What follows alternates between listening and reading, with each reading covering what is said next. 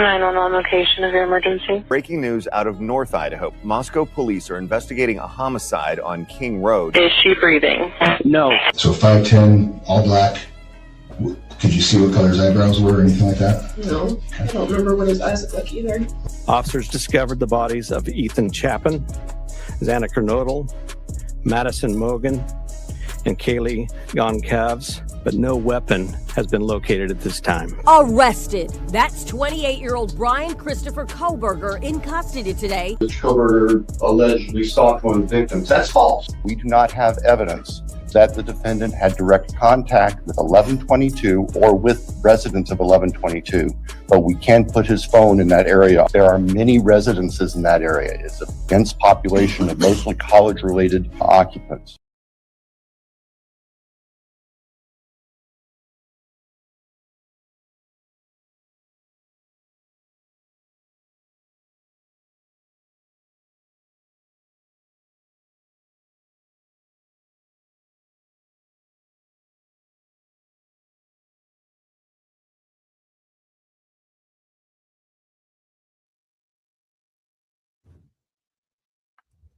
Hey there, guys.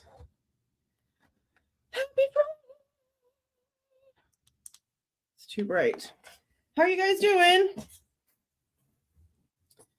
I am glad we are at Friday so that I can relax a little bit, but really not really.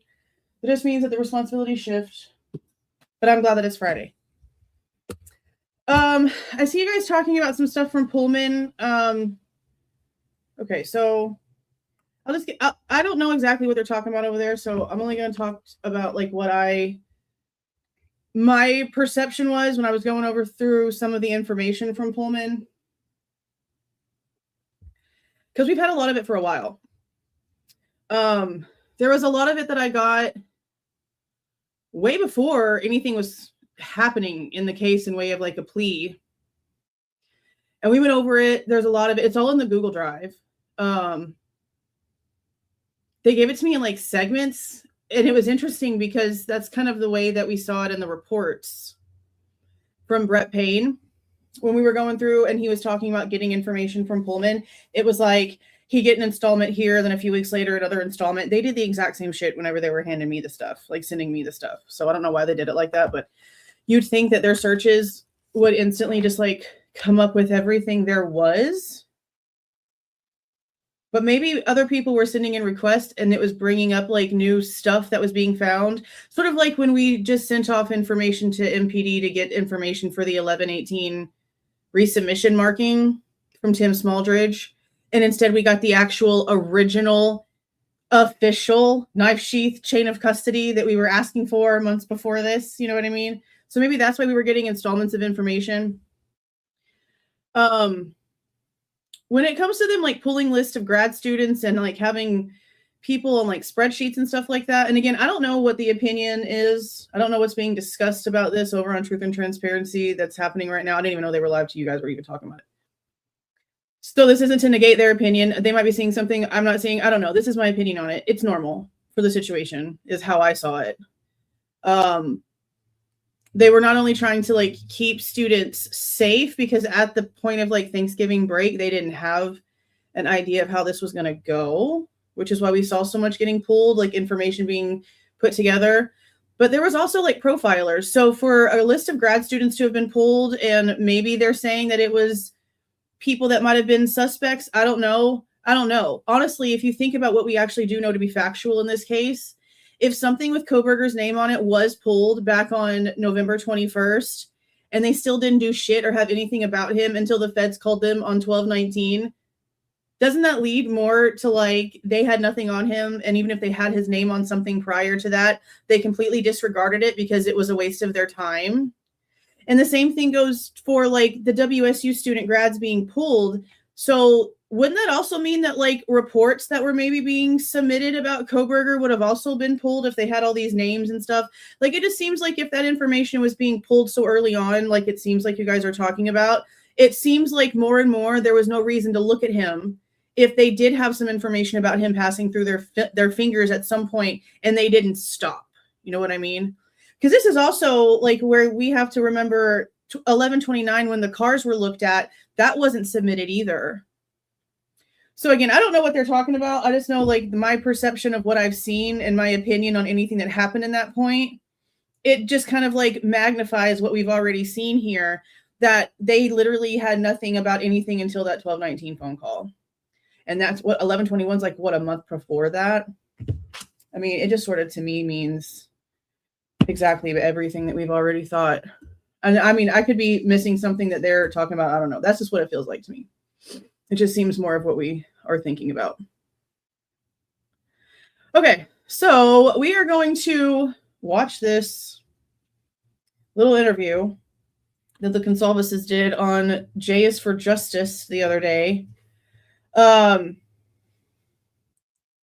If these people wouldn't continuously lie, then I wouldn't give a shit that they were out here talking. Like, it wouldn't bother me at all. I wouldn't care. And I'd tell people, I don't care what they're saying. I don't care. If they were just out here like being stupid, I would have made like my statement about it. Oh, they're grifters. Look what they're doing. They're having all this money come in and they're building all these foundations and they've got all this money and blah, blah, blah. Here's my opinion. And we would move forward. The problem is that every time they go to speak about something, they bring up a bunch of lies, the same lies that they told about the case in way of evidence that they claim they have or know against Kohberger that has already been proven factually to be false. And even again, after the documents have come out, the experts have spoken, we've seen Cellbright come out and talk on panels. We've got their information ourselves. It is in the Google Drive again, directly from them. I asked, they gave, there it was. Everything that they say about that in this is wrong. And there's one very ridiculously hypocritical portion in this. I'm not even going to tell you ahead of time, even though I usually try to give you like little ideas about what exactly we're going to talk about. I'm going to leave this one alone until he actually says this stupid shit. And I'm honestly probably not even going to say anything right away. If I can remember how I want to do this, I'm going to give it a minute because he's going to say something about the foundation. I'll give you a clue. He's going to say something about the foundation and the people that are now involved in their foundation. And then he's going to make a real stupid shithead remark about people pleading guilty. And it's going to be so ridiculously ironic, you're probably going to spit your coffee all over the screen, okay? Just listen to it. I have an article already pulled up. I'm going to show on the screen the second it happens. But I want you guys to watch for it. And I'm going to watch the chat, and I'm going to see if you guys notice it. It is so stupid. Oh, my God. So freaking stupid. And you're going to understand why I'm acting like this about it. It's not a little thing, guys. Listen to who they say. Listen to who they say is now on the foundation and helping them with Murder Has a Name. And then listen when they start speaking about the case, the stupid shit that comes out of Steve's mouth about why would you plead guilty to a murder basically that you didn't commit, especially a quadruple, blah, blah, blah, whatever.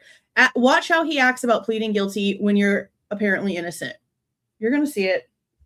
And I hardly even know anything about this case, but something in this case happened very recently, like within the last few months.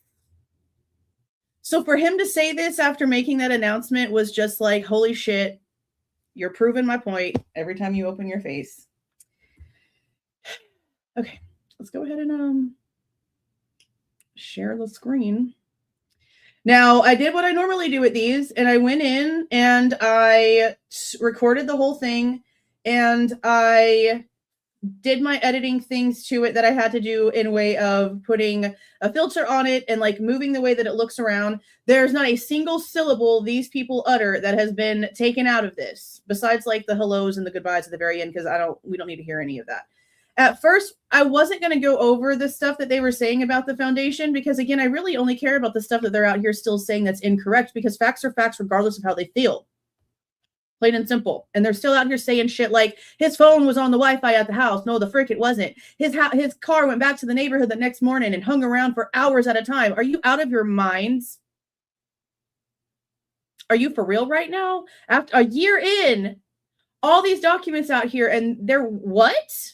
It's just ridiculous. Okay. You can feel like they can feel like Kohberger is guilty and they can say that he's guilty and want to have him offed faster and all these other crazy things that they say. But to then continue to come out and say all the false stuff Why can't they just be like, hey, he pled, that's all we got to say about it.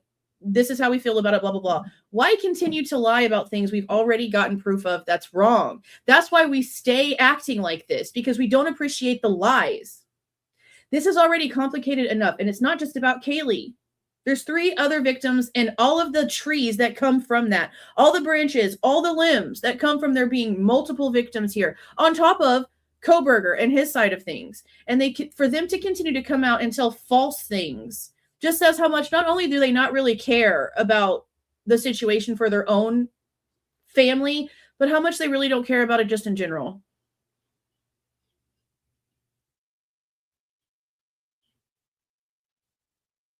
It's been a year. Like, this is stupid and immature and childish. It's time to stop. It's really time to stop. Okay. Well, let me situate this.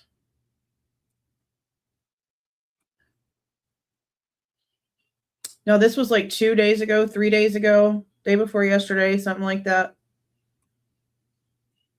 Now, again, I did say that I did like the fact that she brought up the Alford plea and pops up the thing with Scott like on the screen. But I don't really care at the end, because after going in and doing this, I heard what I didn't hear the first time, was that she, like I told you before we went live, so she gave him a heads up to come up with an answer already for like why he said what he said. So when you hear Steve's response to the Alford plea statement from Comic-Con, you're going to know that it took him some time to come up with that, and that it wasn't just like a thing. Plus, watch their faces. Watch their faces. It says so much when she says that they're about to bring this up. Oh my God, watch their faces. Ready? I'm gonna put these on. Now I can hear without these on my face, but like, I don't know if it double puts the sound in my microphone because my mic is right here. So I'm going to put these on real fast. My nose is all stuffy. You know, we never got any freaking rain. We are one of the counties that was put under the Texas like emergency declaration and some shit. And we never got any rain. It's been sunny the whole time. It rained forever up until we got this like emergency alert about weather. And then the day that the weather was supposed to start, we got none of it. Like Slade actually was able to go outside and mow today because the dirt like was dry. They needed to lie to get everybody to give them emergency money for something. It's just basically how I think about it at this point, especially when it comes to politics and bullshit, especially when they fearmonger and then nothing happens. Crazy. All right, let's take a listen. But first and foremost, I want to talk to you guys about your foundation.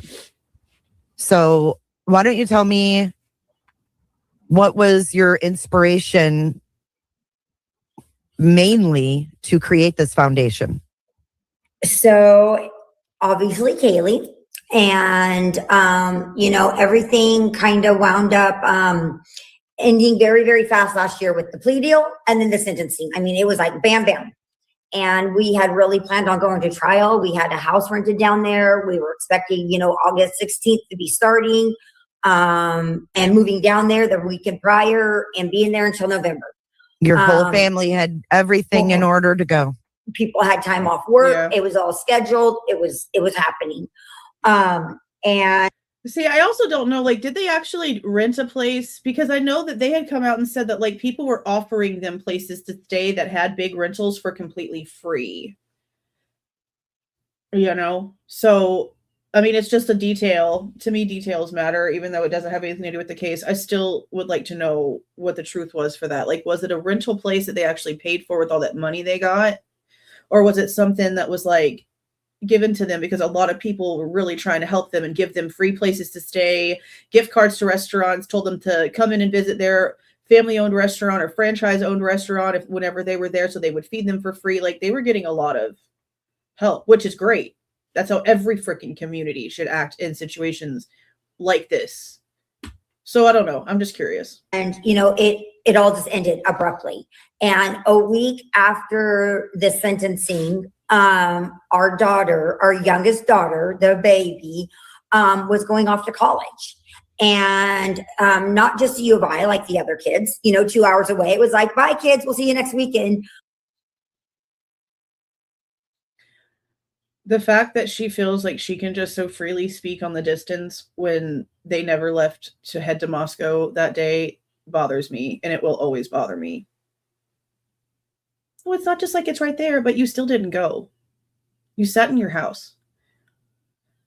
Even again, with your own family calling you and telling you something happened to Kaylee, you not being able to get a hold of her, you seeing the house on the news, all the adults in that house, not a single one of you left. This again, after Steve suddenly, for the first time in their entire 20+ year relationship, ends up at urgent care because of some facial situation.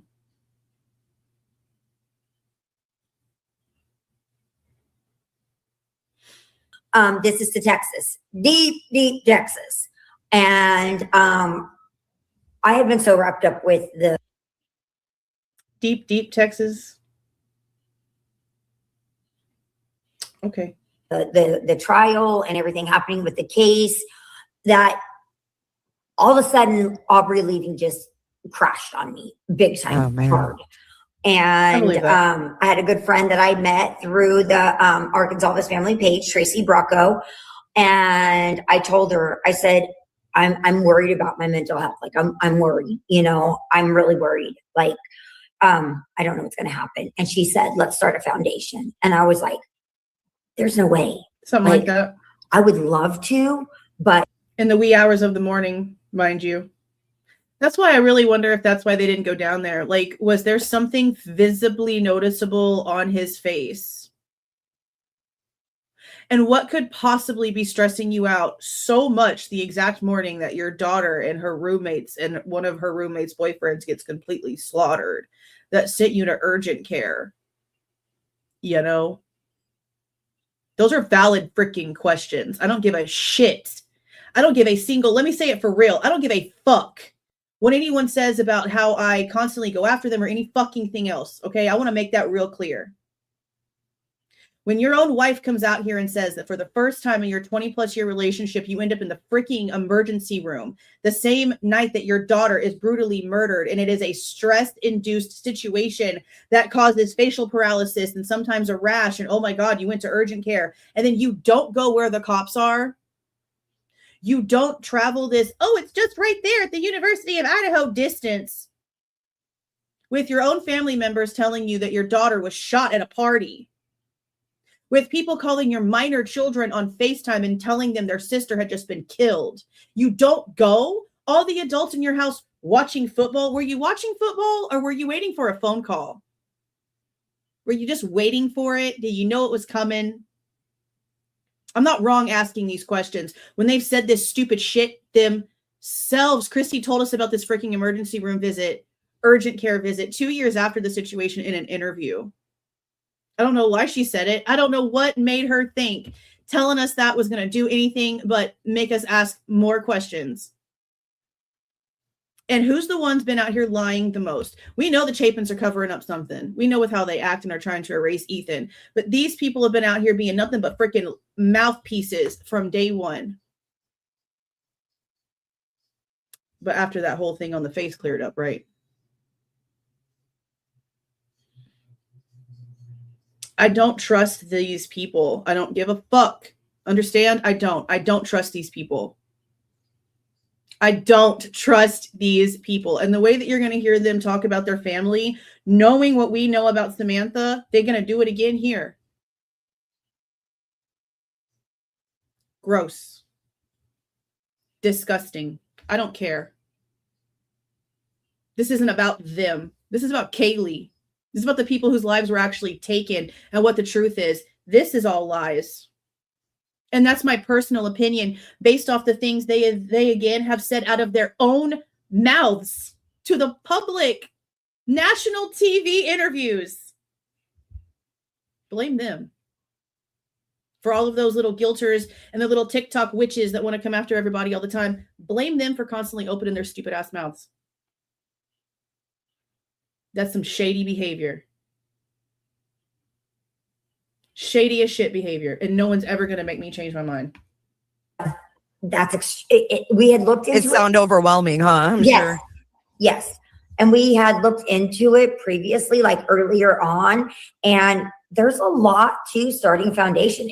That's another, see, someone has said something about an alibi. That's why I wonder, that's why I wonder if that's why he actually did go, if he actually did, which I'm assuming because she came out and publicly said it, he did. I'm really curious as to if he actually went to an urgent care as an alibi.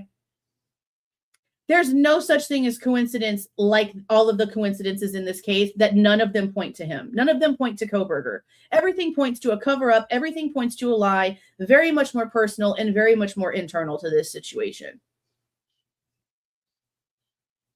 The proof is all there. I'm just having an opinion on the facts. That's all it is. It's not just like, boom, just like a business, you know, anybody that's opened a business. There's a lot, you know, and it costs a lot of money. And I'm like, look, I am just a mom from Idaho. Like, I don't think I have these capabilities. And she was like, oh, yes, we do. You know, I'm just a mom from North Carolina. She had some law enforcement background. And she's like, we're going to do it. And everything I had a no for, she had a yes for. And next thing I know, we started working on a foundation. And it started like, what are we going to do? And so this started back in like August, you know, and at first we're like, what would Kaylee want?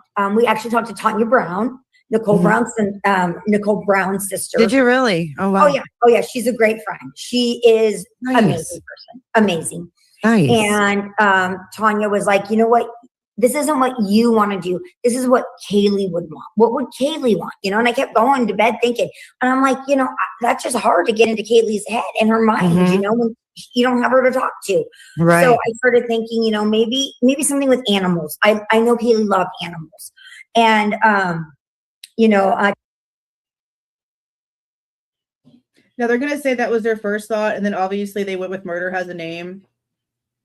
Honestly, I would probably totally share a flyer for like a Murphy type rescue thing because it's animals. But I also don't like the fact that their name is on a lot of the stuff. And like they start talking about like their accounting programs and all this stuff that they pay for. This is how there's something else that they say down the line about like their profit margins for merch that also make me like really skeptical and suspicious about like what they're actually doing. Because I know how like a lot of that type of stuff works when it comes to like merch and print on demand, like what they're going to say. And if it's for fundraising purposes, what she says here makes literally no sense. And stuff like that is like the things you have to question. So, I mean, I know I'm trying to just give like little clues that you guys need to be listening for certain things, but I'm also not trying to like give everything away because I want to see if you guys catch on to it yourself. I don't want to like implant it into your brain.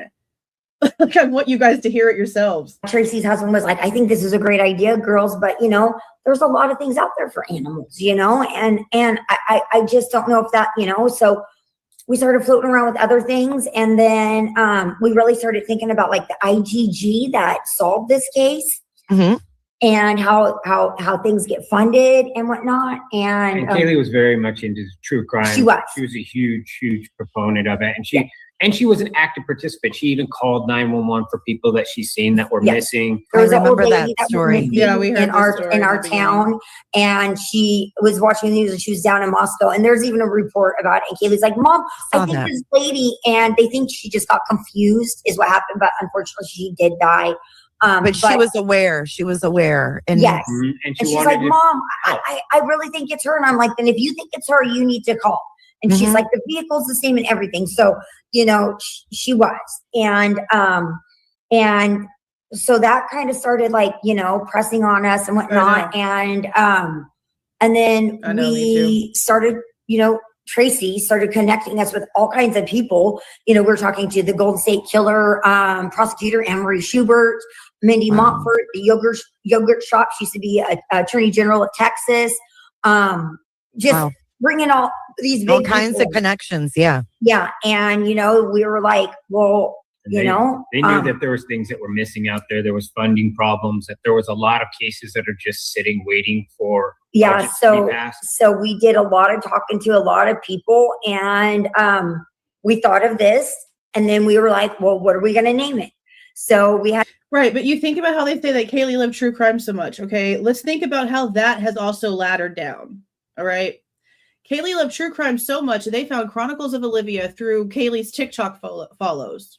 So they reached out to Chronicles of Olivia. And reaching out to Chronicles of Olivia, they also had Betty, Bullhorn Betty, and JLR also brought into the circle because that's who Chronicles of Olivia was hanging out with at the time. I don't know when all of those connections separated, but in all of these years, as far as I'm understanding, none of them speak to each other anymore, especially Bullhorn Betty and JLR. Okay.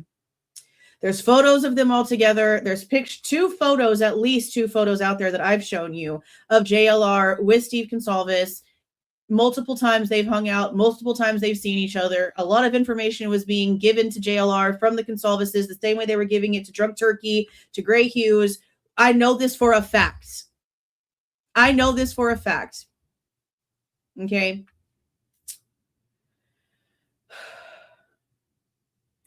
They have come out here and done nothing but talk complete and utter trash about the so-say true crime community, while also again telling us that Kaylee loved it so much that now Chronicles of Olivia is going to marry their son, while they still talk shit about what Chronicles of Olivia was doing for a living when they met her.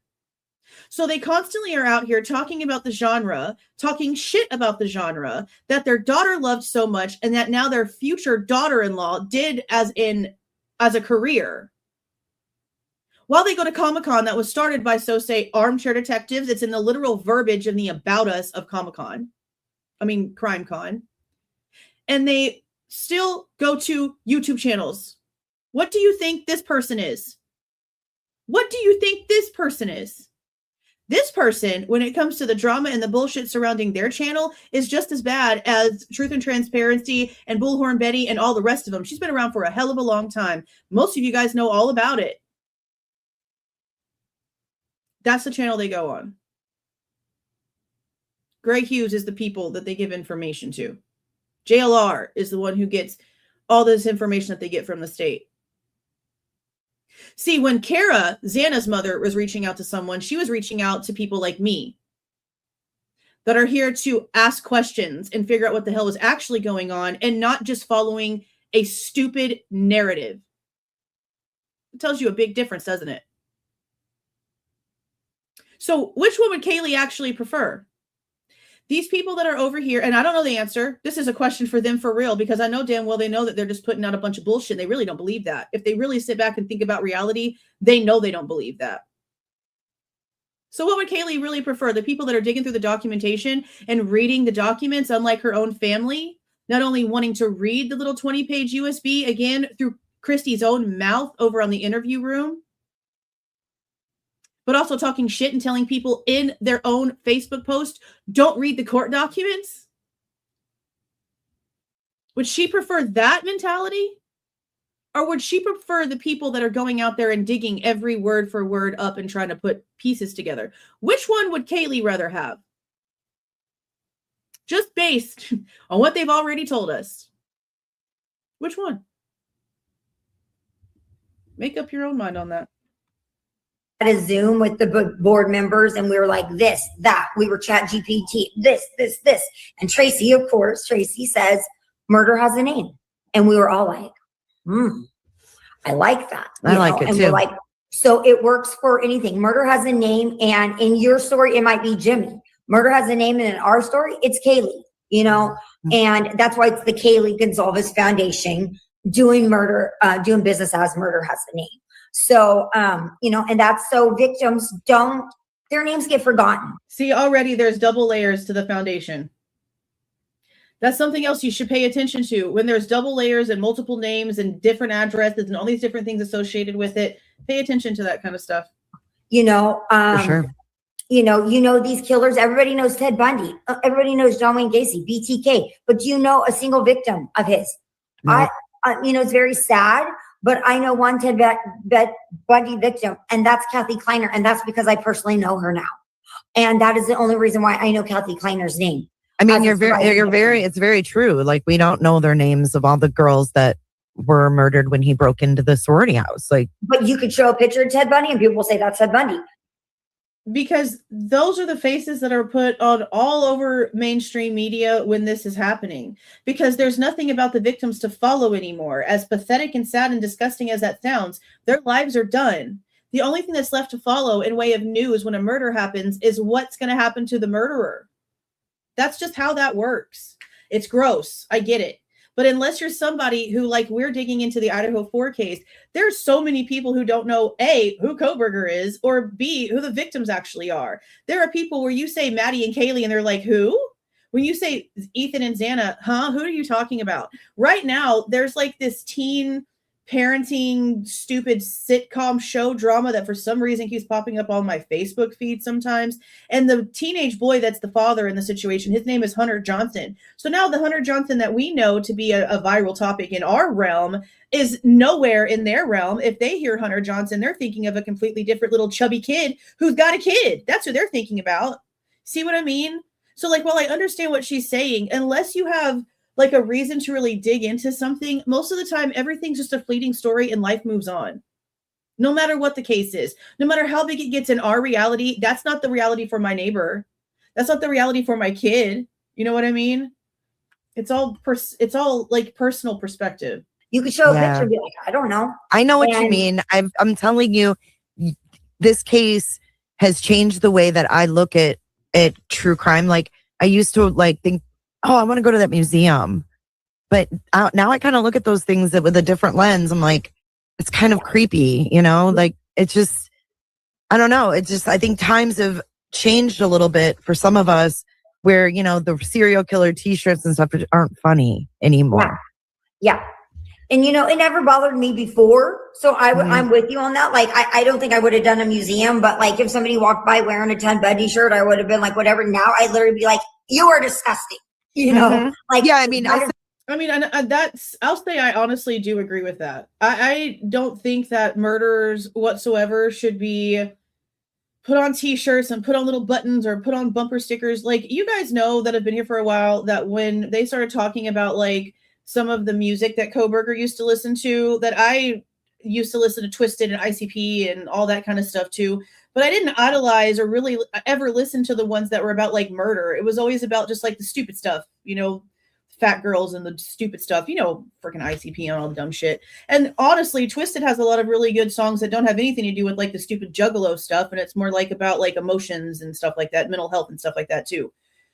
But I never got into the whole like, oh, let's glorify Jeffrey Dahmer or Ted Bundy or any of these people. They should not be glorified whatsoever. We should hear about what's going on. We should see the justice actually freaking happen. And then that should be it. But everyone has their own taste. And some of them will go way too far. And they put like ritualistic things in their closets. Like we've seen some apparently of like, for this case, when it comes to Kohberger, like ritual things. Like there's pictures of this. I don't even know where the pictures came from, but there's pictures of what looks to be like a shrine of Kohberger. And it's got to be like a girl's room. I don't know, but they've been going around for like a super long time. If you've been chronicling online in like groups or on Reddit or on Twitter or anywhere really besides just like YouTube, you've probably seen them. It's got multiple pictures of him. There's even like a K-bar knife on it. Like there's candles. It's weird. It's weird. Okay. And the fact that like this idiot with all the tattoos on his face has all these women calling him and messaging him in prison. I mean, even look at freaking Gypsy Rose. Look at the weirdos that we're getting with Little Possum over there. Like, I'm sorry. There's a lot of people with a lot of mental issues that attract themselves to these kinds of people. It's disgusting. I agree with her on that. They should not be on t-shirts. They shouldn't be on things that glorifies it or makes it trending and cute and popular. It's uncalled for. It's disgusting. And that's what desensitizes so many people to the reality that actually is the situation, a life being lost. Someone so depraved in their freaking head that they could just put so much energy and hatred into tearing a person completely apart, ending everything that they are and not even caring. That should not be glorified. It should not be glorified. It's like the one thing that we can agree on. Me and these people on the screen. I said to my audience one time, like, could you imagine wearing a... Ew, tell me about it. And look, let me tell you something. Okay, look, I'm going to say something that's probably going to get a lot of hate, and I don't even give a shit. Okay, you cannot not bring this up and me be talking about this and me not say this. I'm just going to say it like this though. And if Danny and a couple other people are in the chat, or if you guys have been here for like a while and you know why I don't watch Truth and Transparency, then you should already know what I'm about to say here. When it comes to Chris Watts, I really suggest that you go and watch how she handled that case. People act like I'm rude and that I'm just like this horrible bitch because I don't want to deal with her or I don't watch the channel. And I always say how I don't watch the channel. That's because I do my research. And when it comes to her, there is disgustingly disturbing shit that she said about Chris Watts and about things that she would do to him in a courthouse bathroom if given the chance. She put face paint on and went by the name Shazam and made fun of the wife that he murdered and made little weird segments. You can go to YouTube search bar and type in Lana Shazam. The shit is still out there. Other people recorded it to make sure that it never got lost. There's reasons why I don't entertain her channel. And I will be vocal about it every time I need to be. This is not the first time I've said all this.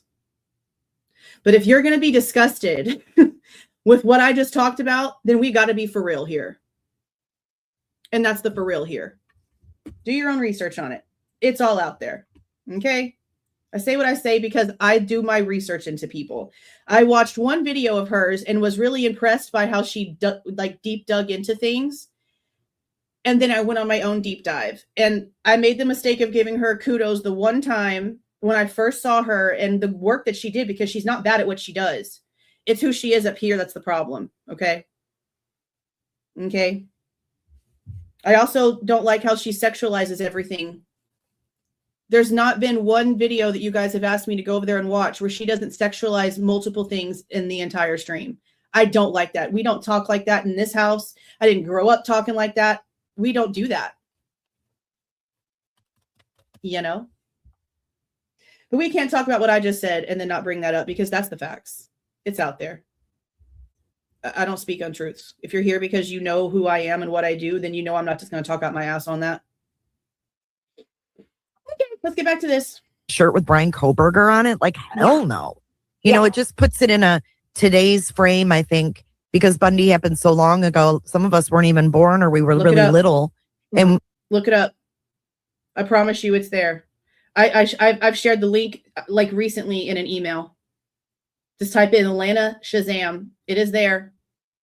I'm sorry because you said that Shanann was your friend. I don't know a lot about that case. I know the important facts that son of a bitch did all the things. But yeah, I'm sorry that this is where you heard it. But yeah, you should definitely, because it's definitely out there. There's also a lot of stuff that went on with, I think it was Chris Watts' family. There's like an organization that them, like her and them got together to like make, and there was a whole bunch of drama around that too. I won't speak too much on that. I don't know what happened with it. I just know that it got started and exploded.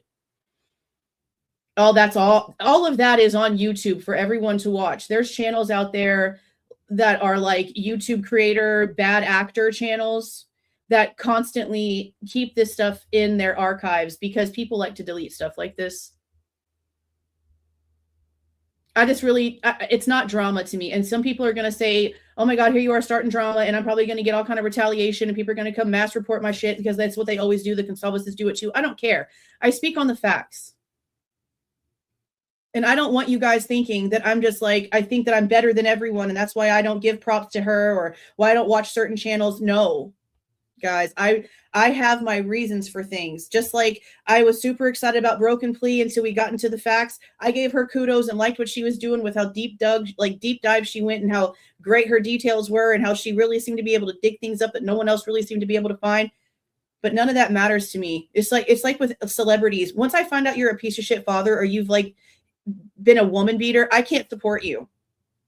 Jackie Chan is horrible to his kids. Love Jackie Chan. Can't watch him anymore. Owen Wilson has a whole daughter he pays child support for, refuses to ever meet her in person. They did the DNA test. He pays child support. Everyone knows that this is his kid. He won't even speak to her, but spends every day he possibly can with his two sons. Can't watch Owen Wilson anymore. That takes away Shanghai Noon completely out of my entire movie list. This is the type of human I am. That doesn't stop just because we're on YouTube. That's for every layer of my life. Every layer of my life. Okay. Okay. It didn't really affect us like that as a society type thing, but this certainly did. Certainly did. I mean, you can't get any more scary. Like you said, the freaking boogeyman. Straight up. Just being safe in your bed, doing all the right things.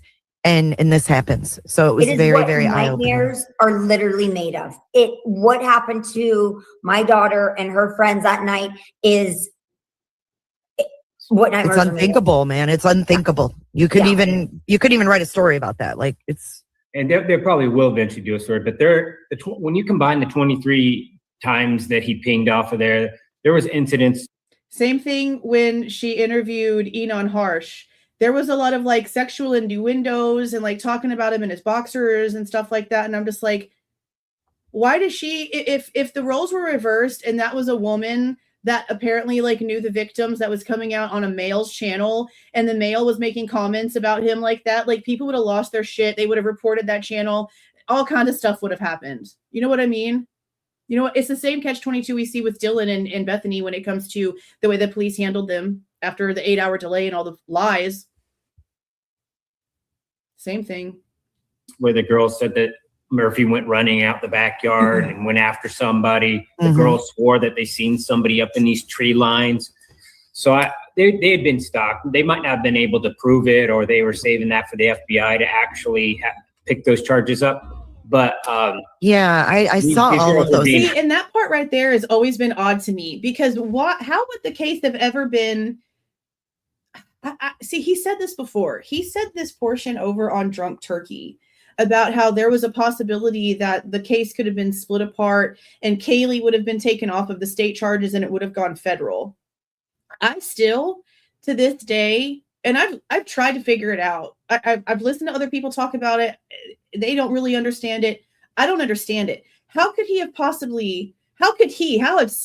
have Steve removed his adult daughter from the state's case and had the FBI charge Kohberger with anything that would have been completely separate in a way that what was happening with Idaho?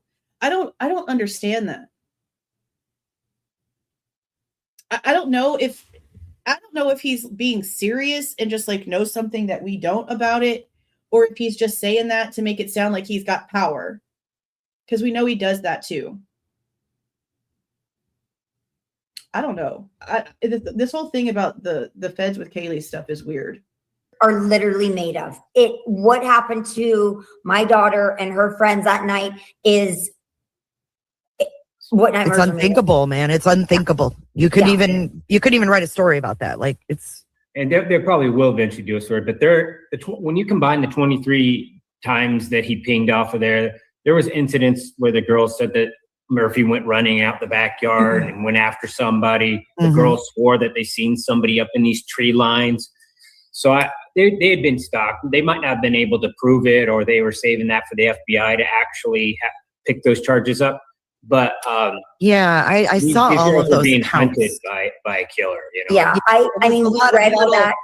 Yeah, We read the roommates' accounts of saying, a couple weeks ago, Kaylee said that she thought somebody was in the backyard and stuff. Yeah. We can't ever prove it's him, but I believe that it most likely. See, they're putting their own opinions on what they want it to be out there as facts, because they keep repeating it, and people are going to take this, like we know they will, and they're going to say, "Oh, Bryan was really the one in the backyard watching Kaylee in the tree line. Her mom said so." No, that's not at all what happened, but we know that that's going to happen. So this is where it's going to start. They are putting what they want the answer to have been to cover up what the answer actually is, because it doesn't fit what they want it to be. And that's what they do the entire time. Jack had heard about it multiple different times. No, he didn't. Jack had Kaylee had mentioned things to Jack, like The only thing that Jack mentioned that Kaylee said to him was about the photos. Someone asking for her nude photos. Everything else, and Jack said this himself in the interviews, was told to him by Bethany and Dylan after the murders took place. We know that now because we hear it out of their own faces. So if they're going to try to pretend like Jack had all this knowledge ahead of time, but she's not going to mention the fact that somebody was trying to get their nude photos and doing this from messed up accounts that were trying to like purchase them from exes and stuff like that, then why are you even mentioning anything about it at all if you're going to be dishonest? I don't know. I don't get it. She'd come home on the weekends and she told us about some of the events. So we were definitely, it all started coming back when this happened, and we're giving that information to the police. So were you guys alarmed at all before this happened about the little incidents, or were you just like, oh, it's this weird campus stuff? There was one situation. There was like the Winco. I don't know if you about the Winco. So I'm going to let her rant about the Winco, but I want you guys to also remember a long time ago in the very beginning of this case, there was an interview where Olivia was still pregnant and she's sitting on this side of the table. Like if you're watching the screen, it's Olivia over here, and then Steve Jr. in the middle, and then Steve on this side. And they're talking to, I think it's Como. And the stalking stuff gets brought up because it became a topic of conversation on the news, because whatever his face is the one who like brought it to the news saying that he thought she had a stalker, blah, blah, blah. They were asked about this on live TV and said literally verbatim out of Olivia's mouth, Kaylee never told us anything like that. And she was super comfortable. So if something like that was going on, well, maybe not verbatim, but basically, because she used the words like Kaylee was super comfortable telling us stuff like that. So if something like that was happening, then she definitely would have told us. So if you're saying that now and Steve didn't correct you, then did she actually tell you about Winco, Kristi? Because I don't really know if I believe that. See, we heard the answer to this question before the public and before they actually knew about the Winco situation, at least like paper trail information coming out to the public. Their original answer was that Kaylee never told them anything like this at all. That's important. The grocery store situation. And that did concern me, and I did tell Kaylee. She called me and was like, I need to talk to you. Like, Mom, this just happened. This guy followed me around in the store. I was conscious of it, and then he followed me out to my car. I'm sitting in my car now, like my car. She called you right away. Yes, so and she was with Bethany, and Bethany waited in the car, and she's like, and I'm like, well, your cars are locked, right? This and that, and I'm like, she literally was situational aware enough that she went to the checkout because it had a camera. See, okay, this is another thing I noticed that Steve does. And again, I don't understand why they do it this way, because he doesn't know that this is the truth. He's making this up. And I'm going to preface the reason why I believe that before I whatever. All right. Remember when the information first came out about the grub truck and how they were saying that Jack Showalter was a chaperone, that the girls did everything right that night. They made sure they didn't walk by themselves. They had a male chaperone them to the grub truck. He made sure they got in their car, all these things. None of that was the truth. He tried to make it sound, for some reason, because they didn't do anything wrong regardless. So I don't understand why he felt the need to put this bullshit on it. For some reason, he felt the need to make it sound as if the girls made sure that they were hella safe, planned to have a chaperone, all these things, and that's not true. They were trying to go to the other bar with Jack. If Jack wasn't going to go with them, they would have left by their freaking selves. Jack just so happened to agree to go along. And again, there's nothing wrong with that. They're grown-ass women. There was two of them. Even if they were by themselves, them walking by themselves isn't doing anything wrong. It's not safe, but it's not doing something wrong. So I don't know why they came out there and put that whole frequency, aura, vibe, whatever you want to call it, on that situation when that wasn't the case. He's doing it here. Oh, she's so self-aware that she went to the self-checkout where there's cameras. There's cameras in the entire store. There's cameras at all of the checkouts, self-checkout or not. She went to a self-checkout because the majority of people go to self-checkouts. Why are you putting a whole thing on this that's not true? Because again, they didn't mention A, hearing about Winco when they were asked about this 3.5 years ago, and B, we've seen them do this before. The same way, for some reason, they didn't want us to know that it was just some regular dude who apparently works Uber but gives them rides all the time. They lied in the interview and said that the driver was a family friend. Why are they feeling the need to constantly put this extra layer of lies on top of something that's already fine? It's already fine. There's nothing wrong with it. Why are we doing that? Why are we putting a blanket onto something? That's weird behavior to me. Is it not weird behavior to you? That's weird behavior to me. And it's been a pattern. This is not a one-off, two-off. This has been a pattern. Checkout. Did she really? Camera. Yeah. So she went to the self-checkout and then she just stayed there and paused there for a long time and put herself on that camera and then left. So yeah, she was Smart very much girl. aware. But she convinced herself not to call the police. So she did not make a police report. She just got the hell out of there, went home. But with his plan, there was nothing she could have done. There was. Yeah, exactly. He did that. The plan they have no proof of. The plan that that there's nothing for. And yes, I understand people like Jack the Ripper. They were sadistic. He lived in the woods and he was all over the damn place. And he just went into a house and did some crazy ass shit. Cool. There's no way that that's the case with today's technology. Where's another vehicle that he used? Where's a phone that he would have used to do all of this? Or what are you trying to tell me, that he walked from Pullman to Moscow in order to stalk them, and that's why you can't actually paper trail him anywhere? No, that's not how it works in today's age. The Ted Bundy days of being able to do that kind of stupid shit, the Jack the Ripper days of being able to do that kind of stupid shit, that doesn't happen in today's world. It doesn't work like that. Sorry, not sorry. Especially if the person doesn't live in the neighborhood. How are you going to tell me that there's no paper trail nowhere? Again, when it comes to the car coming out of Pullman, they removed it completely from trial. They want you to believe that Kohberger's freaking timeline starts at 3:30 in Indian Hills. But then again, if you go back and you look at that weird ass broken up timeline that's in the Broken Plea book, why are they giving us movement about a light colored car in Moscow around midnight? They want us to believe that Kohberger was in Pullman until closer to 3 o'clock. So why are they putting that in their timeline in November 2023? That shit doesn't make any sense either. Find me one thing in this case that actually does. I dare you. Completely to catch them off guard, and it's absolutely disgusting. Yeah, he had a PhD in how to kill people. No, he didn't. He oh my studied God. it. In how to kill people. No, that's what you get in the military whenever you go to active training and you learn how to fight. That's where you learn how to kill people, Steve. So no, you're insane. 4 years. Yep. How to not leave DNA behind. Ridiculous. Yep. But all the other incidents that are in the police reports that the roommates mentioned, that Jack mentions and things like that, she actually had not, which is very surprising, mentioned that stuff to me. The tree thing, seeing Murphy.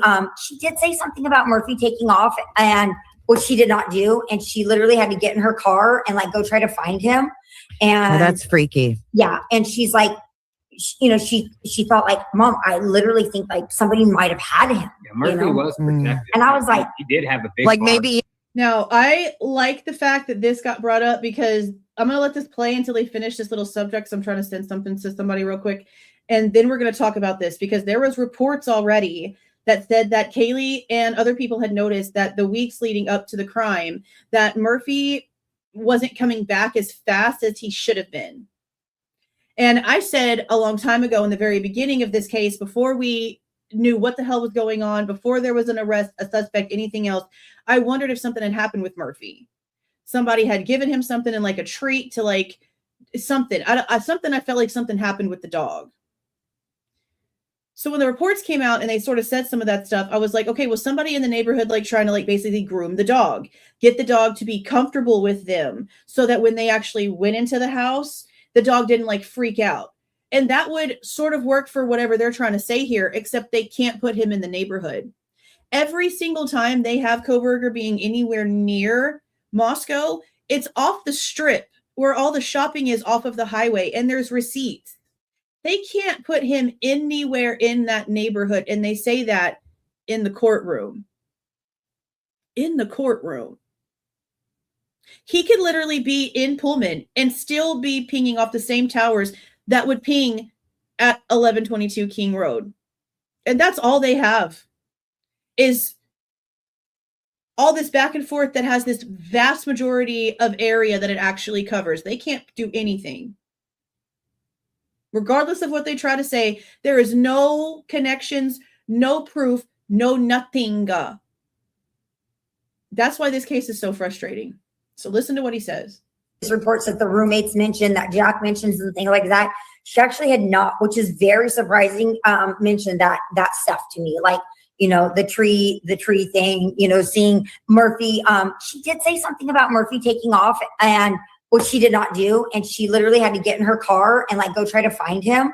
And that's freaky. Yeah. And she's like, she felt like, Mom, I literally think like somebody might have had him. Yeah, Murphy was protected. And I was like, he did have a big like bar. maybe he had treats or something, and getting the dog to recognize them or something. He grabbed it.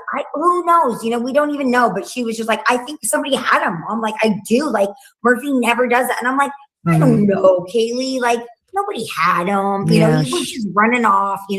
So in hindsight, it's weird. Yeah, your mind makes you put it all gosh.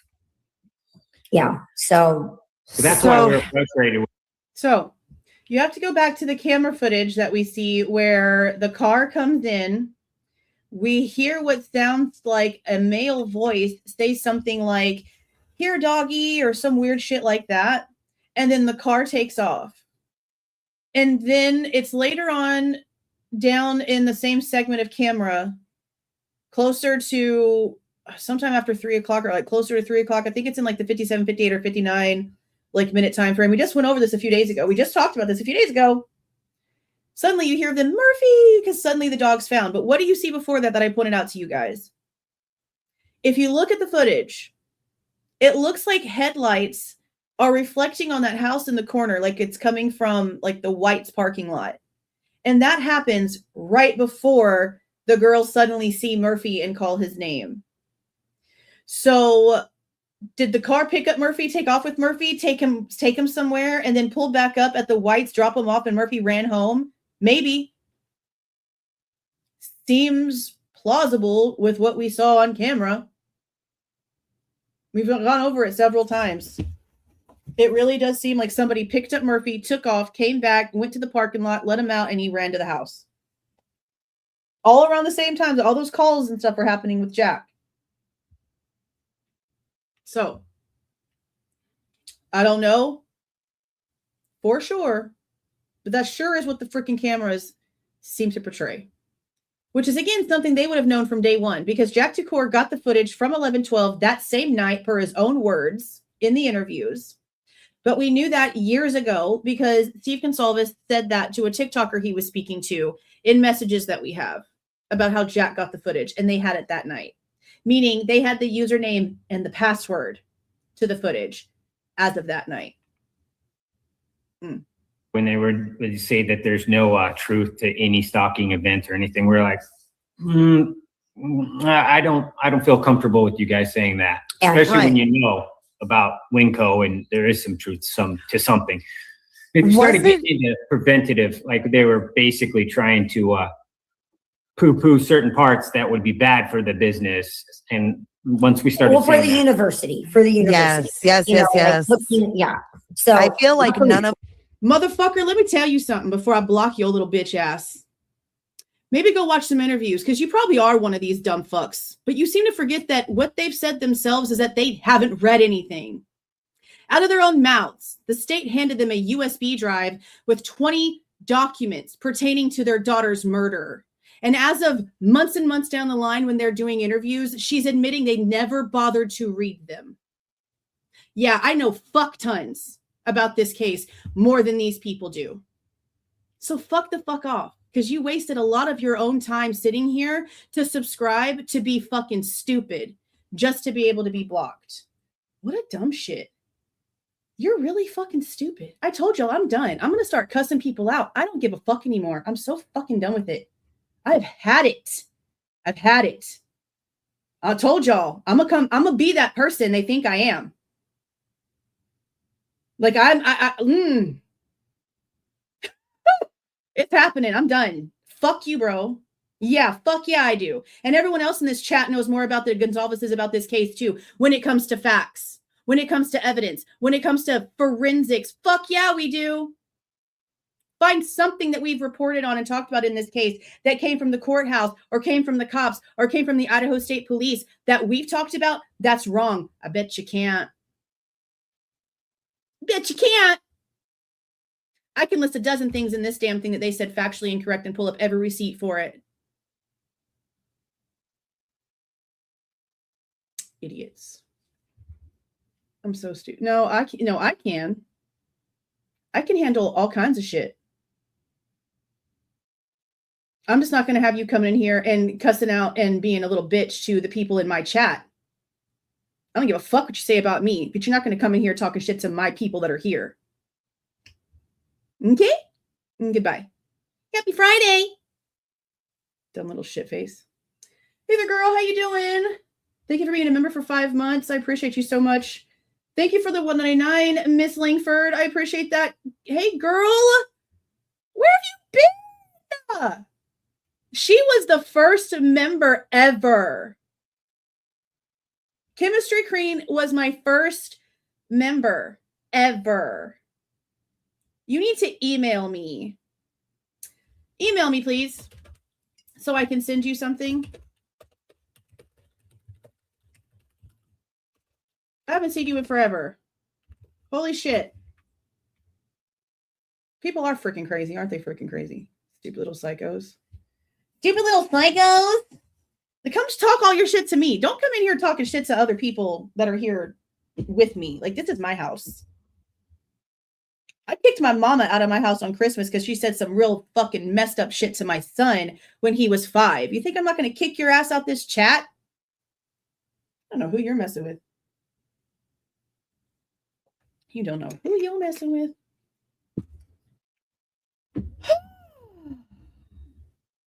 I am I don't give a fuck era. Like, you don't, I'm almost 40.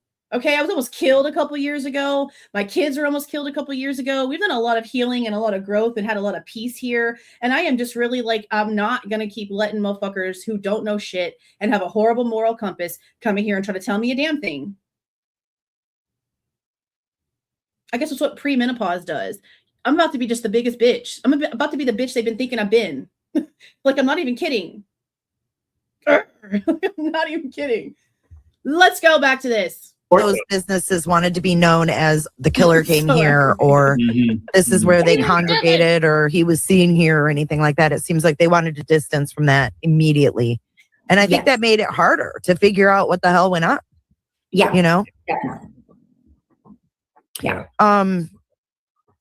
So what are some back to the foundation, what are some of your first goals for the foundation? What are you looking to accomplish first? Are you fundraising to get to a certain... So right now, we are 100% fundraising. You know, we're reaching out. We have meetings all the time. I mean, our Zooms are like crazy. Mine and Tracy's. We're just working. And you met her on your page? Tracy? Mm-hmm. Yes, she's our executive director. That's really cool. Under the board, yes. And I mean, she's my right-hand lady. Her husband's ex-law force too. They've got a long background in that. Very nice. Great family. And what did he say? What did he call it? And I mean, she's my right-hand lady. Her husband's ex-law force too. Ex-law force? I've heard him say it like that before. Okay. Executive director. That's really cool. Under the board, yes. And I mean, she's my right-hand lady. Her husband's ex-law force too. Yeah. They've got a long background in that. Very nice. Great law force. Why not? And so we are constantly trying to, you know, connect ourselves with people that can help us, you know, that can help promote us, that we could do something for them and they can do something for us. We don't want to just take. You've seen me go off on a lot of people. Jackie's been here for a long time. She's seen me go off on a lot of rants. But we are fundraising right now. And then, cases, IgG, this advanced forensic technology that we're also focusing on, not just IgG. It is not it is not cheap, you know? So, once we get enough money, we could sponsor a case, and then we're hoping to resolve a case, or at least they've got a list of 6 suspects.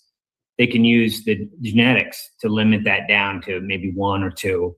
Yeah. And these are the partnerships that you're, I'm looking at the support page, but on the partnerships page, you guys have a lot of labs that you're partnered with. So are you working directly with the lab, and then the lab, or you're working with law enforcement? Like, how does that work? So there will be no chain of custody with us.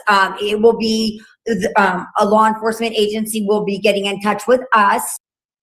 There will be no chain of custody with us, but the law enforcement agency will be getting in custody with us. Even if you're not law enforcement, Mrs. Ma'am, you're still going to be part of the chain of custody, because something's going to be going through you, right?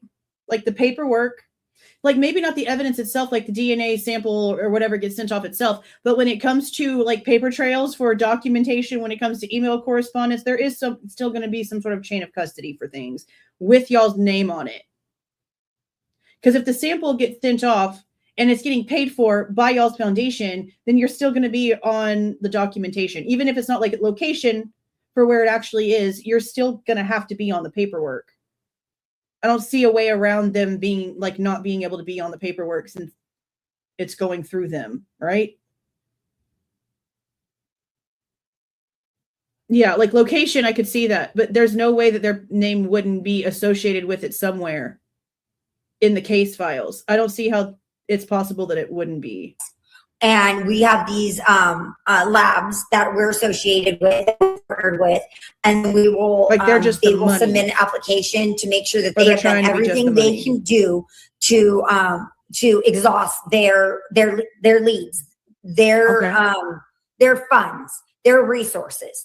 And then that's when we would come in and we would say, these are our labs. They're all across America, all of them. They're the best of the best. And we're hoping they're already have some kind of association with those labs. Most of the labs say, contracts can be honored. And a lot of these I've heard of, Yes, and some of them are good with this. Some of them are good with this. Some are on the East Coast, some are on the West Coast, some are in the South. So there's more crime, unfortunately, than there is labs processing. Yeah. So and some of them. Now they're gonna get like even further into the hair conversation, and the more that they talk about testing for hair, the more angry I get about how they behaved. They literally went on their Facebook page, and I have some of these in my community posts, and there's people on TikTok that took screenshots and have been talking about them all over the place. When people ask them on their Facebook page, and some of you in the chat might have been some of the ones that asked the question, on their Facebook page, when they were asked, when they discussed about the hair testing and stuff, if they were going to bother testing the hair in Ethan's hand, they were literally cussing people out, calling people names, telling them to go unfuck themselves, all kinds of shit on their Goncalves page. And I know that it was Kristi because she would say, my daughter, meaning it was Kristi. It wasn't Steve. Too many words were spelled correctly. It was definitely Kristi. So how dare you sit up here and try to get funding for hair testing in other cases, but the experts and the forensic reports are telling you that there was something in Ethan's hand as his fist was closed and clenched closed as he passed away that matches all of the hair found under the bed and on the floor that was compared by the FBI to Bryan Kohberger's hair and kept for later testing. But you're going to tell people to unfuck themselves when they ask you if you're going to take that seriously.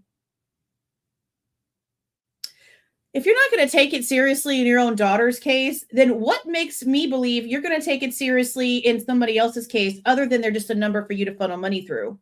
My opinion only. These people's behaviors about evidence in their own kid's case would make me steer very clear. Not use them. Not accept funding from them if I were a parent that needed it. I'm sorry. You're not going to act that way about your own evidence and think that I'm going to trust you with mine. That's just not going to happen.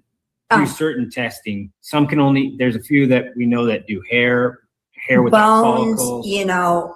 So you want to have all these fluids, partnerships. So if you get the right case and they're like, well, some are IgG. You have all these different resources. Yes, exactly. So then, you know, most of the law enforcement will be familiar with our labs and they'll choose one, or It needed to be we will asked. have a discussion with them to say. And the sad part is, like, they got a lot of people asking that question. Like, I know Horror Movie Gal did, but a lot of people asked that question in their own ways. And they acted like assholes to so many people. There's so many screenshots and so many comments. And these are people that actually like care, that have been on their side for a super long time, that have been people that have been in their pages too for like a long time, like supporting the families and trying to get answers and figure out what's going on. And then they're asking you, oh my God, we have something here. And you have this foundation that could actually bring an answer. Like, is something going to happen here? And you just disregard it. That tells me instantly that you don't give two fucks. You don't. Like, it's sad how in our faces the give no shit actually is. It's gross. It really is. Hey, look, Who would be the best fit? This is the evidence they have. Who would be the best fit? But you can kind of most likely- consult and find out who would be. Yeah. So are And you then- adding more labs to the list, or is this complete? We are. working We have in another progress? one that we just teamed up with, Estrella. I don't think they're on there yet. We just signed with them on Monday. Not signed. We partnered with them on Monday. So Estrella, Same which is thing. another huge one. They could do a hair with no follicle. Which is brand new technology. That's So- pretty phenomenal there. So think of all the past cases where there were hair and they used a little bit of it and they're like, there's nothing we can do. There's no Hypocritical follicle. hippos. Well, now somebody needs to go back to that Yeah, I need a investigator sticker. and say there's I a need a lab hypocritical hippo that sticker. can now do That that cold case case, that yeah. you weren't That's able to do anything. wild. So Yeah. that's why we're really trying to empower the true crime. We're trying to get the true crime rallied around actually helping. The way you rallied around Bryan Kohberger not being able to withhold his innocence by taking an Alford plea. Fuck you, Steve. God damn. families get justice and being a part of that justice $1 at a time. And Yeah. then you're not doing it because you have this ghoulish fantasy or you're just trying to think that you can, Welcome, protect ABC. yourself Welcome, better. welcome, You're welcome. actually making a difference in the world. And then you're going to Crime Con and saying, these 4 cases, I was a part of those. Yeah. I funded that. Yeah. I'm going to Crime Con and I'm getting recognition. I was a part of that. I did that. Oh, if they don't tell you their damn intentions. Recognition. Spotlight. Me. Keep talking, Steve. Keep talking, Steve. Protect yourself better. You're actually making a difference in the world. And then you're going to Crime Con and saying, these 4 cases, I was a part of those. I funded that. Yeah. I helped And we want to be very clear that we are not solving anything. That's law enforcement. They're doing That's the the work. truth. And then We're the giving them lab their is credit. the labs are doing the forensics. You're on just it. assisting in the Yeah. process We're of the just testing of the filling in DNA. a gap. We're There's a filling- gap right now, just like the hair example I gave you, where there's years How and dare years with you. the cases where if you had a hair with no follicle, there's nothing you can do. Well, now there is Yeah. something you can do, but there's no budget there because They're too budget- busy with current cases. But Yeah, they're I will behind say on- they're sober here. No, they're still on their bullshit. But notice the difference in demeanor between this interview right here and what the frick we saw at Crime Con and the way they acted over on Nancy Grace, like the same night, same weekend. They were definitely, I don't give a shit. No one in their right mind is going to tell me they were sober in either one of those interviews, especially Crime Talks. They're sober as a whistle here. You can tell the difference. not just blood ones, let alone they're going to get to hair. Wow. And That could make such a difference for so many cases. Yeah. that's Wow. what we believe. Oh, That's yeah. what we And- found from the inside and- looking out. Just to go back just a little bit, another thing that really hit us with this case, with Murder Has a Name, is our 7 weeks of not knowing who did this to our daughter. It was it's been hard since we lost Kaylee, hands down, and Maddie, hands down, of course. But Do you know something, girl? Is there a police report I need to FOIA? Do you know something, girl?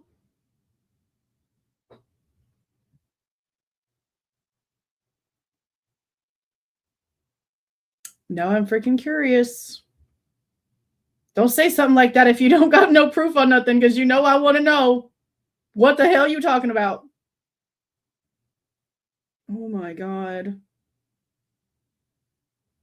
Now I have to go do some searching. Holy shiitakes. The 7 weeks of not knowing, almost, I literally think it almost killed me, you know, and, I can imagine.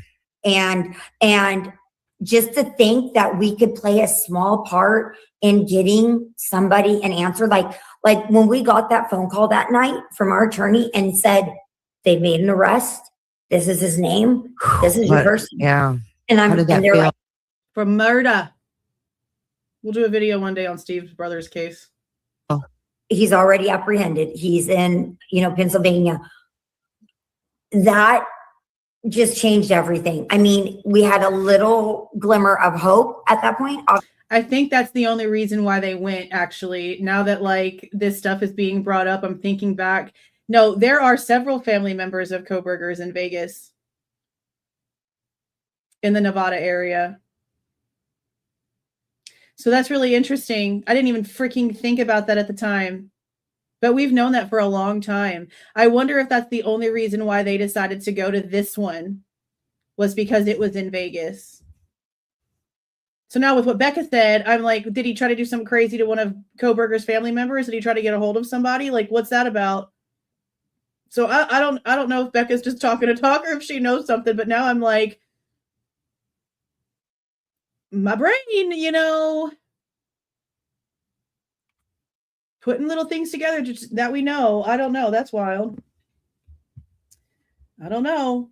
Remember, they hid a whole domestic violence dispute from us for a while when Olivia and that shit happened between her and her husband after the very first gala for Maddie and well, it was for both of the girls at the time, but then Kaylee's information got taken off of it.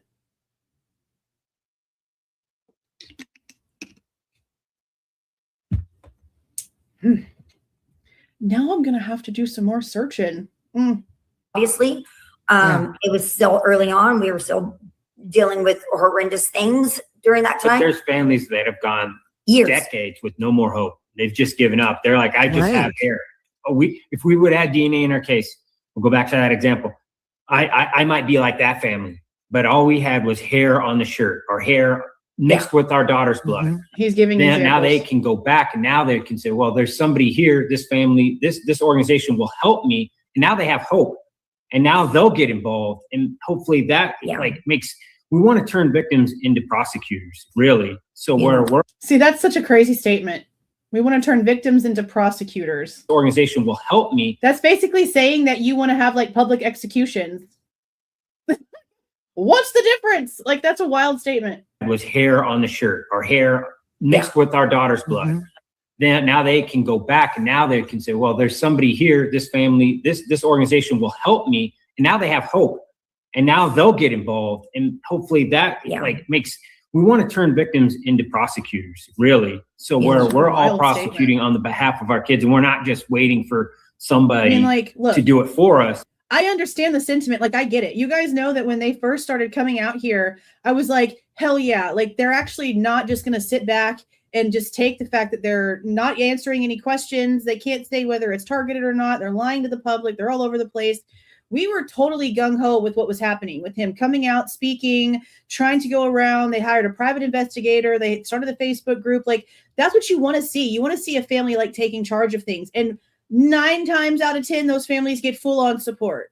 When you start lying, when we found out about Samantha and how they've just put on this huge front and all these lies started coming out, that's when things started changing. So while the sentiment I completely agree with, you definitely never shut up whenever it comes to your kid. You never shut up. You go public. You ask questions. You don't let the cops just give you no for an answer. I understand the sentiment. I agree. But don't come out here lying. Don't come out here, especially a year later. Don't come out here lying. What good does that do to anything? Don't come out here lying. It's not too much to ask for. We're actively saying, hey, if you're not going to do it, I'll go find a group that'll help us get this done. And then we hope, and we've heard even from some law enforcement, I wish I had that option. If I could go and say, I have 4 things that I need to get samples on, they'll tell me maybe I get 1. But if I can go and say, I have this organization that'll pick up the other 3, then they'll say, well, okay, we'll do 2, and then they do 2. It just gives these officers, these investigators, Gives them more room. Yeah. gives them more room and gives them, and I love that. Taxpayers' bill. We're picking up the taxpayers' bill, so it's a no-brainer. No one loses. And it depends Except the on guy who the did it. agency. Some agencies have a lot more money, to do that type of stuff. You have a lot more taxpayers. Some don't. Some really Mhm. small ones don't.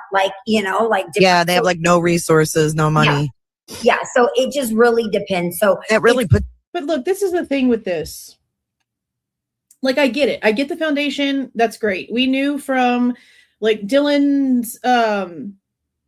Round's case, his family came in and really put in a lot of work to get like searching groups together, people that have high radars that can go down into the ground and look for things, people with certain kinds of dogs that are trained certain ways, they really went and found organizations that do like these just very, very, very specific types of searches. Like they are certified in things that are very specific and very rare.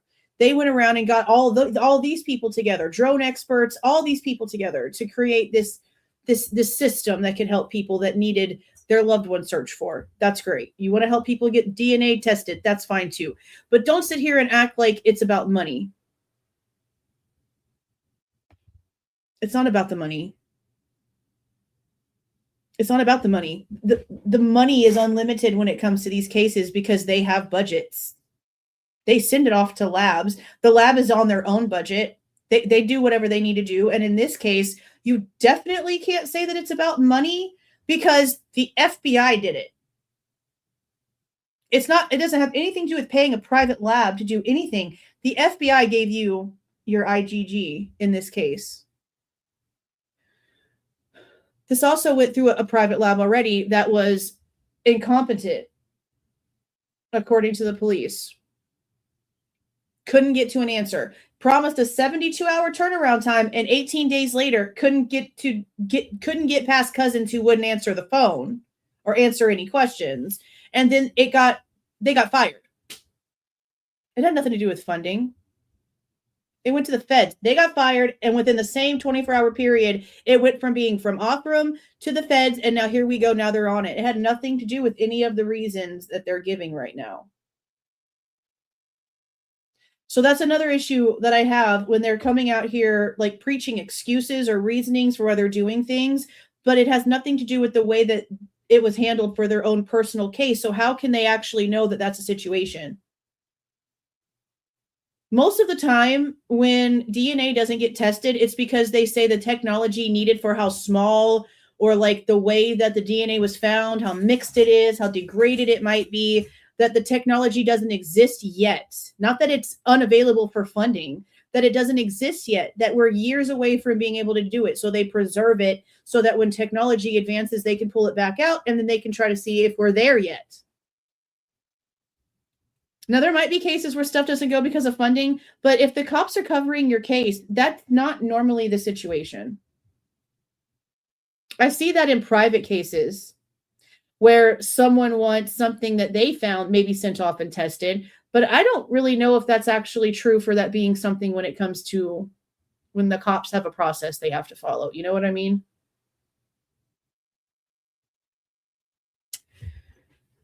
I'm going to be dissecting this because I don't trust these people. And so far, I'm not hearing anything that sounds like authentic to the reason, other than they were bored and wanted to create an organization to get more attention from. That's how it seems. It's it in perspective, though, when you said 7 weeks of waiting, imagine 30 years of waiting. I mean, I don't think I could have survived. I don't. Well, that's because technology wasn't around back then to be able to do stuff that we can now. It doesn't have anything to do with funding, in my opinion. Welcome. Sorry, not sorry. Thank you for the 5 gifted memberships, Tiki Bar. I appreciate that. Thank you so much. Congratulations to those who got those. Thank you. It's no way to live. Some of the experts that we've talked to have already said, I know of a certain family I'd like to submit, but I'm not sure if they'd be ready. That's a good point, too. To come back. What about all the unknown DNA in y'all's own case? See, I go off about the hair so much because it's like the most recent thing. But yeah, no, for real. That's even more important. What about the unknown DNA that's been talked about in this case for the past few years? How come y'all aren't going to push and fund for that to get sent for testing? Or like the 9 males that were swabbed but never actually compared against anything. How come y'all aren't going to push and pay for that to be tested? There's so many unanswered questions. And this foundation is saying to everyone out in the world that their foundation is going to guarantee another family gets these answers, while they're refusing to give a shit about the fact that it's open-ended questions in their own daughter's murder case. Hair and DNA both. That's crazy.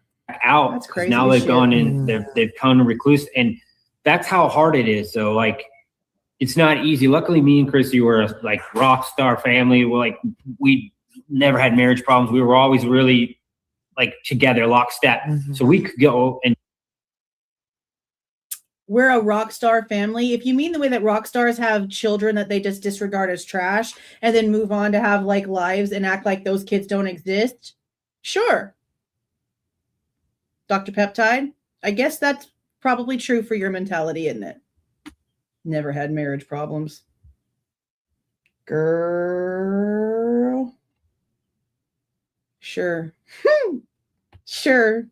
It's not easy. Luckily, me and Kristi were like rock star family. We never had marriage problems. We were always really like together, lockstep. So we could go and do all this, but I could see where a lot of parents would be. It breaks you. Yeah. Yeah. A lot of divorces happen after tragedies. And they're not wrong there. There's a lot of families that did not really ever have like marital problems that ever made them consider splitting up or divorce. And then a child dies and it completely breaks them apart. But I've also seen, and I'll bring up the Dylan Rounds case again. I've also seen the exact opposite. See, Dylan Rounds' parents were divorced when everything happened with Dylan Rounds. And we covered that case from the beginning. There's still stuff that happened after the fact. Like I covered everything going on with James Brenner being, convicted and sentenced and all those things. But there was a lot of information when it came to Dylan Rounds' actual timeline with what happened that I really wanted to get together and present.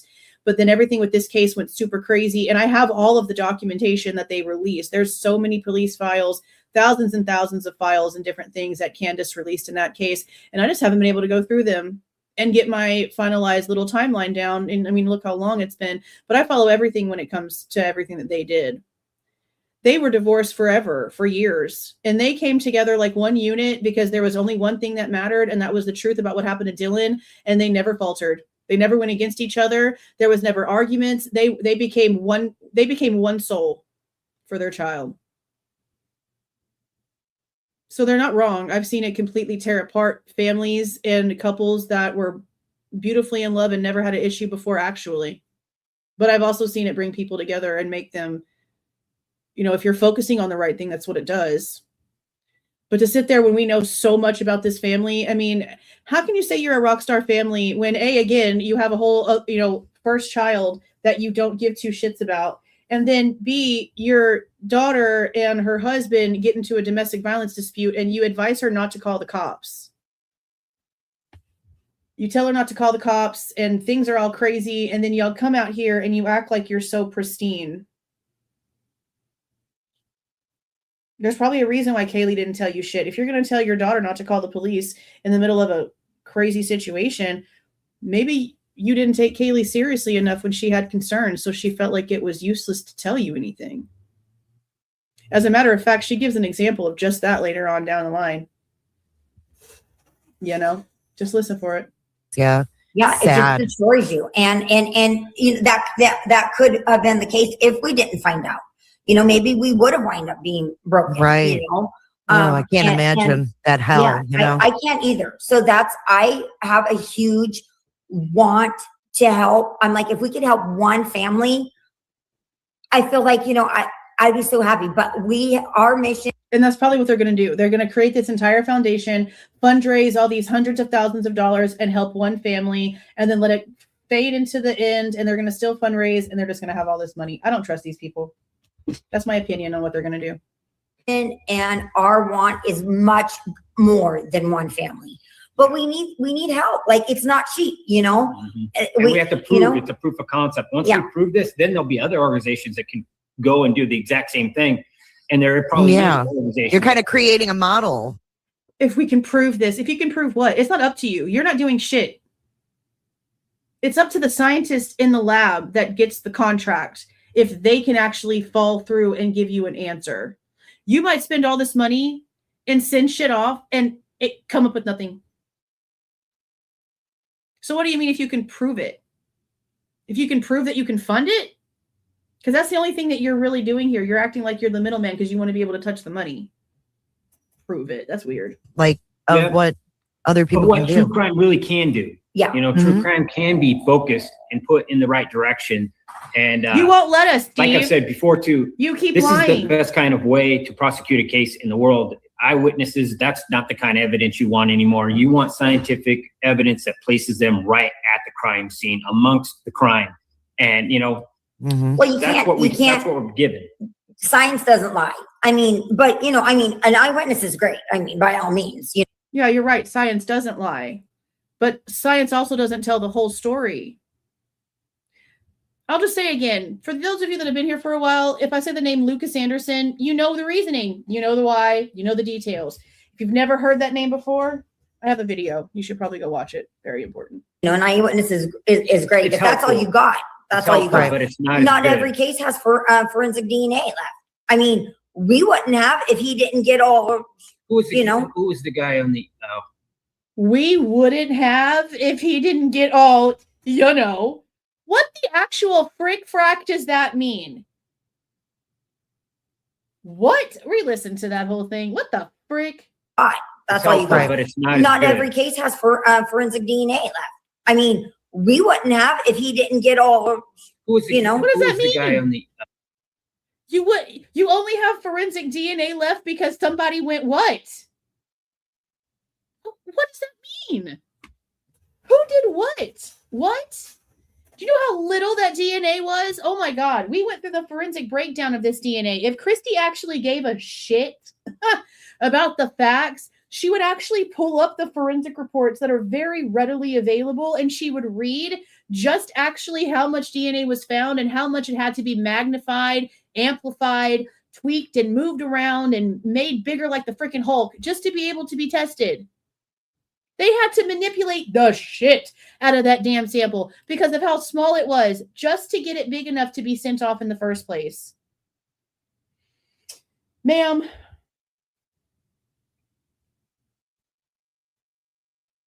Facts are so important. Facts are so important. You know? Oh, East Coast had just gave up because they found his DNA. Rex Heuermann. Rex, yeah, I think it was hair. I think they got him. One of those cases. I'm not sure how they got him. Yeah, they did find hair. Yeah, I know that one just happened. Pizza crust. They got pizza crust, and that's where they got his DNA. Yeah, pizza crust. So we were just talking to somebody that brought that up to us and said, "Yeah, we were the lab that helped facilitate that." Mm-hmm. So then we're just thinking to ourselves, think of cases like that where this guy's out there still killing, still hunting, and you can stop them with just one lab test. Yeah. It's probably the cheaper way to do it. And we should probably be using it way sooner and not as a last resort. Okay, but the cops are going to do that, Steve.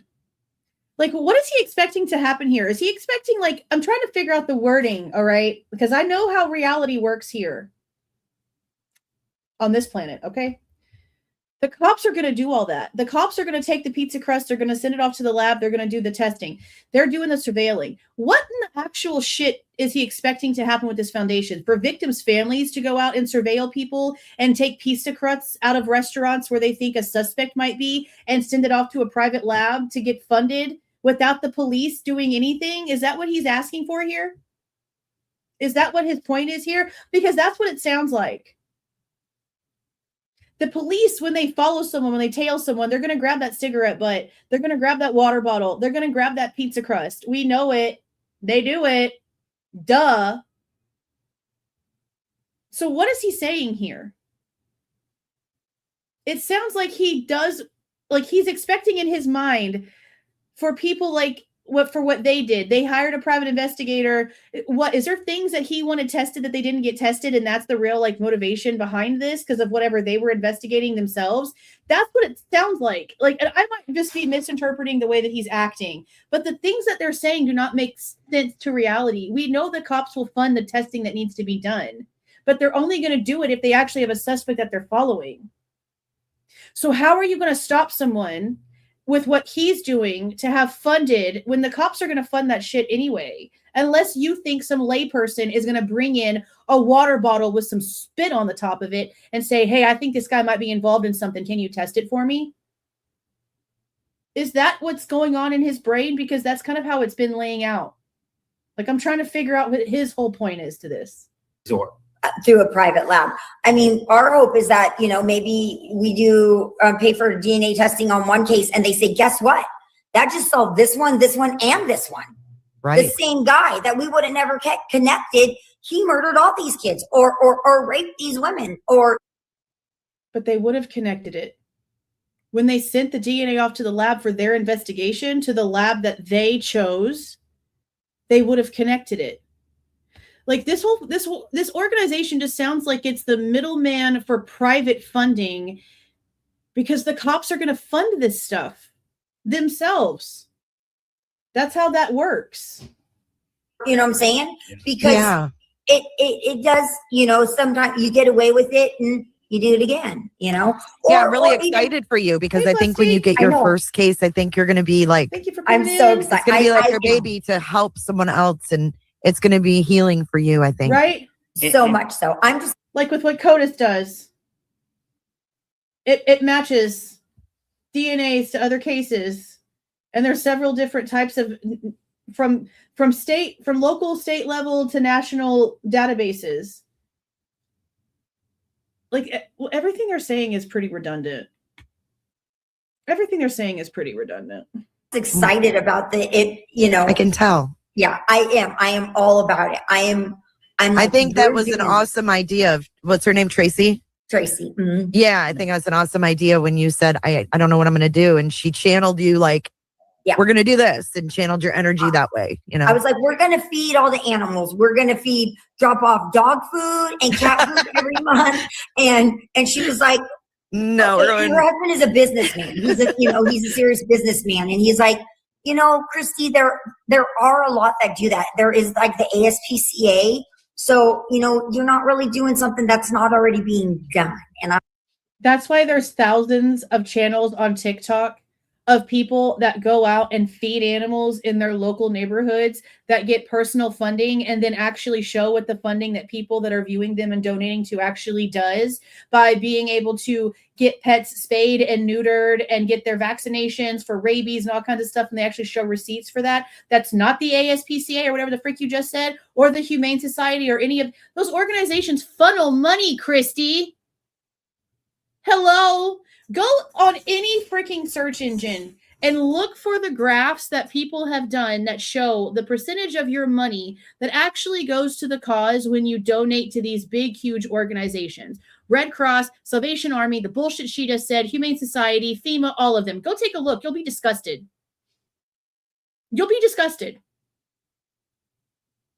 So no, Kristi, you're wrong again.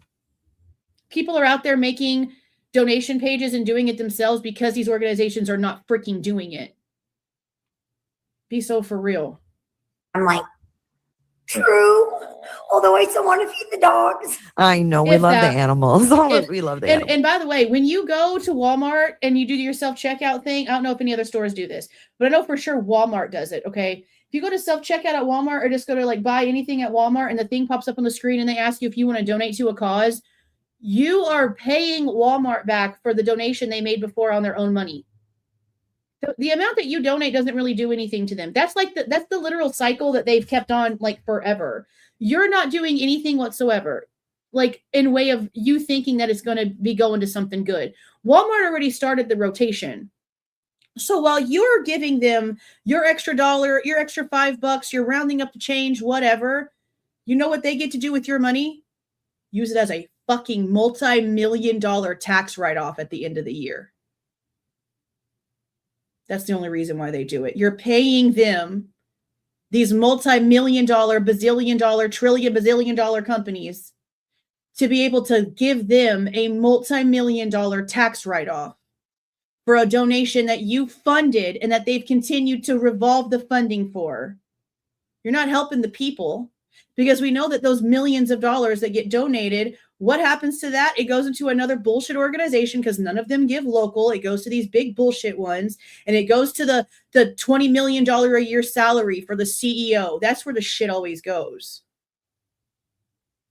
I could rant about so many things. Every system set up for humans is broken. It's so sick. So no, and I think this is exactly what Kaylee would want. Be like, oh my gosh, Mom, you guys, I think she'd think it's cool. Yeah. Mm-hmm. You gave some families answers to who murdered their loved one. That is amazing. Like, I Walmart just get makes so the pledge excited. and the customers pay for it. Well, I love that. I love that for you. And Walmart gets the donation write-off, and it doesn't matter if you've donated every single time, unless you're going to sit there and pay a CPA or somebody else an additional like $300 and something to actually run your itemized donations. It's not even worth trying to put it on your own taxes. Walmart, these big corporations, they get all the credit. They get all the perks.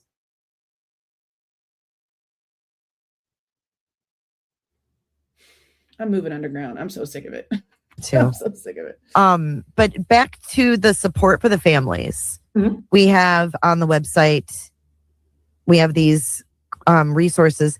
So as far as like in the first, days, weeks, what are things that you think families could benefit from that maybe they're not getting now? Or what do you think is important in those first few days or weeks? That was an avenue that we almost took, honestly, to maybe to set up some sort of a system that families, reach out to. Watch when she does this. I noticed that she did the exact same thing, like fidgeting with her hair and behind her ear when she lied about the 1112 cameras to Chris Hansen in that last interview. I'm pretty positive at this point from watching her so long that that's a tell. So I honestly feel like she's lying. I don't think that they were really ever taking anything seriously when it comes to helping families navigate the system because of just her tells that I've seen. Weeks. That was an avenue that we almost took, honestly, to maybe to set up some kid's sort of wearing a it now. system. If you go look at the wedding invitations or whatever for Chronicles of Olivia and Steve Jr., Steve Jr. is wearing the hat in the photos. That hat makes the round. That families, reach out to, and it's all like well written out. We would not have been, if some family or somebody told us this organization can help you in those first days, those first weeks, I don't think that we would have went down that road. I think we would have been like, thank you, but right, we'll keep your flyer and we'll get in touch if we need you. Yeah, we would have Googled. Yeah, you wouldn't have reached out because you have secrets. That's the only reason why I think you wouldn't have reached out if those things were given to you as an opportunity, because you wouldn't have been able to have been open and honest, and that's somebody else that would have had eyes on your bullshit, eyes on your lies, shall I say. But on the other hand, we still thought, a lot of families aren't like us. A lot of families would. I'd hope so. I hope not. We thought, and this is kind of stuff that people did for us. People started like right away. Like I worked for a school district and my sister also worked for a local school district. Yeah. They started meal trains for us right away. Another thing would be, that's normal, yeah. It is expensive, but it probably is very important to get a lawyer, our lawyer. So here's what I have to say about that. And again, they're just going to start spewing a bunch of shit that literally doesn't mean anything. Because at the end of the day, can you actually think of one thing that Shannon Gray actually accomplished? Being their attorney? No. The gag order stopped there. The families weren't allowed to know anything. Shannon wasn't allowed to know anything. Him being there did absolutely freaking nothing. And now that they're actually doing something actually in the legal world, like filing the lawsuit against WSU, notice that Shannon is not on the docket. Shannon did nothing. You wanted a lawyer because you wanted to feel important. There was no reason for it. He didn't do anything. You also fucking don't shut up. So even with an attorney telling you to watch what you say and be careful, you dumbasses never listened. You still, I mean, come on. The one thing he was really supposed to do, which was protect you from your own stupid selves being dumb, saying crazy shit, you didn't listen to him. So why are you advising families of people that have been murdered to get an attorney when you didn't even listen to your own, or he wasn't even worth the shit? And what did we find out in James Patterson's book about Shannon Gray is that they have like the same big family as the Goncalveses, and his wife is apparently some big social media influencer about the fact that they have some big family. I don't know who she is. That's in the book. Somebody might have found her by now, but that's what we were told. Shannon was useless. I don't see the point in anything they're going to say here. We've seen the reality. Really helped us. Can you do it without one? Sure. Another thing would be, get a second autopsy, because without, we didn't do that. But in hindsight, we wish. Oh, look, the idiot from earlier is back. Oh, you created a screen name. Boo hoo hoo. Funny how fast you're going to instantly be blocked. Like, look how easy this is. 1, 2, 3. Bye-bye. People that are desperate lie. Me having an opinion on those lies doesn't make me desperate. Makes me honest. Fuck the fuck off. Okay. We would have, because we would have had Kaylee's autopsy results a long time ago. People call us liars all the time and say there's no way you are they liars. did not have that autopsy report. We did not. No. That's not why we call you a liar, Mrs. Ma'am. Maybe you need to pay attention to the reality. We knew you didn't have the autopsy report. We knew you only had a death certificate. That's why when you came out talking about the wounds and how different the girls were attacked and all these things, and talking about the way the wounds looked and all this stuff, and tried to act like you knew more than you did, we questioned you because we knew you didn't have that information. That's what y'all done. Y'all have come in because you were not given anything, and you have tried to fill in the blanks yourself. We just saw them do it earlier in this interview where she's saying, yeah, they said he wasn't in the neighborhood, but you know what? I'm just going to assume that it was really him watching her from the trees. You're putting your own what you want onto the facts. You just did it again here. How do they still to this day not see this? You know why? They do and they don't care.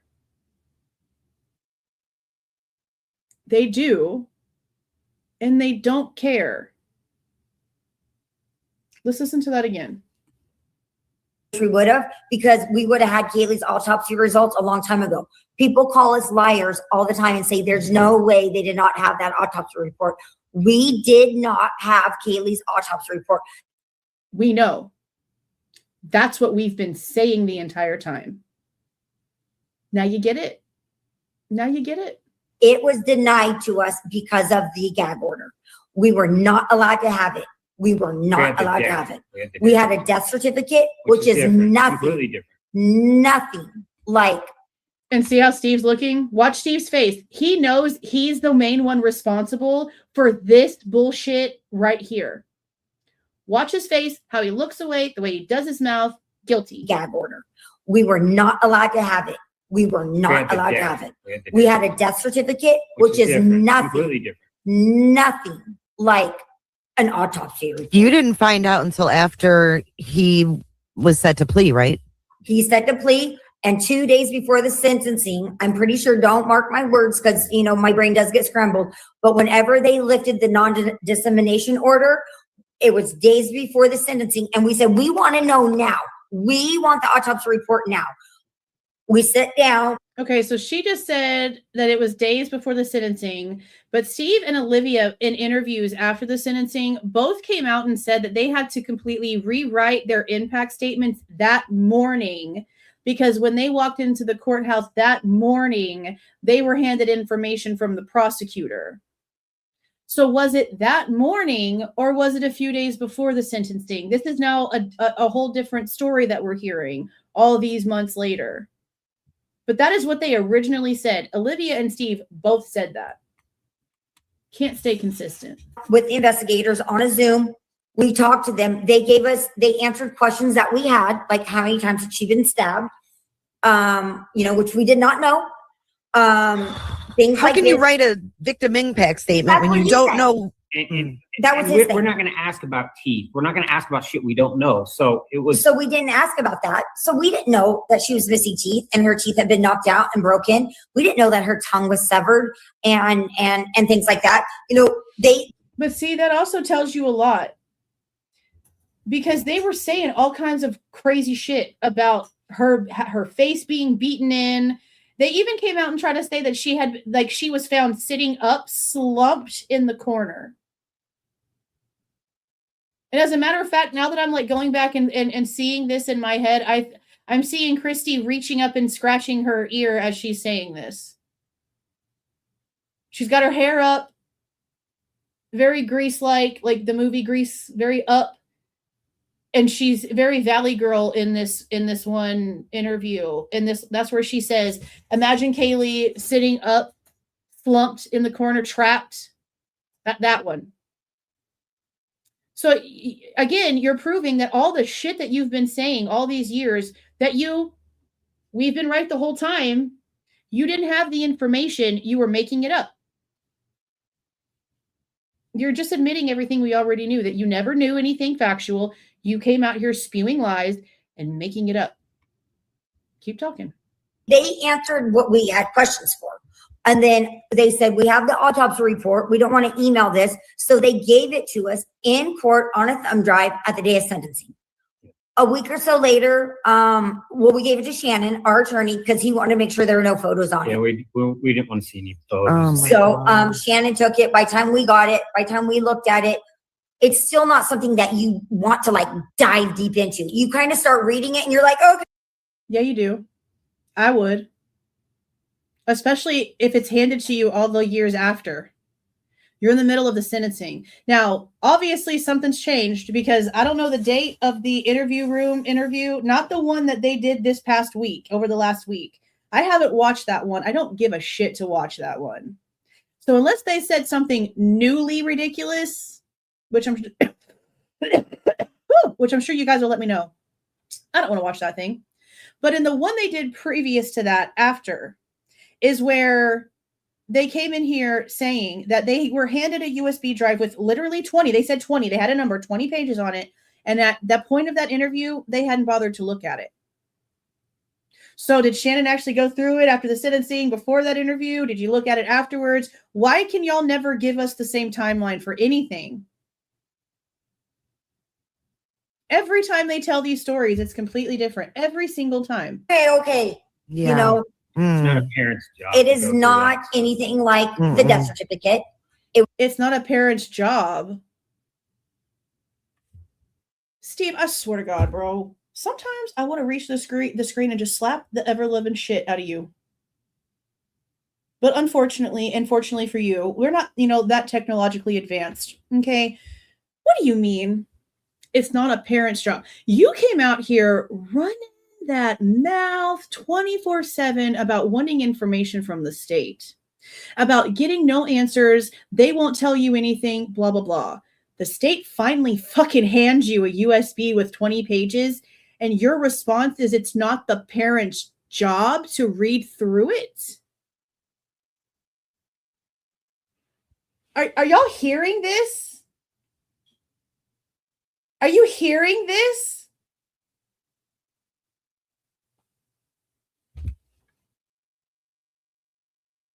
This has got to be an alternate reality. It has to be. This whole case is a one giant Mandela effect. Steve, what do you mean?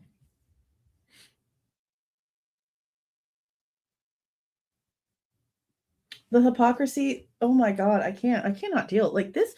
I literally lose IQ points every time I listen to these people speak. From stress.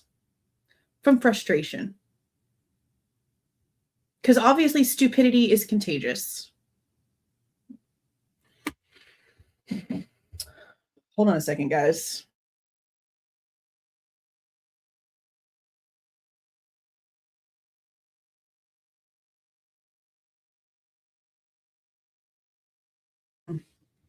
Yeah, we know so much about the things that they've already previously said. Like if someone's watching this for the first time, it's amazing how fooled they don't even know that they are.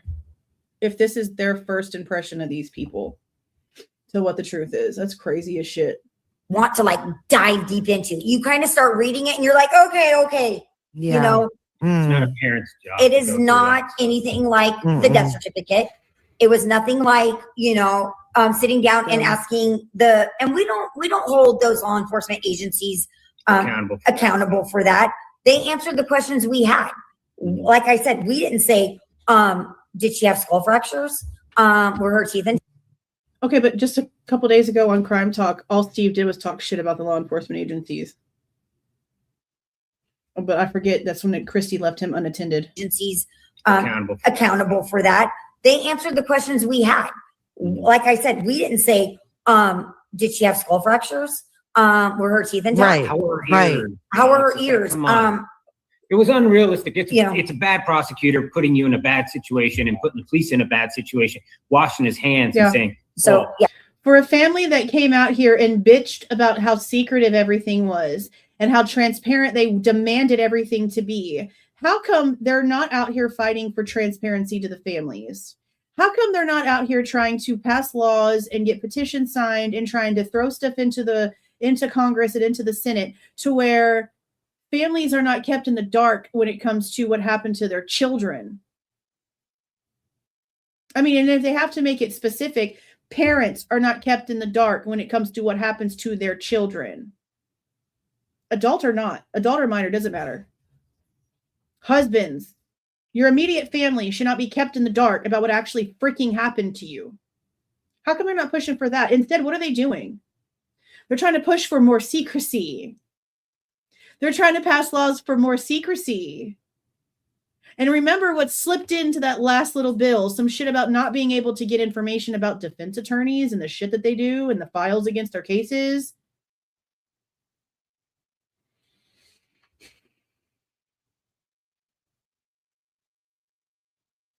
Nothing about them makes a lick of sense. Nothing. I did the bare minimum. I did, because this guy's going to go talk to the media and make me look like an idiot. So I might as well do something and save a little bit of the community thinking that I'm a jerk. So he did. And that's another thing I can't stand. They act like this whole oh, this is a community. It's a small community that you didn't live in, babe. Y'all lived hours away. Y'all didn't live in Moscow. Your kids just went to college there. That's not your community. I don't know why they have this mentality of, oh, they're not going to mess with us. They come to this community, blah, blah, blah, blah, blah. And remember, he also tried to act like Kohberger was from some big city. And we looked up the census, the population of their little community, and it's like 150 people. That's a city block, not a city. That's a block. I don't know who told him to say these things or these buzzwords to put some sort of something on things, but none of it's ever real. None of it ever actually tracks. It's crazy. The bare minimum, like he always does. And, and it just, and so it's not like we got that autopsy report out and got a magnifying glass and was like, you should have, and then put it into AI and made a little body image, a 2-inch gash Look on at her her stupid ass face all the way through. I mean, you saw that pathetic face. You should care. You should be so freaking thankful that we give a fuck, Kristi. Oh my God, they're looking at because you're not. You're not. The way that she sits there and acts like that, knowing that Chronicles of Olivia and Kaylee would be doing this in any other case if it wasn't Kaylee that was the murder victim here, is so disgusting. And put it into AI and made a little body image, you know, a 2-inch gash on her cheek all the way through. You should care, stupid. You know, Yeah. Wow.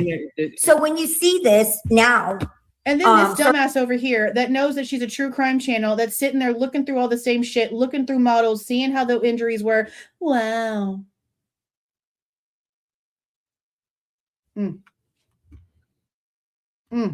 Sometimes I regret like becoming a content creator in true crime. I really do. Because this is just the amount of stupidity that's already out there. I already knew. But when you start seeing it like this personally, this close, this hypocritical,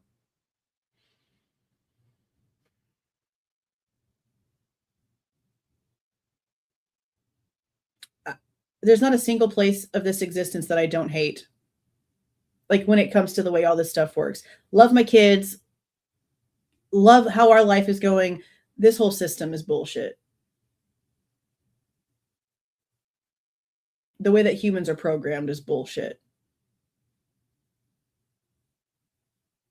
starting with the book that had a lot of information, we are hearing that for the first time. So if you put yourself in the victim's position, the parent, if it was your kid and you were asked to make a plea deal, and you don't even know these facts about your own kid, let alone the other kids. Because there's a totality there. Yeah, I was appalled of what happened. No one's arguing with you about that. None of us wanted a plea deal. That's like the one thing for real, that both sides can agree on is that everyone's pissed off about the plea. I can't argue about any of that. All the children, but all of them. Some of them. I can't even. Xana running from the house. That was such a level of cruelty that if you don't honor that and say that this person needs a death penalty, this person's running around the house and he's saying, "I'm here to help you." He could have just jetted out of the glass. He consciously made a decision to keep taking people's lives, and you need a real problem. You also don't know if any of what Dylan said is true, Steve. None of it.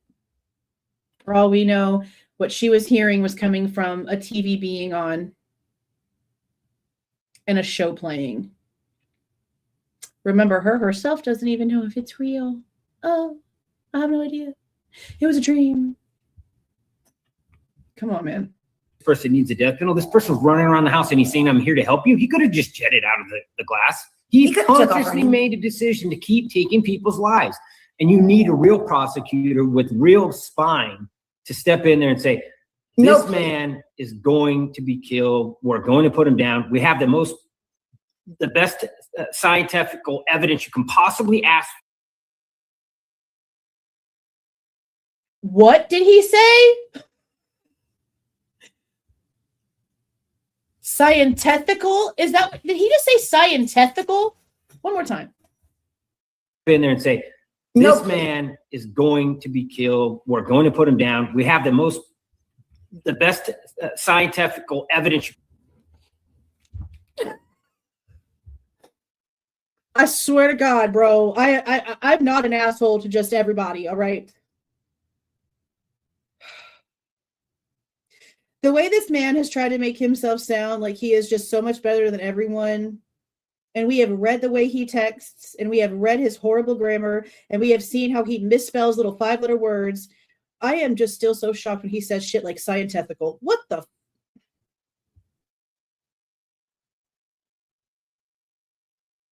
Scientifical.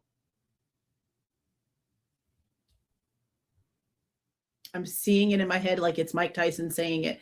Scientifical. Okay.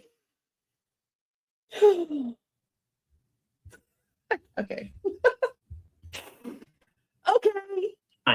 To step in there and say, "This man is going to be killed. We're going to put him down. We have the best scientific evidence you can possibly ask for. There's nothing better than DNA in the crime scene. It's over." And it would have been over. It would have been over. We had 100% confidence in a trial. We were mad when we weren't going to trial. Very conservative. And see, that's another statement. How can you say that you were 100% confident in the trial when also saying that they never told you anything and that they kept all this information from you? What were you confident on if they weren't giving you any information? That doesn't make any sense. That doesn't make no sense. we were going in blind, but we knew what the prosecution had. We knew they had him turning off his phone, turning on his phone, him buying the K-bar knife, him driving the car that, at least the car that was seen. I mean, what was that? You know, the DNA. The Daybell case was in Idaho. Yeah, we were mad when we weren't going to trial. Very and maybe we were going in blind, but we knew what the prosecution had. We knew they had him turning off his phone, turning on his phone, him buying the K-bar knife, him driving the car that, at least the car that was seen. I mean, ma'am, again, they took out the car that they said was him leaving from Pullman to head to Moscow, and wanted the car to just poof like a little genie at 3:30 into Indian Hills with no trail. The car on the camera, they didn't even have Hyundai on the original list of possibilities.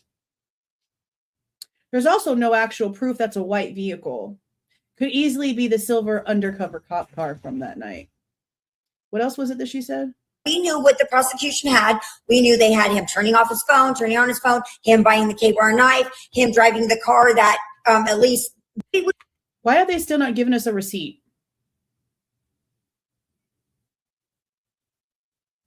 When are we going to get the Amazon receipt? Thousands of people buy K-bar knives yearly. And the way that Steve is also going to like go off about the K-bar knife in here is also really asininely ignorant, considering that it's not a military weapon. It gets purchased off of Amazon. It's an anybody can buy it weapon. And they want to put this just like so fierce, such a murder weapon. Oh my God, it's military grade on this knife that you could buy on Amazon. So keep that in mind. It's over. And it would have been over. It would have been over. We had 100% confidence in a trial. We were mad when we weren't going to trial. Very conservative. And maybe we were going in blind, but we knew what the prosecution had. We knew they had him turning off his phone, turning on his phone, him buying the K-bar knife, him driving the car that, at least the car that was seen. I mean, what was that? You know, the DNA. The Daybell case was in Idaho. Yeah, the Daybell. 4 hours. They came back and said the guy's guilty, death penalty. I think it was the guy, right? And the wife, Chad. Chad. I think they both got the death penalty. I'm not sure. No, I think she challenged it. She didn't. She didn't get the death penalty? I don't know. Did she? Oh. I don't know. I feel like I don't think she did. I thought about that speedy case. trial go. There's some nuance, but he got it in like 4 hours. And I remember the out of state media was like, Idaho doesn't play. I mean, I've never seen a jury come back that fast and say the man's dead, kill him. Mm-hmm. You know, it only took him hours. You know, for a death penalty case. That's it. We are the reddest state in America. Okay, we had the highest percentage voting for Trump. So this is a very conservative place. This is not where he wanted to go to the death penalty and roll the dice. I mean, But- hunter fishing community. That first thing they asked him in the grand jury, one of the things they asked him was, "Did he have a hunting and fishing license? Why does he have this huge knife? We know for a fact it's in his house, in his possession. He can't tell us where the other part of it is. He can't tell us where the knife is." It's not a hunting knife. It's not a fishing knife. It is a military combat knife to kill people, to kill humans. But military people actually have a reason to have it. Yes. They have 100% reason to have it. And there's a lot of good military men in our community that have one. You know? But they're the ones that know. But he bought You don't this just go buy this 6 or 7 months before the and murders. go fillet, a rainbow trout. See, oh my God, when he said, hey, you don't just buy this, and, you don't just go fillet a rainbow trout. Sir, are you aware of anything when it comes to Kohberger's history and fish? Filleting in general? One of the very, very first things that a guy that owns a business that hired Kohberger as a teenager came out and said was that it was a mutual decision for them to no longer have him work there because he wasn't comfortable speaking to people. I don't like people either, broski. And he couldn't fillet a fish to save his life. They tried to teach him. He couldn't get down the technique. He couldn't figure out how to hold the blade. And you know why? Because he has mobility and dexterity issues, medically diagnosed ones. Tell me you know shit about shit without telling me you know shit about shit. Come on now. To kill people, to kill humans. But military people actually have a reason to have it. Yes. They have 100% reason to have it. See? And there's a lot of good military men in our community that have one. You know? Buy it on They're the ones that Amazon. know. I can buy one But right he now. You don't this just go buy this 6 or 7 months before the and murders. go fillet See how crazy they sound? A rainbow trout at the stock pond. So it would have been. And there was, I mean, I always forget about stuff when I go over in my head, and I'm like, oh yeah, and that, and a lot of it is circumstantial. But when you do have the DNA at the scene, and you do have him buying that weapon, and then you do have the car and him.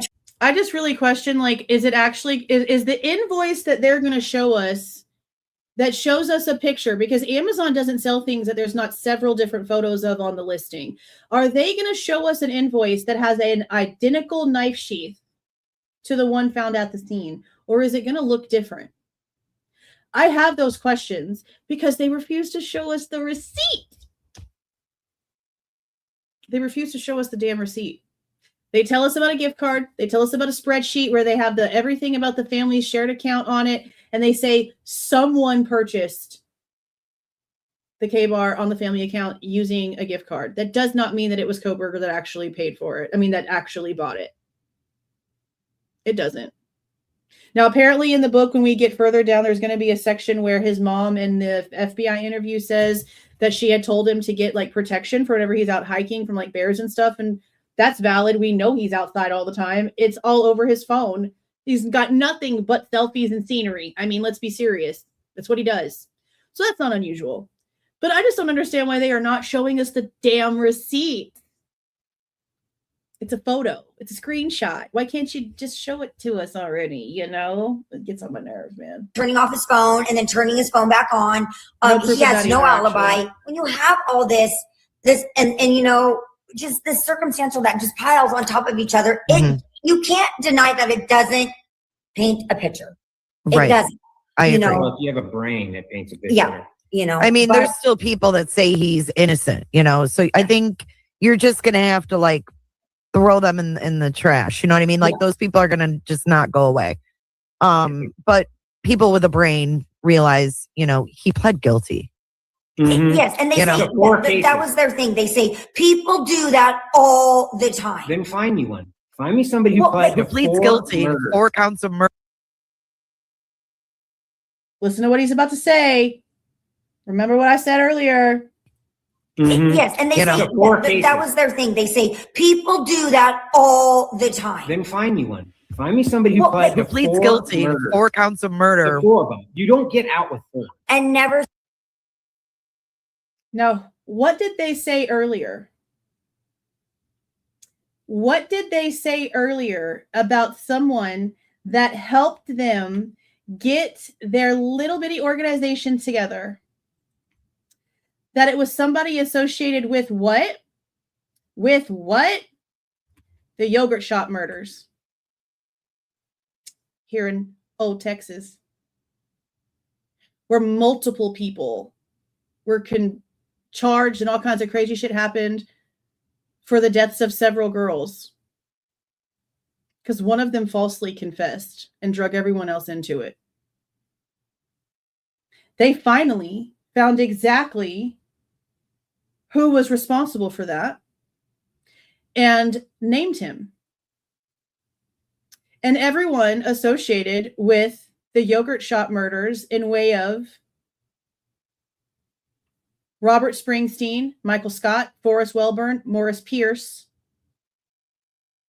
If you go back to the original reports, and I don't remember exactly which one of them it was, one of them that was picked up at a mall confessed to doing it for no reason. Then they all got pulled in. So how are you going to have someone who literally dealt with a false confession case of multiple murders, 4 teenage girls, 4 deaths in the Idaho case, 4 teenage girls in the yogurt shop murders, a false confession, and you've got the DA, who was the DA in Austin, Texas at the time that happened, in your ear about your own organization, and you're going to sit there and say some stupid shit like, find me one? Now, do y'all understand what I said, why I said what I said? How stupid he sounds? Go back and listen to the beginning of this interview where they literally state that the person associated with the yogurt shop murders from Austin, Texas, was helping them figure things out. This just happened May of 2026. A false confession led to this entire thing. 4 murders, just like Idaho. What do you mean, find me someone, Steve? On a platter. Here you go.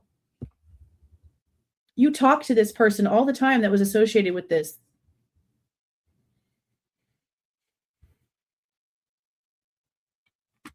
How do they expect us to just like hear and see these things and just not say a word? Just don't say nothing. Ignore it. Say a word. Your family never fights for you. And they said maybe his family is fighting for him, but they're just not being allowed like you guys are. I'm like, I'm sorry. If my son, I would be standing on every mountaintop, getting hold of every media outlet saying my son was framed. There's a problem here. This was not my son. And I would never, ever, ever stop. And he's being quiet. But not with that evidence. If we would have had that evidence, if my son had that in his Amazon order and he just left, his car matches, he's telling us he's out running around the same exact time. No alibi. Then he comes home and changes his car. He comes home and does what? Did you say he changed his car? Not my son. And I would never, ever, ever stop. And he's being quiet. But not with that evidence. If we would have had that evidence, if my son had that in his Amazon order and he just left, his car matches, he's telling us he's out running around the same exact time. No alibi. Then he comes home and changes his car. Wearing gloves and shit. Comes home and changes his car? What? What the fuck? Order. And he just left, his car matches, he's telling us he's out running around the same exact time. No alibi. Then he comes home and changes. He didn't say he was out running. That's not what he said he was doing. What? His Amazon order. And he just left, his car matches, he's telling us he's out running around the same exact time. No alibi. My son had that in his Amazon order and he just left, his car matches, he's telling us he's out running around the same exact time. No alibi. Then he comes. His alibi was that he went towards the park. And his phone losing service and not connecting to a tower proves that, because everyone who went out there experienced exactly what we were told happens. Driving, not running. What do you mean he was out? No one ever said that he was out running that night. Running is something he did as a hobby. We know his sister and him had a conversation where she was telling him to be careful because he was going out running at night because he worked all the time as a TA and a student. So that's the only time he had. That's why all his grocery shopping was done late. Running? That is not what was said, sir. Home and changes his Wearing car. gloves and shit. Yeah, he puts wearing gloves and shit. Yeah, the end of COVID where everybody else was wearing gloves and shit. Puts the bumper on there to go change his car. I mean, I'd be like, why did he go put that on his car? That we asked him if he had any involvement in this, and now he's changing his car. Like, come on. Putting trash in the neighbor's trash at 3 a.m. When he was arrested, he was sorting trash at like 2 a.m, literally sitting in his kitchen with gloves on, sorting trash into baggies. And they busted in the house, and that's what he was doing. And he also had a black light flashlight in his pocket and buckle swabs. And just going back to what she's saying, that's not weird. The reason not at all that they thought he went and got rid of the garbage elsewhere is because they went through the garbage and didn't find his. Listen to all this crazy shit right here. Putting trash in the neighbor's trash at 3 a.m. Sorry, I'm a little distracted because I'm messaging Ariel back, but listen to what they said right here. No alibi. Then he comes home and changes his wearing car. gloves and shit. Yeah, he puts the bumper on there to go change his car. I mean, I'd be like, why did he go put that on his car? That we asked him if he had any involvement in this, and now he's changing his car. Like, come on. Putting trash. Why is he saying changing his car? Why is he saying That's the second time he said that. Why is he saying that? What? Why is he? Why'd you go put that on his car? We asked him if he had any involvement in this, and now he's changing his car. Like, come on. Putting trash in the neighbor's trash at 3 a.m. when he was and this is also some shit that's not true, not proven. And I want you to listen to who she says this story comes from so that you can see just how not smart or factual they actually are about this case. Just listen. Just listen. Because if you know facts, you know who was there and who wasn't. And when other departments got to Pennsylvania and who was allowed to actually be in the neighborhood and who actually was involved in things, okay? So when she says who told her this, you're going to know instantly. Girl, you don't know shit about shit. But we also know that's also a lie. So let's listen. We asked him if he had any involvement in this, and now he's changing his car? Like, come on. Putting trash in the neighbor's trash at 3 a.m. When he was arrested, he was sorting trash at like 2 a.m, literally sitting in his kitchen with gloves on, sorting trash into baggies. And they busted in the house. And green stuff in baggies, ma'am. Green stuff in baggies. Carry on. That's what he was doing. And he also had a black light flashlight in his pocket and buckle swabs. And just go.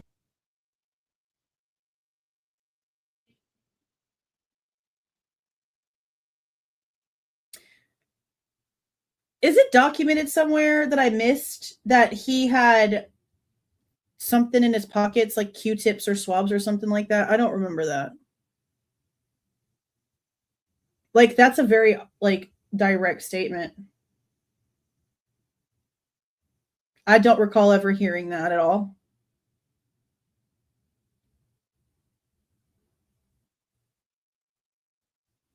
They had dirty Q-tips with earwax on them that came out the trash cans that got sent over to ISP to dig through the trash that we have photographs of.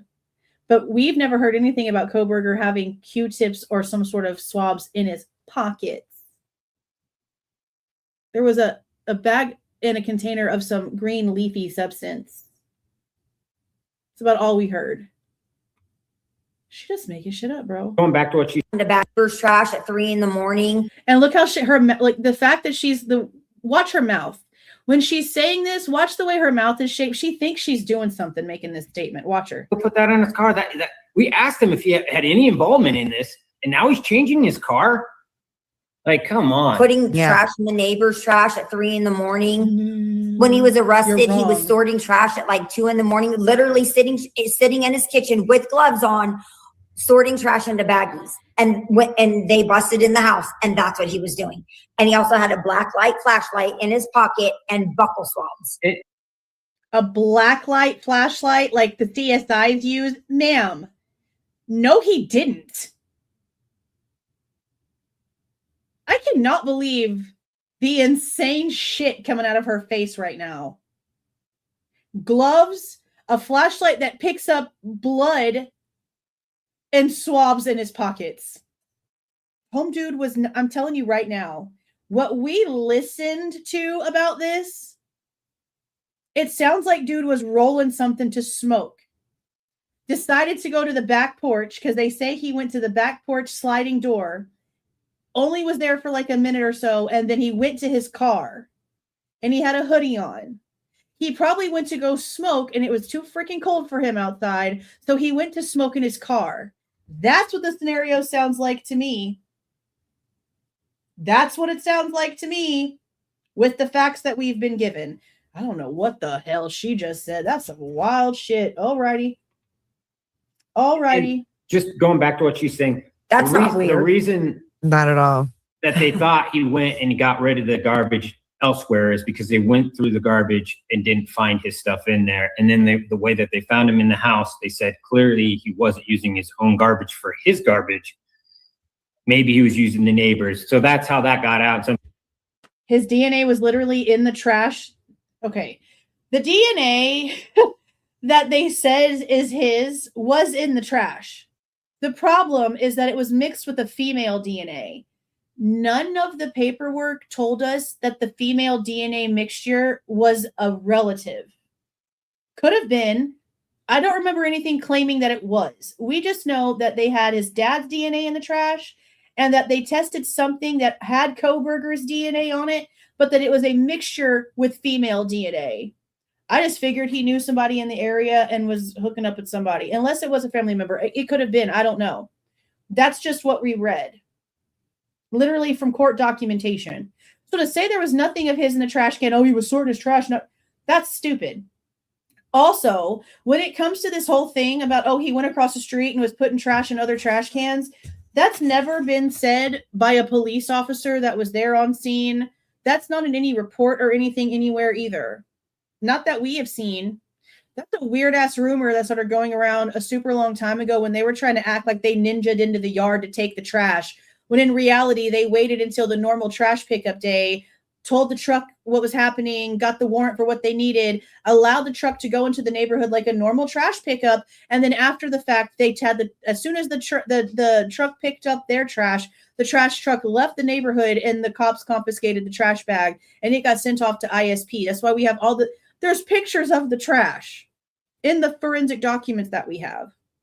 All the nasty trash. So I don't know what the hell this dude's talking about. I don't know what the hell they're talking about. Man, they make up all kind of crazy shit. It's amazing. People are like, well, I don't see that in the docs. They never found it in the garbage, though? They went through his, and that's why they got the dad and they got the sisters. They were in there. I don't think they processed them, or they didn't share that with us. They may have got the mom and didn't share it with us because really not any of our business. What it was they didn't get his. So they were like, something's going on. Nobody lives in a house like that. Brett Payne, the lead investigator, said no, they literally saw him jumping a fence. Heard that name? You heard that name? Listen to the name. What it was they didn't get his. So they were like, something's going on. Nobody lives in a house like that. Brett Payne, the lead investigator, said no, they literally saw him jumping a fence at like 3 a.m. and putting trash in the neighbor's garbage. So Brett Payne, the person that never even stepped foot into that neighborhood, told you that they saw this happening? Ma'am, Brett Payne that testified on the stand that he watched everything through a drone camera and was at a command center and admitted they never went into that gated neighborhood, told you they saw that? Jumping fences and using people's trash cans. The guy that never was there told you that? Do y'all understand? Oh my God. Let's let her lie again. Like, something's going on. Nobody lives in a house like that. Brett Payne, the lead investigator, said no, they literally saw him jumping a fence at like 3 a.m. and putting trash in the neighbor's garbage. Oh my I'm God, sure they got it out. I don't know. Or maybe you're just making shit up. And if Brett Payne told you that, and then you definitely can tell me that you haven't paid attention to nothing. And I thought they went to all these court hearings. Was she not sitting in the courtroom with little Steve over here listening to Brett Payne tell us all of that stuff? Did they not read the documents about when the transcripts came out? Did they not know any of that? He never went in there. Not only that, MPD never spoke to Kohberger's family and never talked to Kohberger again after talking to him in Pennsylvania. That's from the cops themselves. The lies are insane. they didn't have a warrant for that neighbor. I don't know. Almost hit him in the car. Yeah. And it appeared that he was leaving. We don't want to put words in those guys' mouth. Well, it appears he was leaving the neighbor's house and he almost nudged his car into him coming around a bend. So, and that was literally a social media rumor from years ago. We heard all of that. Oh yeah, the officer was coming around and almost hit Kohberger. Where's the proof of any of that? Wouldn't it be on dash cam? Wouldn't there be something out there? Wouldn't there be some proof of something? Brett Payne told you this. Now you're mentioning the car. Brett Payne never went into that neighborhood. On top of something else too.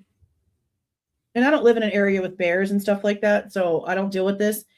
Several people that live in the Poconos, mountainous areas, big wildlife areas, on several different channels, several different of my own videos, lives.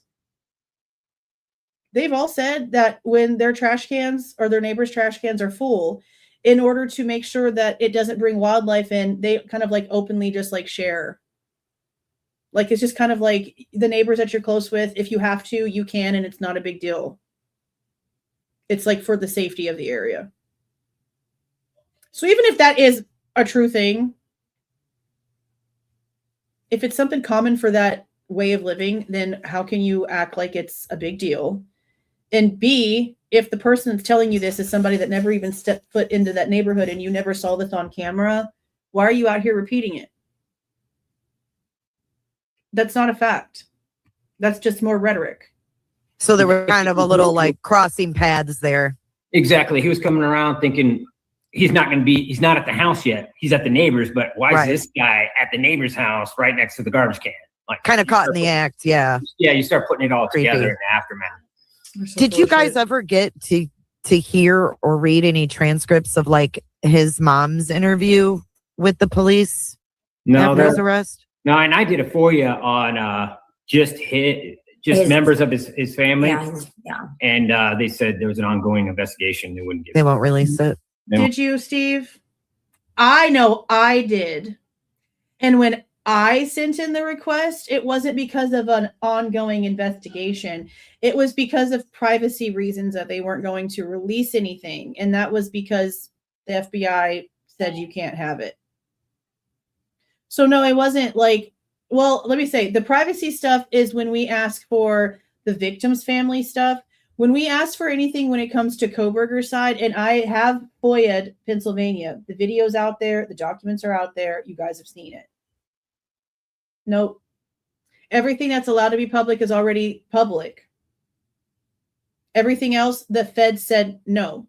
So why isn't he being honest and just saying, if he actually FOIA'd the information, that he tried to get the Kohberger's interviews and the FBI are denying are refusing to allow the state to release it, because that's the fact. The FBI is refusing to allow the state to release it. This is happening under FBI rule. I don't believe Steve FOIA'd a fucking thing. Not with how he just answered that. I think once again, he's trying to make himself sound like he's doing stuff that he probably isn't. Because that's not the denial that he would have gotten. I know there was excerpts released in that book where his mom said, like, he's my angel and all this. I heard some of that. Yeah. I didn't read the book, but I did hear her angel boy or her angel baby. And of course you didn't read the book, just like you don't read the documents. You get information from word of mouth and then you run with it like it's fact. That's why I say, and I've been saying, that little K-bar tatted up, brown nose, filtered face freaking attorney from New York that they constantly have in their freaking ear is doing them no good. She's the one who antagonizes and spreads most of that shit to them. That's why they've got so much shit wrong. Because of the people that they allow to do that to them. And all the ones that you guys talk about in chat are all the ones that they do it for. And you know that that's true because they endorse their channels on their Facebook page. They have all this stuff wrong with all these people out here that swear that they care about the case, that talk shit about us, that actually read the documents. None of them pull the documents and read the documents. None of them ever do. I've never seen a single one of them do it. They do a lot of this, give a lot of opinion. I've never seen them do read-throughs. I've never seen them pull forensic documents and do any sort of anything like that. And then that's who goes and tells them all this stuff that they then go on all these channels and get in front of all these cameras and go make all these comments on shit that's just third-party hearsay information to them that they did not look up themselves. I could never. Yeah, just weird. Somebody said that she said that he needed a K-bar to protect himself from bears. Yeah, because he was out hiking or something. Yeah. That's the most ridiculous that thing. His mom is the one that told him to get the knife. If that's true, yeah, that's not I mean, good. why not get some bear spray? I mean, you're gonna. Why are you making those faces like you're saying something important? Foreshadowing. That's and you also didn't want your kid to call the cops during a DV incident. So the fact that you think that nobody needs a knife to protect themselves doesn't surprise me, Kristi. Who you are is very, very obvious. The knife. If that's true, yeah, that's not. I mean, good. why not get some bear spray? I mean, you're gonna get a K-bar. That's called foretelling, foreshadowing. That's and he also was on the phone with her when he came back around in the area the next morning, right? Yes, he returned to the scene the next. The car did not. Oh my God. Okay, we've gone through this. I don't even know how many times. The evidence that they submitted does not show anything about Kohberger going back into that neighborhood. The pings are just as ridiculously redundant as the rest of them. And like I've stated before, if they could follow the car and have all these hours of footage, then why are they not showing us his vehicle leaving from Pullman at 9 o'clock in the morning? You know why? Because it would have shown that the car they originally gave us didn't match Kohberger's actual car. Just like I said, when they took away the car leaving Pullman and going to Indian Hills and popping up at 3:30 in the morning, they could have easily gone back into all that camera footage and found the right car. And I honestly think that they probably did. And it's going the direction that Kohberger said he was going and not in the direction they wanted him to be going. That's why they haven't replaced the footage when we know they have it. So if they have all this footage that WSU and Pullman took extra precaution, apparently, without being told to get stored from all, they were canvassing their own places, guys. That's what the Pullman documents tell us. That while Chief Jenkins is out here pretending like Chief Fry wasn't letting Pullman help or all this bullshit, we see documentation that says other words. That they were going around canvassing areas, canvassing businesses, getting footage, even before they were technically asked to, for just in cases. Campus footage included. There's reports about it. So you're telling me that you have this little 2.7 second little clip that drives in front of a business at 9 something in the morning. And you want us to believe that even though you're not telling us now the car turned left to go down Taylor, and that's how we know because we have it on camera from across the street that it went that direction, and then we followed it down the other way, blah, blah, blah, whatever. Don't you think that the 1320 cameras for Linda Lane would have seen the car if it went down Taylor? Even if the car would have went down Willinta, went the other way, the car would have still had to have come back down Taylor. Don't you think if that was Kohberger's car and they could prove it, they would have shown it on the 1320 cameras going around the neighborhood? They would have shown there were so many other cameras that they could have used to prove anything, and they chose not to. Because what did they say? Well, we don't have any proof that it went right, and we don't have any proof that it went left either. But because we don't have any proof that it went right, we have to say that it went left, even though we don't have any proof for that either. Go back and read the PCA. That's literally what they said.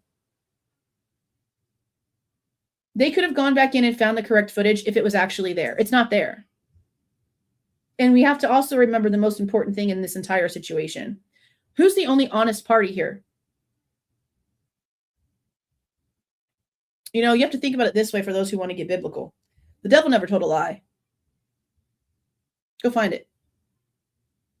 The devil was the only honest person in that entire scenario. Prove me wrong. Go find it. It's a huge topic of conversation. The devil never told a lie. Who's supposed to be the devil in this scenario? Kohberger. Who hasn't lied?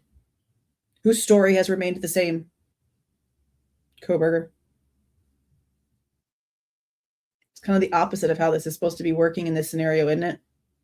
How normally something like this would work.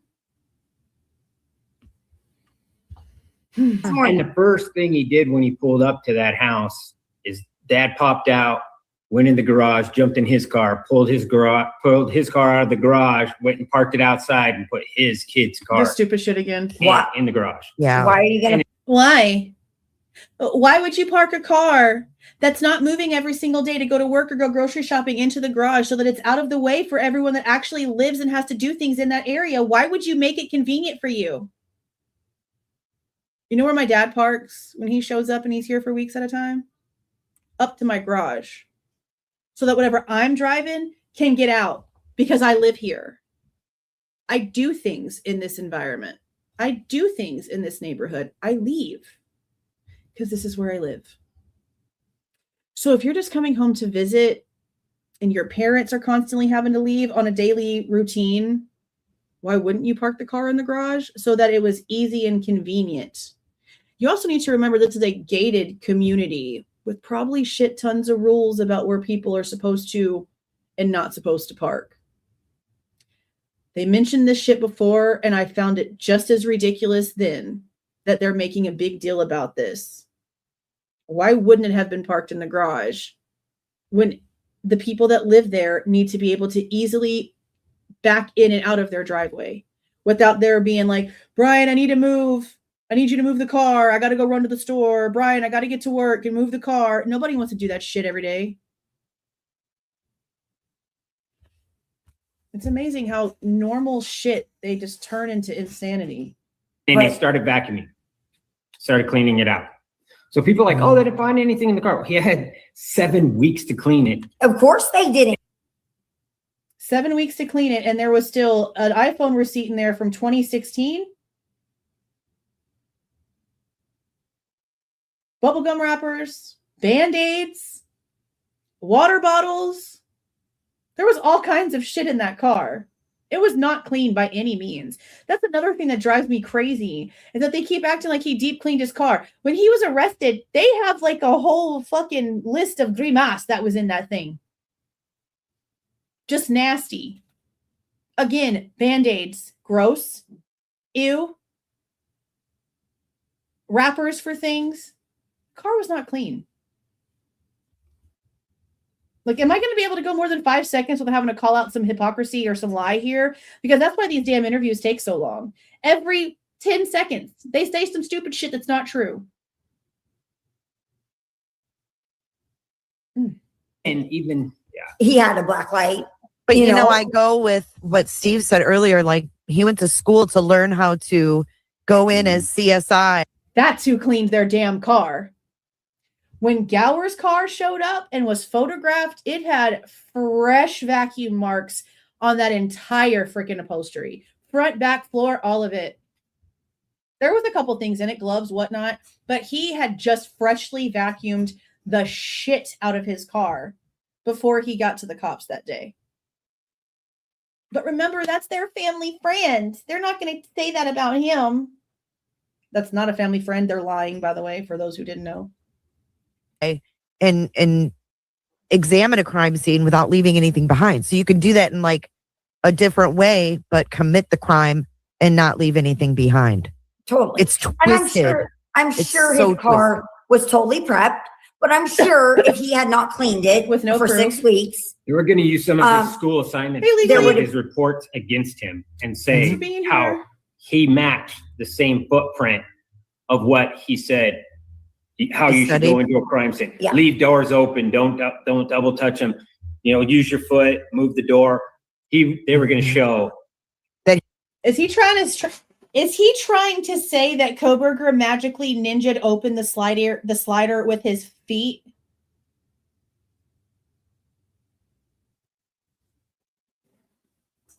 Oh, Steve. How you should go into a crime scene. Yeah. Leave doors open. Don't double touch them.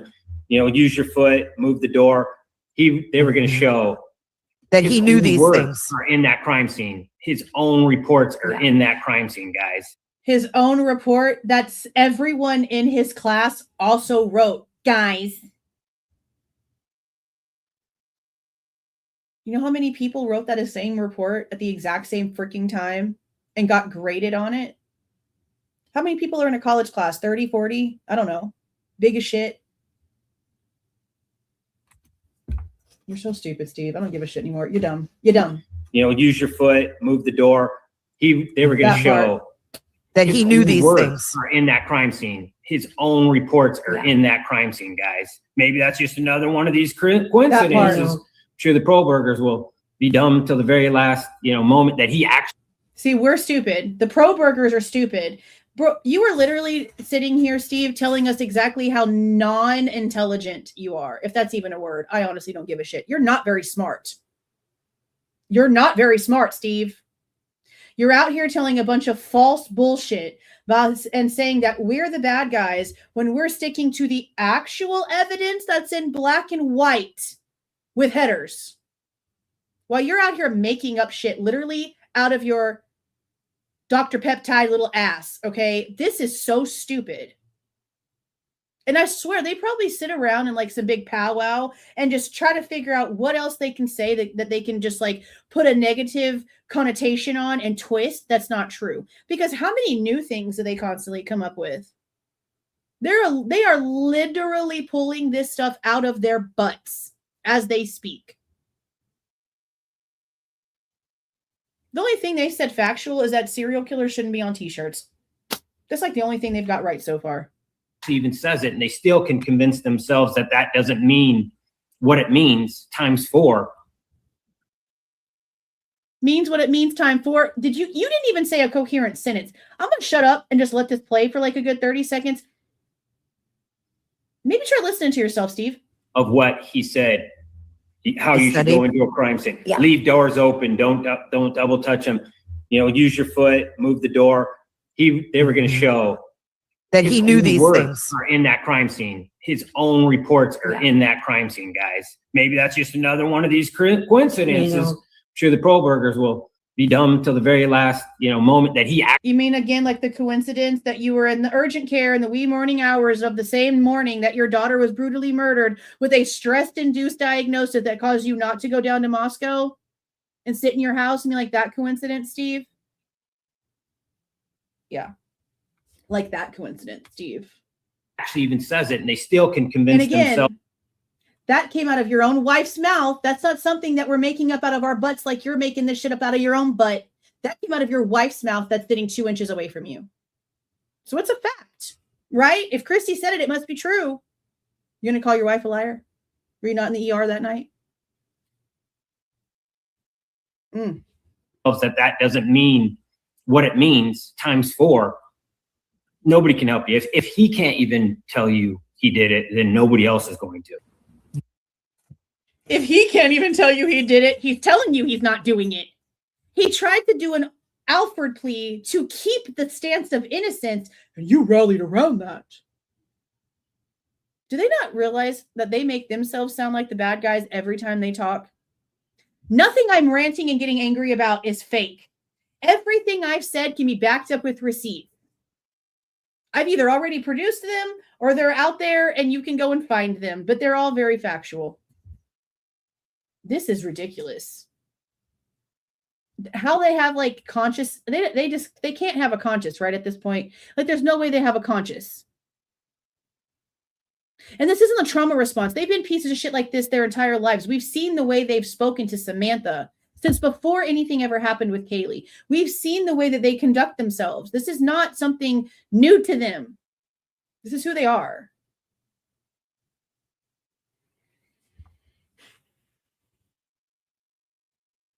This is so frustrating. Yeah. Can you tell us what when you had a call, you said it was a long time ago, but Steve, you said that someone that had answered Bryan's research essay had contacted you and said that they answered it on Reddit or something like that? Yeah, well, somebody back in his community, I think it seemed like somebody that was maybe another student there had. Back in his community. I remember this stupid story. So I'm just going to run it down real quick before he talks. Basically, what they're saying is that they think that Kohberger got his like inspiration on how to commit the murders off of talking to this one guy who says he talked to Kohberger and told him that the way that he used to commit crimes is that he would listen to the radio, and when there was a domestic violence incident to where the husband got arrested and the guy got taken off, that he would then break into the house to steal shit because he knew there wasn't a guy there. So he was such a loser that he would double traumatize a woman who just got the shit beat out of her by her husband that got taken off to jail by then coming in and breaking into her house to traumatize her all over again. Was apparently this guy's story. So they think that Kohberger was listening to the radios and was listening to responses and knew how fast people would get there and blah, blah, blah, blah, blah. And you know how that all goes out the window? The 8-hour delay.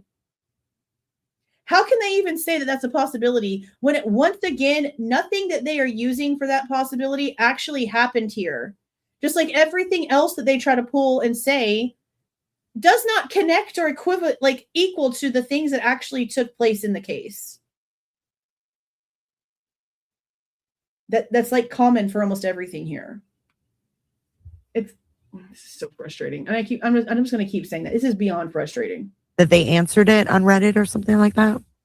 Yeah, well, somebody back in his community, I think it seemed like somebody that was maybe another student there had talked about how he had contacted, and he had been one of those people that gave him information, and he was intrigued with his story of how he would stake out a place and how he would listen to the radio. He would listen to radios and try to find husbands who got domestic disputes, and he would get hauled off to the police. And then now, you know why that's interesting? What was the story that weirdo Watch the Obsession tried to come out and say was like the answer for the scream on the camera? But then she deleted her live because she sounded like a lunatic. Was that there was a couple inside that house that constantly were fighting and arguing. And that scream that we heard, that guttural scream that ran through our very center of our bones and freaked everyone the frick out, came from the boy breaking up with her. But you don't see anyone leave. So he's in the house with her and they're arguing and there's a problem and it's always a big issue and they break up and he doesn't leave the house. Because that's what we don't see after the scream happens, is anyone actually leave the residence. So it's crazy that he's like bringing this up and it's like a full circle thing to the bullshit that we heard over there that's not factually proven. And again, she removed this off of her channel. I don't know if she's ever tried to come back and try to fix whatever the hell she tried to pull there. But in the middle of her trying to tell this story, she's sitting there on her phone. Well, maybe I need to text her to see if I can even tell this story because I don't know if she's going to want me to tell it while you're live talking about it, which is wild as shit. And then it gets deleted. So I don't know if he like heard that conversation. I don't know if it's literally just what he's claiming to have heard this guy apparently say to Kohberger. But it's something that we've heard. He would go in and he would rob those homes, knowing that back when he was younger. Maybe she's passed out, or at least I'm not going to be dealing with the mail. Like a police scanner. He was listening. Yeah, that's creepy. And then the guy's out of the house and you got the woman alone, or maybe not even home anymore, you know. And we think they've shared stuff that he was on a loop, and that wasn't just the only house that he had stopped and spent a lot of time where the ping showed that he wasn't moving. So there was a couple girl houses up there that were just females. So we think he was hunting that area, trying to find the perfect location where there wouldn't be males and he could get in there and find women. And, obviously. You sound so ignorant. So he goes to a non-campus house that doesn't have a sorority insignia on it. You sound so dumb, Steve. You sound ridiculous. They already said they can't put him directly in that neighborhood and cannot connect him to that house. So now you're coming up with something else. Oh, we think he was hunting the area and trying to find an all-girl house. So he goes off campus. He goes off campus. I wish these people would take literally just half a second to think about the shit that they say before they say it, because nothing they say ever makes any actual logical sense. He was looking for a house with all girls. So he goes off campus with all these freaking vehicles in the parking lot, including giant SUVs that most people would believe belong to males. Steve, you sound so dumb. This is so stupid. To whatever weird backstory he had. It was basically a little mini sorority house. It wasn't a full-on sorority house, but it was a house full of girls, so he knew that. He knew that. How do you know he knew that? Because Ethan literally was there every single night. So if he knew that, wouldn't he have also known that Ethan lived there too? Wouldn't he have also known that since Ethan's been there every single night and Ethan was probably there that night, that all these other vehicles probably also mean that Ethan probably has like other males and other people over? Like, what do you mean he knew that? You see the logic here? What do you mean he knew that? It's amazing to me the stuff that they tell themselves simply because the state refused to give them any answers, and simply because the state still doesn't have any answers. That doesn't mean that it's okay to come out here and lie. The only thing that we're mad about out here is the constant lying. Stop lying. Stop lying. I doubt it'll ever happen.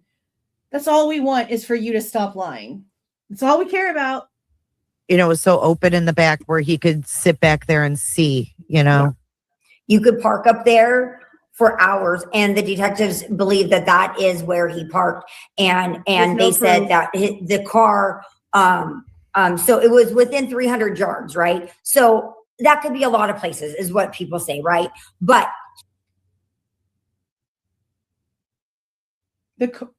what about the car in 300 yards? See, what they read was something about a crime scene map in the documentation that said that the 300 yards around the crime scene was circled on the map. And that had to do with like the AT&T stuff and had nothing at all to do with the car. It also had nothing to do with the pings that were being discussed. All it said was that there was a circle around the actual house with the circumference of what was supposed to be, according to the map, 300 yards. So the stuff that she has looked at, she's getting totally just discombobulated and confused with. See, they're just making it up. It's just like sewing it together. Anything that it'll reach, it doesn't matter if it actually puzzle pieces or not. They're just taking needle and thread and they're just forcing it together. That's what it looks like in my mind. Like Frankenstein's monster. he couldn't account for where he was. And during the times, they were all between the times of 11 p.m. and 3 a.m. 11 to 4 or 11 to 3. Anyways, late night hours. Nothing's open at that time. So he couldn't be like, oh, I was at, Winco, or I was at this or that. And he was stationary. The car was not moving. And it would be for several hours at a time. So if you whittle down the businesses. Oh my God. I'm so glad I looked this up. Kristi, you're so fucking stupid. Winco in Moscow is literally open 24 hours. And where were most of his receipts at? Winco. So it's amazing that when she's trying to give an example of how he wasn't out shopping, he wasn't out doing anything because everything's closed. And the one store her stupid ass actually says is a 24-hour store that we have physical proof from receipts he actually shopped at. You can't make this shit up. You cannot make this shit up. You cannot make this shit up no matter how much you would want to try. You cannot make this stupid shit up. Oh my God. Oh my God. And then you ask him, where were you? No bank transactions. You were within this circle of 300 yards 23 different times for several hours. And he couldn't say, well, that's not ever what they said. You were in this circle for several hours. Where the frick did it ever say that he was stationary anywhere near that house for several hours? Nowhere. And when the state was asked to present their opening statements and what they were going to use as evidence against him at trial, nothing about that was said. In fact, it was the exact opposite. Is this part of that information that shadow weirdo, shadow dragon person or whatever is holding hostage for like 10K? Is it this dumb shit?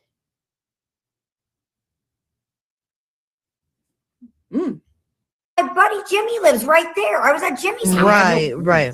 That's why people think like 4 or 5 people went in there. Are you stupid? Yes, you are. Because for one, Kaylee and Maddie's room couldn't fit more than freaking 3-4 people in there. So if one person came through the door, you'd literally be shoulder to shoulder with another person. So Maddie's room was small. Kaylee's room was big. Took up like the majority of the room.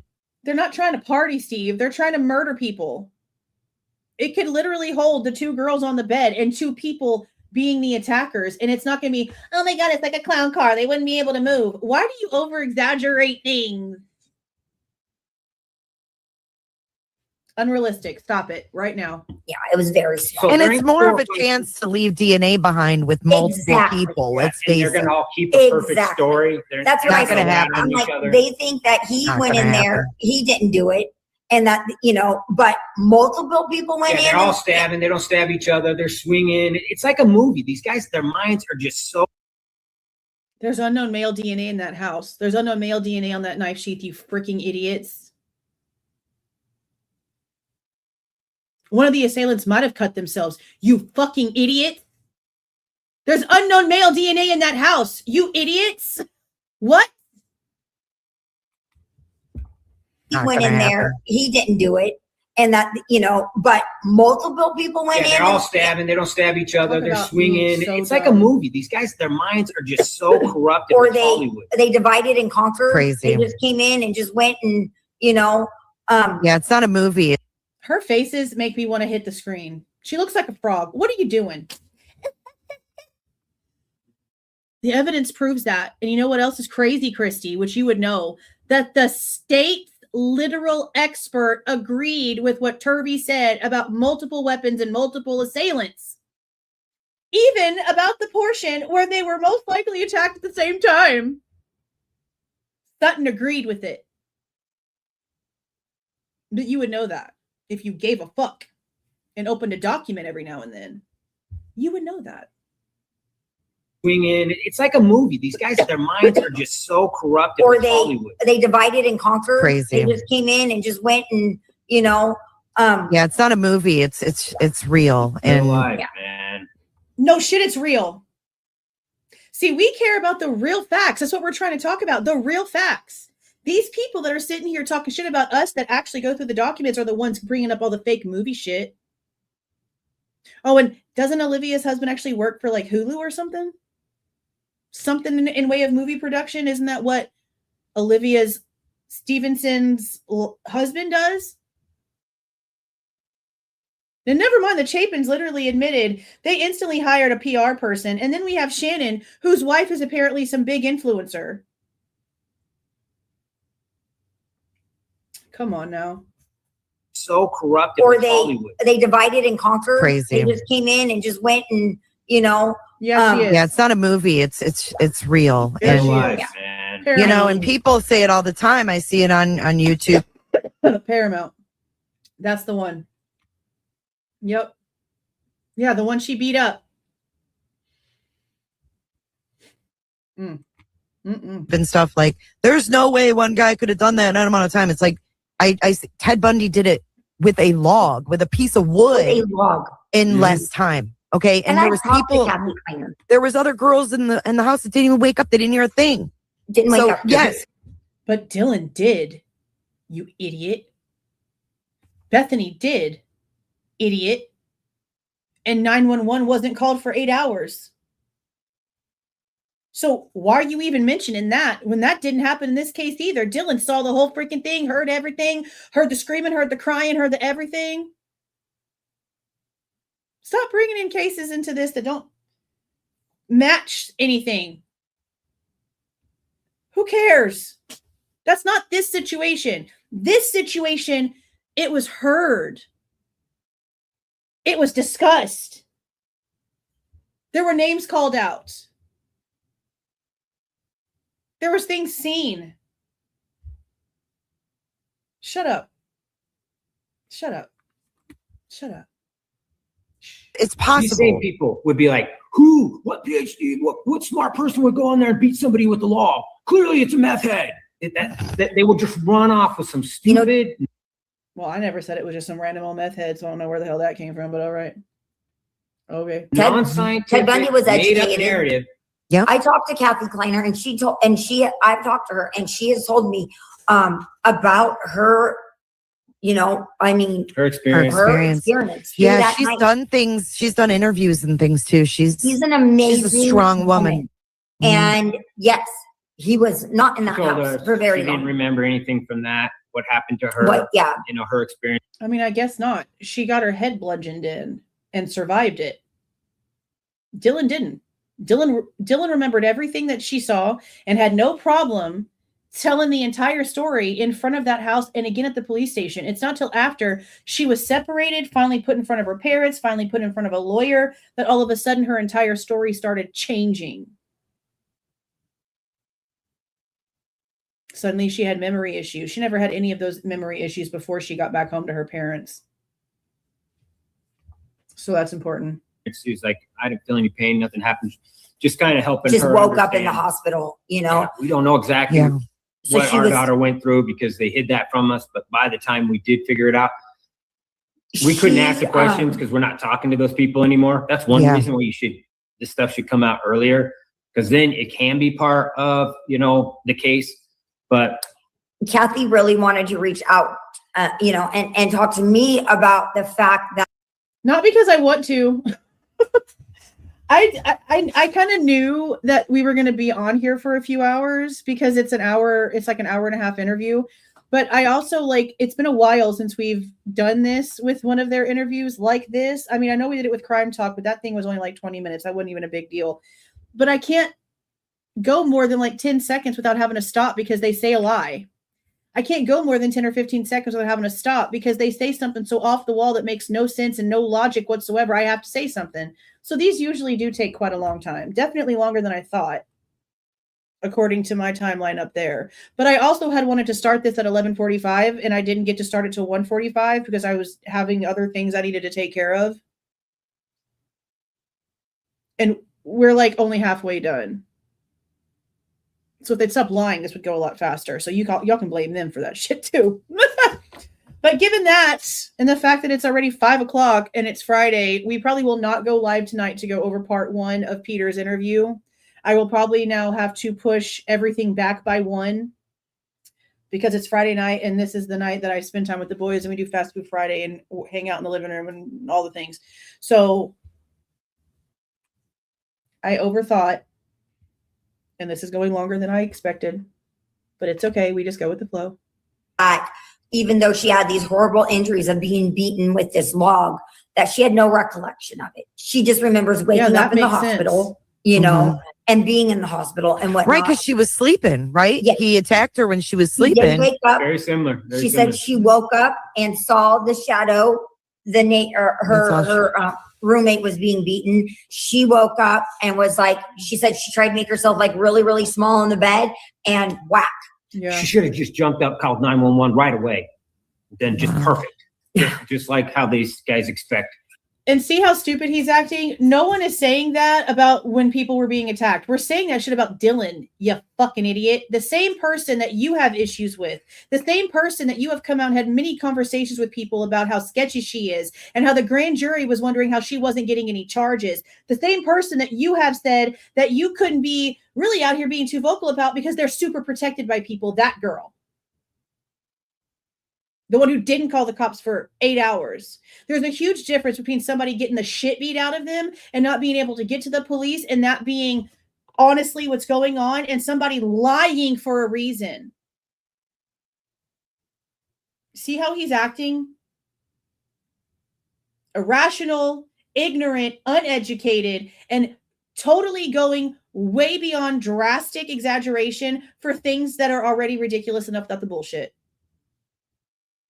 The only thing we questioned about the victims themselves is if the two situations happened separately and Kaylee and Maddie were getting attacked as Xana and Ethan were just fine downstairs, but Xana was apparently walking around like they want us to believe, why wasn't it heard to where the cops got called because it was separate events?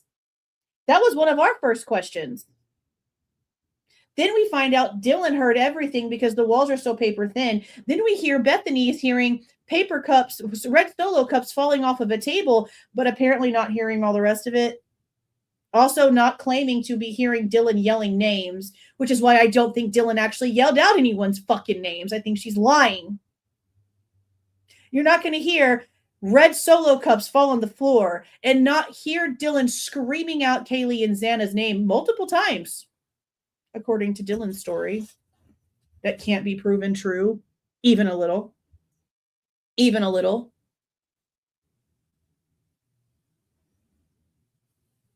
their behavior to this is disgusting. It will just always be disgusting. I mean, look where we are.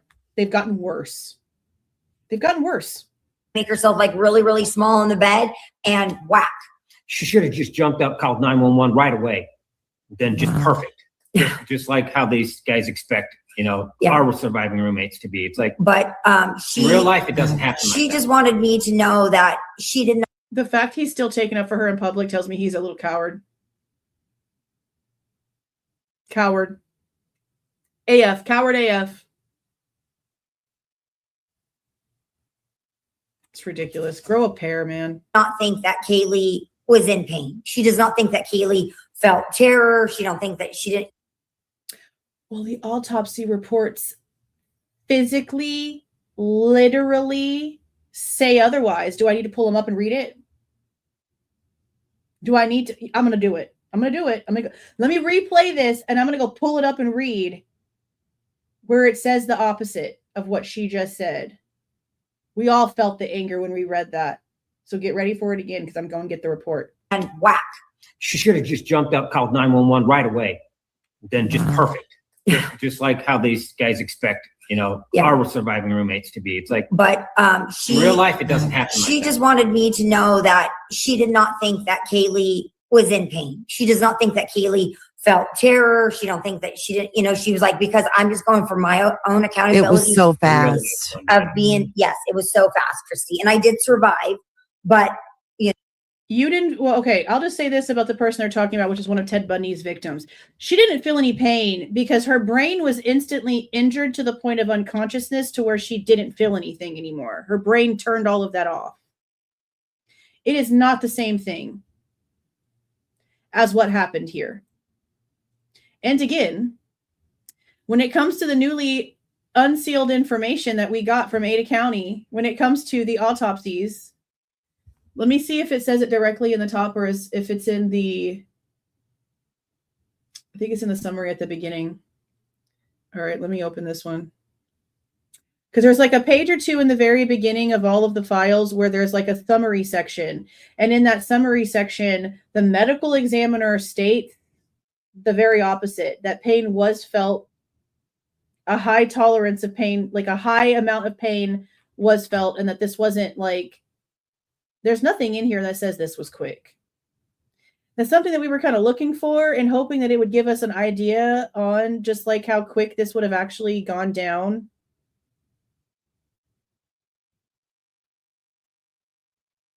Yeah, here it is right here.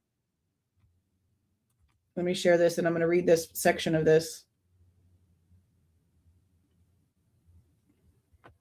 Maybe if Kaylee gave a fuck, maybe if Kaylee's family gave a fuck enough to actually open up the autopsy report and actually read it, they would know this. It is expected Dr. Singh will testify that Kaylee Goncalves, Xana Kernodle, and Maddie Mogen endured a high degree of pain and or suffering prior to their death as a result of injuries inflicted. It is expected Dr. Singh will testify Ethan Chapin also experienced a high degree of pain and or suffering prior to his death as a result of the injuries inflicted, but to a lesser degree than the other decedents, because that's the only one they've said was killed quickly was Ethan. That's the only one. And they've pretty much like said that from the beginning, that basically he was attacked to take him out and get him out of the way. It was quick. But when it comes to everyone else, who the hell are you over here lying to? Why are you lying? Why are you lying?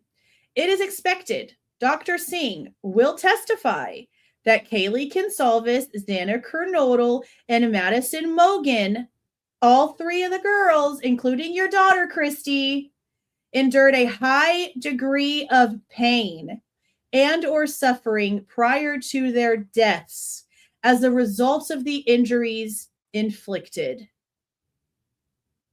Just because you do not want it to be true does not make it not true. Just because you don't want to think about the fact that your daughter might have suffered and been very aware as horrible as that thought is, I get it. Oh, I get it. But as horrible as that thought is, that's not the truth. And this is what happens when you don't read documentation and you come out here on some hearsay shit from third-party people who only care about how important your story makes them feel. When they actually don't give a shit about you at all. That's what happens. Have they learned their lesson by this interview and the person's channel that they're on during this interview? No, they haven't. They probably won't ever. Clearly she was out of it. Yeah. Man. So, yeah. My heart breaks for you guys, man. I just hearing all this, it's just like it's so much for a parent to take in and just to know that you were left in the dark for so long. I don't know how they could justify keeping, what happened to your daughter under a gag order. I'll tell you one thing. It's lucky that Thompson is, 70 some years old or he would be done. I would rally this whole. Yeah. To get him out. Did he retire yet? Never. How many times are you going to threaten this old elderly man, Steve? I mean, I don't like Thompson either, but every time this dude gets in front of a camera, he threatens Bill Thompson. I'll tell you one thing. It's lucky that Thompson is, 70 some years old or he would be done. I would rally this whole. Yeah, to get him out. Did he retire yet? Never, ever. He's not retired yet. No, not yet. He's still got 2 years on his term or something. Is he really? Yeah. Becca, where you at, Becca? You're going to have to make another report. I fear it needs an attachment. What the frick? Threatening everybody left and right. And we're like, it'd be my life mission to get that man completely ran out of town. Yeah. Can't say I blame you there. It wasn't the first time he did something like this. I told you before we started that I was going to play a couple clips and kind of get your reaction. Okay, watch how to them. I want to play the first one right now. This is Steve and Scott Reich at CrimeCon. It's super short. And by the way, that's not Kristi's tummy. That's the dog snoring. Yes. Dog will bark if we She's don't. a snorer. We love her. We love her. Okay, so here it is. I'm going to play it really quick. Speeding and they give you a defective headlamp, right? We're talking murder where you're going to spend the rest of your life in prison. Alfred plea. They wanted to do an Alfred plea, and we were like, I rallied everyone. It's like, we ain't doing this. I wish. So that caught the attention of one of my friends, Salty Sleuth. She's in chat. She said, will you please ask him about the Alfred plea? So what? Oh my God. Please ask him about the Alfred plea. Not ask him how he knew ahead of time to rally around people, to take away someone's right to keep their innocence.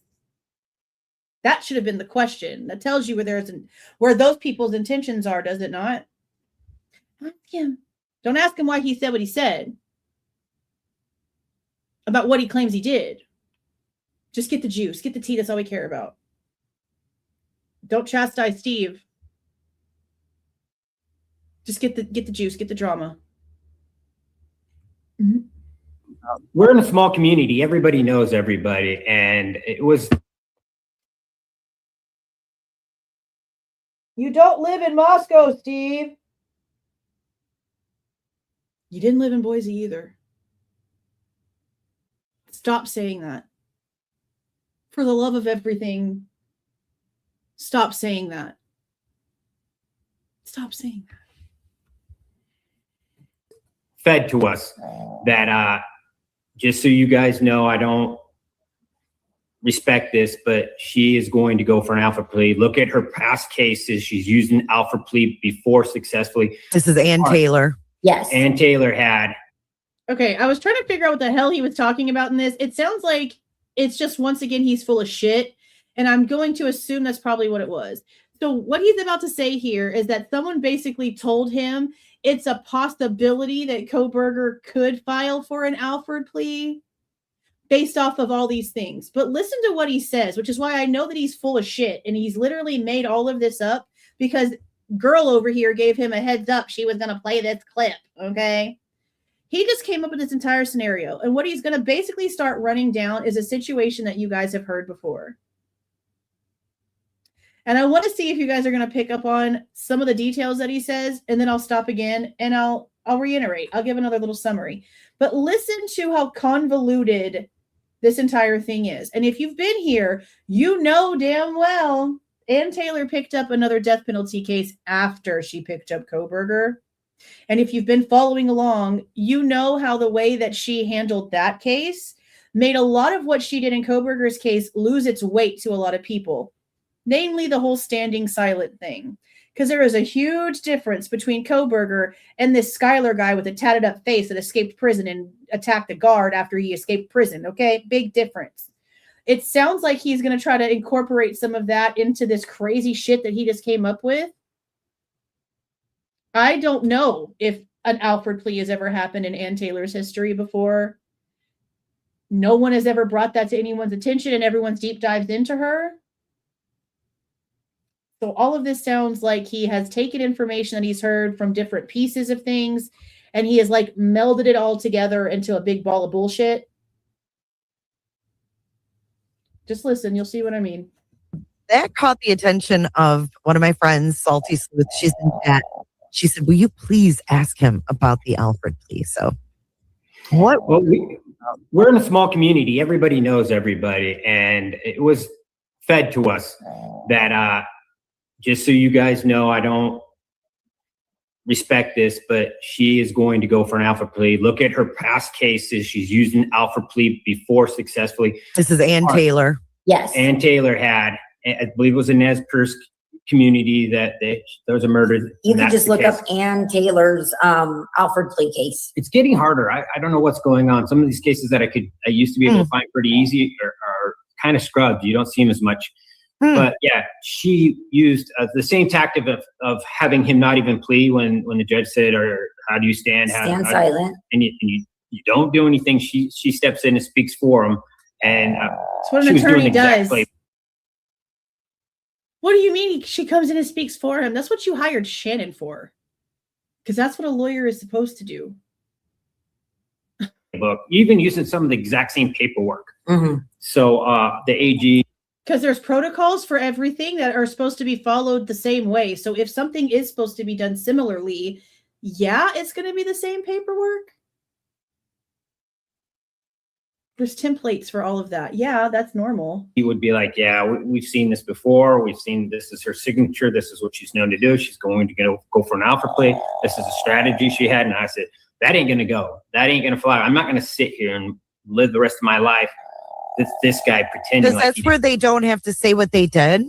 Yeah, no, right. That's where they presume they basically don't have to take ownership of what they did. So they say you have too much information. I can't fight it, but I'm still not admitting it. My innocence. It's very weird. But when it's not weird at all. It's not weird at all. It came to us that they were doing a plea deal, which came in on a Sunday afternoon in an email. Now, again, that portion is true, but they also had a heads up on Thursday to get together for a last minute meeting on Friday at noon, where it was originally brought to them congruently in a Zoom meeting. So while they did get the confirmation on Sunday, that's not when they first heard about it.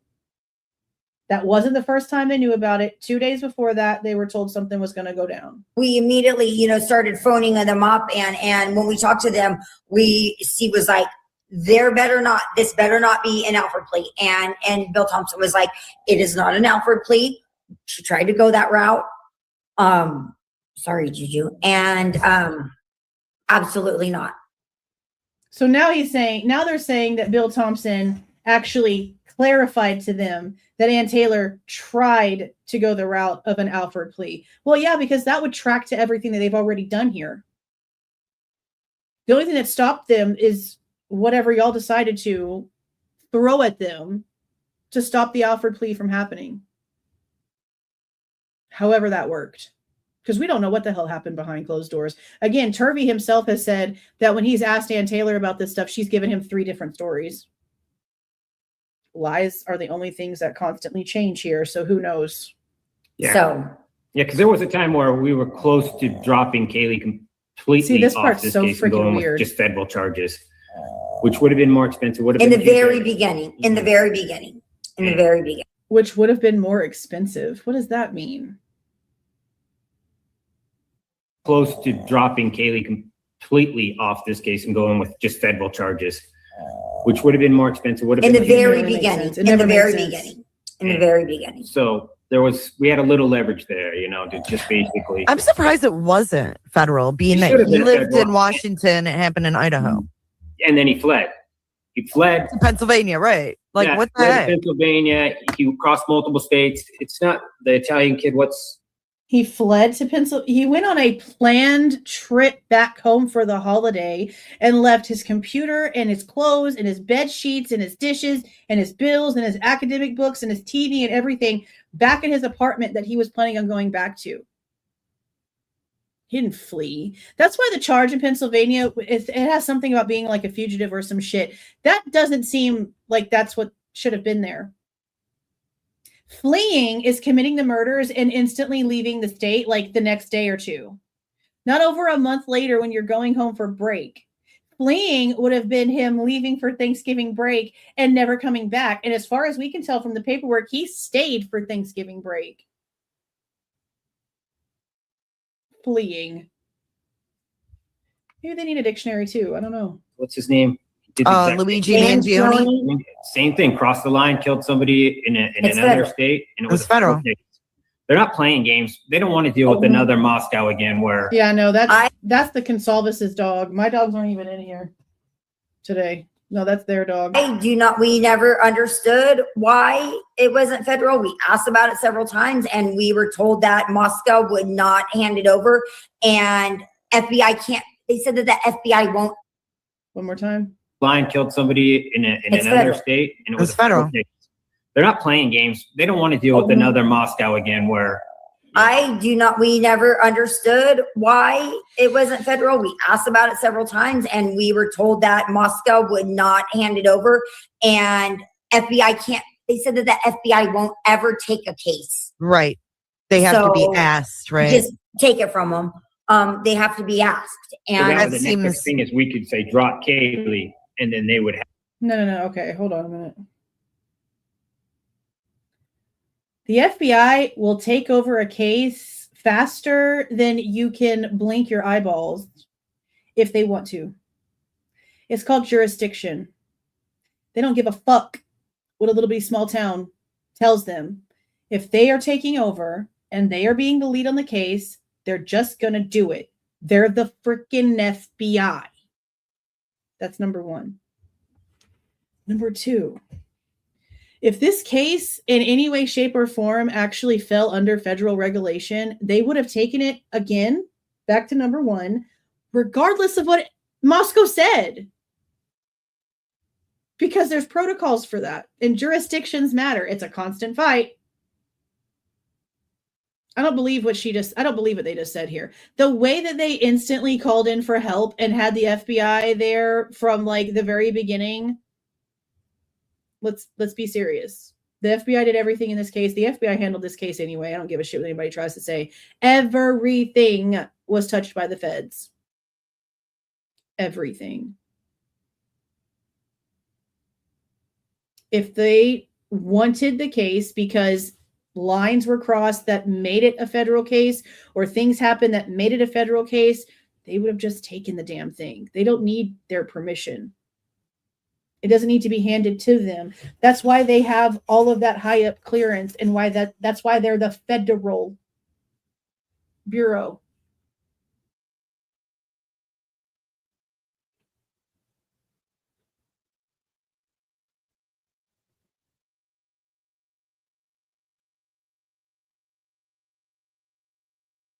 Now, while we have seen small towns be arrogant, egotistical,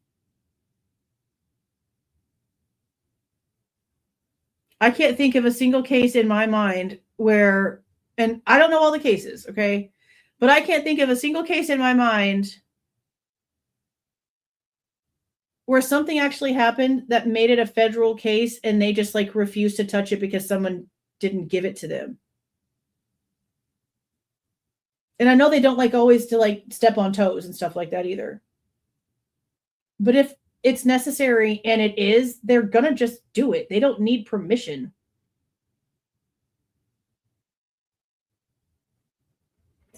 I don't know. I don't know his way of thinking. I don't know why he keeps saying this whole thing about Kaylee being removed from it and it being a possibility for them, because I don't see how you could separate the charges either, considering it all took place in one event.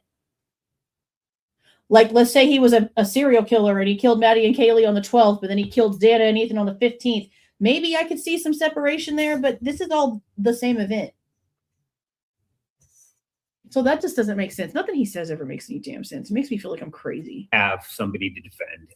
And I think that's why that's one reason why Thompson never went after the stalking stuff, is because those could be federal charges that had, I think, twice the amount of time they could give him.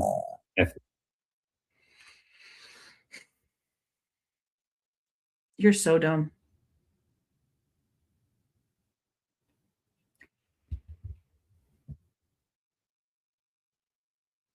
There is no way ever that there's a murder case where they can prove stalking, which proves premeditation, motive, all the things that lead up to a murder, and then just choose to publicly tell the public that there wasn't any stalking involved if there actually was, while also saying they can't put him in that neighborhood and they can't connect him to that house.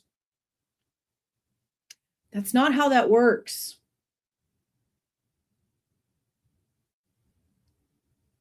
That's not how the fuck that works. What do you mean? Stalking is such a low-level charge that the fact that he's trying to make it seem as if the feds would make it... What are you even word vomiting right now?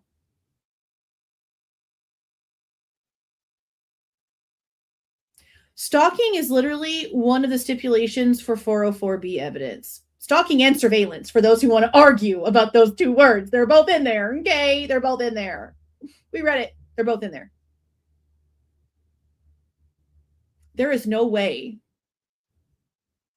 that if they had stalking situations actually being part of this against Kohberger, that they would just pretend the shit didn't happen while they have literally nothing else. That's another thing. They've got nothing else. So don't you think that if they actually had real definitive proof of any of that, they would have kept it? Who told him all this cockamamie bullshit? Who told him all of this? The same useless lawyer that they've been paying all this money to for years now that has done nothing for them? Was it that guy? My God. With a federal charge of stalking.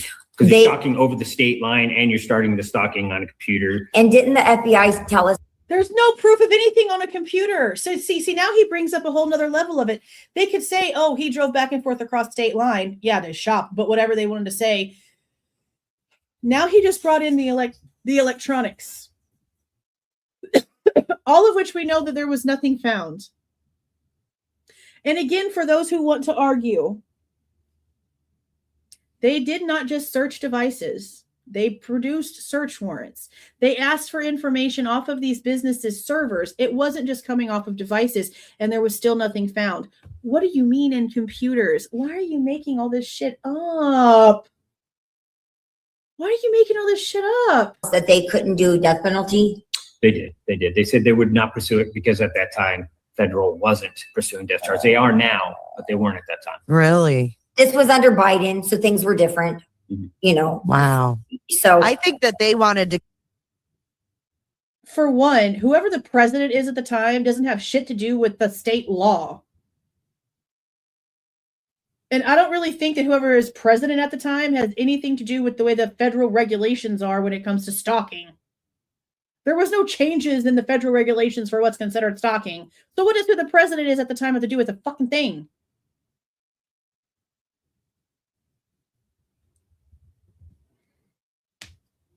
I need to hibernate.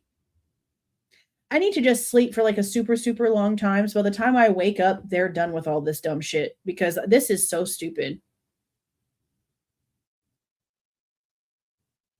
They literally will just say anything to say something. Just talking to talk. Keep control of it. Talking to talk. They did. Yeah, they did. They did. Because once it's in the Fed's hands, they can't say shit, right? Yeah. And then whatever's put out is put out. But they had total control, and we're meeting with the university, giving them updates, right, every day in the beginning. They were part of the gag course, order. the university. They were part of the prosecution. They were part of that prosecution, and they weren't part of the gag. So U of I was actually excluded from the gag order. But somehow my lawyer, my private family lawyer, who wasn't even in any part of this investigation, was held. And he was the first one. Duh, you just said exactly why he wasn't privy to anything. Because he's not part of the case. He's your private attorney, and you're not facing any charges. He wasn't representing Kaylee. He was representing y'all. You just explained exactly for why in your complaint. Say, you got a leak. He fought it. He fought Thompson, you got a leak. That's Shannon Gray, right? Yep. Yes. There's a leak in this office, and you need to do something about it. They don't do anything, and it leads to a plea deal because we got Dateline on TV blowing the whole case up with all this evidence that's coming out before trial. Blowing the whole case up. They didn't give you any information in Dateline that blew a damn thing up. The 2 interviews that were done with investigators after the plea thing and the gag order was lifted, 85-90% of the shit that was said in Dateline wasn't even true according to the investigators. Remember when they tried to say that Kohberger sat down all full of blood in the chair in Xana's room, and Gilbertson was like, there's no proof of that. We never said that. No. What do you mean Dateline blew up the case? No, it didn't. Are you the leak? Did you give them some fake information and somehow it got filtered and now you're taking responsibility for it somehow? I mean, probably not, because we know that they're investigating stuff, and obviously they found something to get them to investigate both sides because of all the stuff we've heard here recently. Shit didn't blow up nothing. You are out of your mind. All it did was prove that someone's running their mouth because like 1 or 2 things were factual.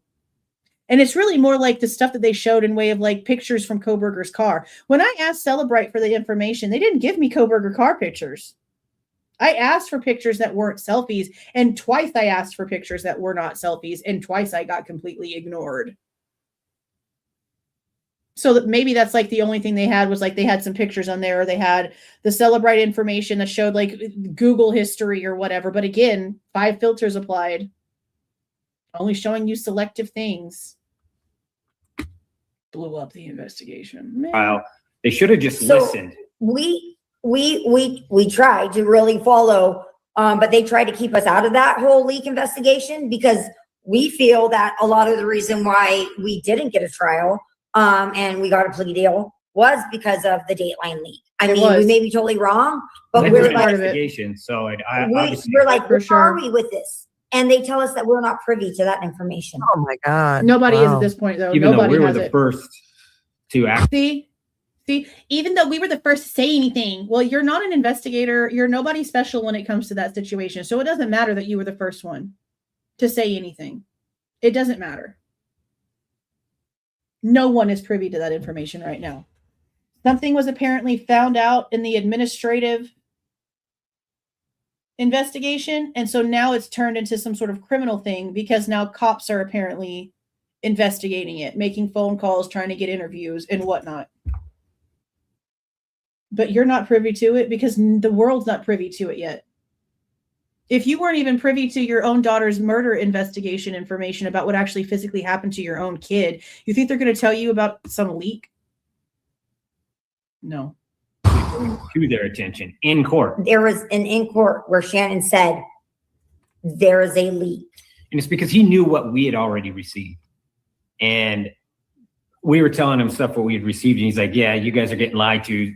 Some of the stuff now. And then he's like, I can't believe you guys knew about the sheep. I can't believe you guys knew about the DNA. Can't believe you. You mean you can't believe they knew about stuff that was being talked about on social media? Is that what you mean? Interesting. And you knew there was no hit and killed us. And I was like, this is a small community. They told us that. Like they were telling us stuff. They told the public about the CODIS thing. So they try to say that he knew about that ahead of time. There's no proof that he knew about that ahead of time. None at all. There is a leak. And it's because he knew what we had already received. And we were telling him stuff what we had received. And he's like, yeah, you guys are getting lied to, some of the stuff now. And then he's like, I can't believe you guys knew about the sheath. I can't believe you guys knew about the DNA. Can't believe you knew there was no hit and kill this.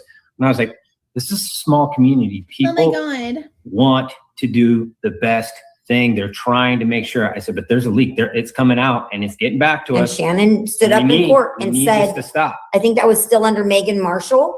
This was 3.5 years ago. I went back in. I'm going back in and I'm trying to make sure that like all of the hearings that were out there on the internet that happened before I started live streaming and like knew how to do all that stuff. I'm going back in and I'm recording them all in full. And I just went through and recorded the one where Shannon Gray was in court in Latah County. So I bet you that's the one where he says something, because I do remember there being a conversation about the gag order and a bunch of other stuff. I feel like I just listened to this a few days ago. Wow. Just laughed us off. And here she is, totally wrecking the case in the end. Well, Bill Thompson got up and he spoke and said that Shannon is blowing things out of proportion. So I wish people would hold him accountable. Those are all records. And I've read them 100 times. That's all there. Yes. He's terrible. It was at CrimeCom. Some prosecutor stood up for Thompson. I got so angry at this thing. She just left. She just got up and walked. Someone stood up for Thompson? Which means that he just like verbally assaulted someone at CrimeCon to the point to where they turned around and left. Is that what we're hearing? Were you drunk, Steve? How long was it before or after the Crime Talk interview? Asking for a friend. Terrible. It was at CrimeCom. Some prosecutor stood up for Thompson. I got so angry at this thing. She just left. She just got up and walked. Someone stood up for Thompson? Look at her face. Yeah. Look at Kristi's face. She's so gross. Some prosecutor stood up for Thompson. I got so angry at this thing. She just left. She just got up and walked. Someone stood up for Thompson? Yeah. She was. Prosecutors don't want other prosecutors being attacked because they've been in that exact situation where they have to make a decision. And I put myself in their shoes. If I had a very difficult case like this with the world watching and I could just go to the other side and say, you want to just make a deal? You want to just, this is going to be huge. This is going to be massive. And anything can happen. It's so easy to get a plea deal. And it just robs all the family and it creates a new wave of killers because the kids never see these people punished. All they see is, they're getting letters written to them. He's got $40,000 on his books. He's on TV. There's a movie about him. This guy was. See, I don't know where is he getting? We know that there's like money on Kohberger's book. Something about it was said in the courtroom. Where in the actual shit are they getting that $40K is sitting just in his commissary? I've not seen that punished. All they see is, they're getting letters written to him. He's got $40,000 on his books. He's on TV. There's a movie about him. This guy was a loser. No girls liked him. Then he kills these people, and then they're sending. That's not true. We went over this already. I think yesterday I said something about this. Not true. Easily able to get numbers at the pool party. Homegirl handed him her phone to put her information in. Chick liked him. Wanted to date him. He wasn't feeling it. Some girl, probably the same one, I think, has her apartment. Something crazy happened in her apartment. She calls him over to stay the night with her because she feels safe around him. Walmart surveillance shows him walking around with the girl. They're laughing, they're talking, sipping coffee, walking around the store.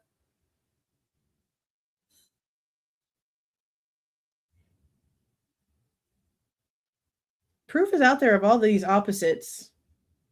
And they stay to this weird Ashley Banfeld incel narrative. It's gross.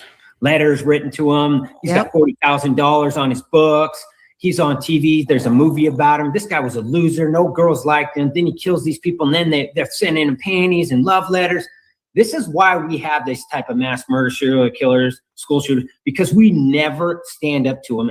And we still have some people now still defending the guy. It's And they get this notoriety bullshit. Yeah. You know? And I honestly think that judgment needs to be a lot swifter. I mean, somebody should.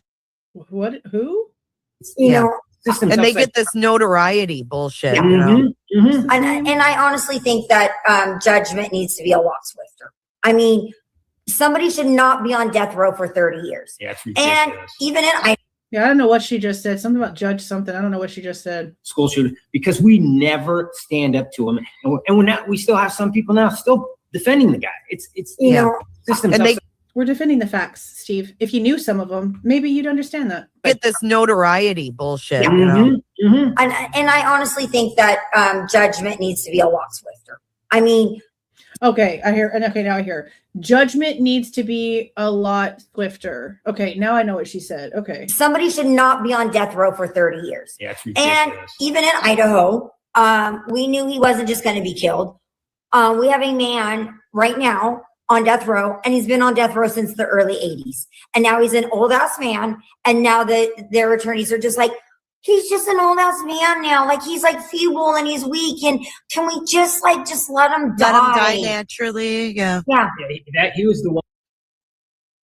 If you've been here for a while, you know how I feel about the death penalty. Some people just don't need to be allowed to be breathing. You know? You do some shady shit to a kid. You murder somebody. You rape somebody. You do something to an infant. You deserve to be tortured to the fullest extent and bled out until you dry, in my opinion. I support the death penalty when it's needed. I know it's flawed. But there are still some people that just do not deserve to breathe. So, that being said, I do agree that the death penalty should not sit there and take decades. If it's something that is proven, if there was no reasonable doubt, if we know for a fact, and there are plenty of cases like this, that there's not any shady shit, it's straight to the point, it's concrete, it's definite. Like Athena Strand, he shouldn't have been allowed to live more than a few weeks after he was sentenced. End it. End it. What should we be supplying him 3 hots and a cot for with what he's done? End it. I agree with the statement. When it's necessary. When we know that there's no possibilities.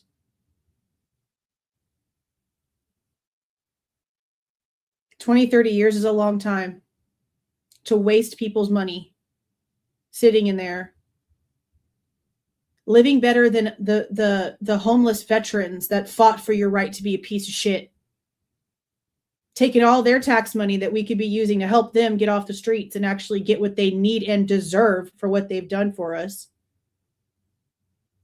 We don't feed kids free lunch at school, but let's feed and medicate up a felon who murdered 3 people, raped a baby. Let's do that.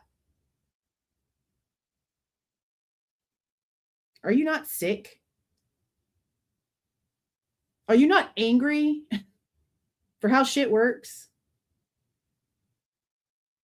I am a bit angry. Long time.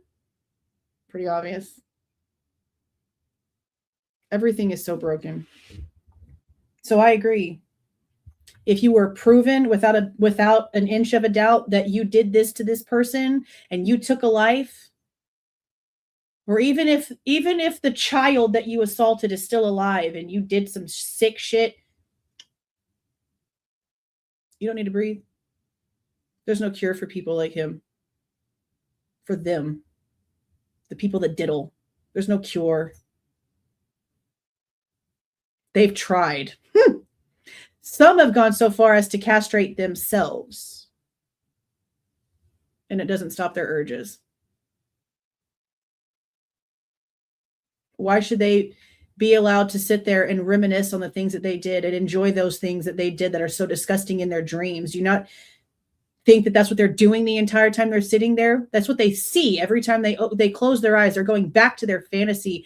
End it to where they can no longer have those dreams.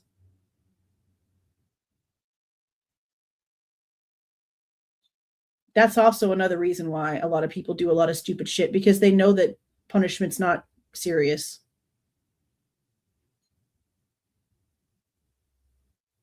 I mean, we've got like 6 and 7 year olds holding other 6 and 7 year olds down to do shit to them in groups. 11-year-olds, 12-year-olds walking around with AKs, robbing banks. True stories. Look it up.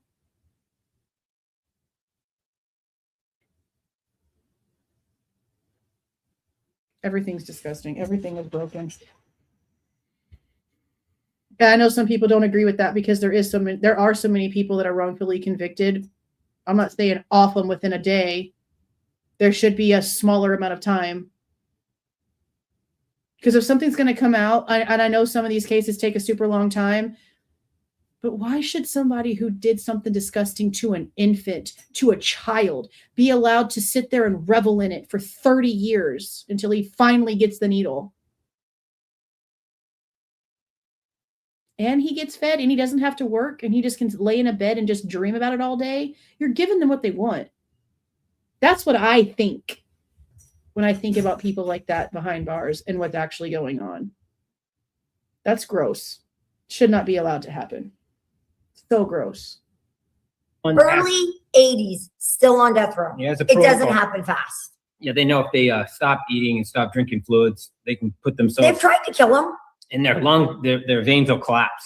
Lethal injection. They've tried to lethal inject this guy. I think twice. No. It's they've done it like 2 or 3 times in the same day. Oh, and they can't get it. Oh, they tried 12 times. Thomas Creech, they tried 12 times. I remember that one. Yes. You can't put them down. And that's why we brought in the firing squad, because we know they've got this protocol now. They share it. These anti-people who don't believe in the death penalty will go to these people, write them a letter and say, hey, get off the salts, do this, and guess what? They won't be able to get a vein inside you. They will just fall. They will collapse. I'm sorry, even being the early 80s, and I believe he's the one here in Idaho that also has killed somebody in prison. If I'm not mistaken, there is somebody on death row that also killed somebody in prison. But I think it's this guy. And another person got life sentence and then escaped during COVID and then went and killed multiple people as well. That's the Skylar guy that we're not better off with these people sitting on death row. You're lying to yourself. Yeah, it needs to, and I get it. There's appeals, but what's the holdup? Why is it taking? Why do these appeals take so long? I almost feel like they use. Why do these appeals take so long? I guess what she's talking about is like if there's something worthy to write an appeal for, that says a lot. But if like nothing is happening on a death row conviction and all the evidence was presented and there's no alternate suspects and there's nothing to fight and it's like quick done and over with, not drug out with secrecies and bullshit like this one, like Delphi, like a lot of them are. There's a lot of cases where there's no question. There's no secrecy. There's no shady shit. Humans are evil. Evil shit happens that is just concrete, to the point, black and white evil and deserves punishment. Not every case. Obviously, there's problems here and in a lot of them. But that's not all of them. It's not all of them. Multiple people as well. So we're not better off with these people sitting on death row. You're lying to yourself. Yeah, it needs to, and I get it. There's appeals, but what's the holdup? Why is it taking? Why do these appeals take so long? I almost feel like they use the death penalty a lot of times as a bargaining tool, not really like they intend to use it. They do. They use it as a scare tactic. They do. They will say they're going to give you the death penalty to make you cave. They do. There's also a reason why a lot of people plead guilty to get not the death penalty, because they use it as a scare tactic. Exactly. But they just throw it out there just as a bargain. Prosecutors have something to hold over you because they don't want to do the work. And if you could tell a person, just make a plea deal and your job's the same, you get the same. Thanks for the 2 Debs. I just now saw this. You got to believe the car had to be there. Like about it, like in everything that they're saying about the car is such bullshit. It literally tells you that they have not sat down and looked at anything in way of what the FBI actually has in the documents that were supposed to go to trial, the timestamps for the other cameras, the paper trail that they ended up completely removing that doesn't prove anything. It doesn't. And another thing, I'll say this. Another thing that surprises me about the way that he's acting like, oh, they knew all these things, there must be a leak. That doesn't necessarily mean it's a cop leak. It doesn't mean that it was ever a cop leak that was telling them stuff. We know Jack DeCour got them the cameras. We know that even though we know from Olivia and her own mouth that the girls have not spoken to them, have left them on red from day one, and they have not spoken to them. That doesn't mean that other people that knew the girls and talked to the girls don't now talk to Olivia, don't now talk to Kristi, don't now talk to the rest of the family over there. A lot of them now talk to each other. So him knowing something about, I don't know, a sheath or anything like that, we know Dylan walked up there.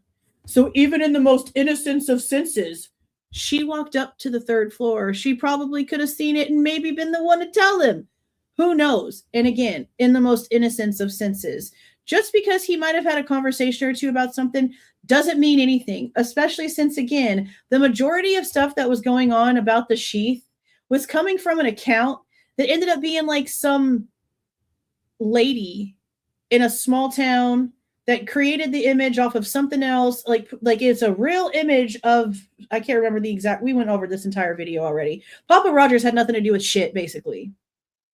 It was paper trail. They found other things online that Papa Rogers account was talking about in way of like their own local politics when it comes to the school district where they live. There was some comments left. And then there was something filed with the court system in that exact same district that had the same person's name. So the paper trail to who Papa Rogers was has already been identified for the majority.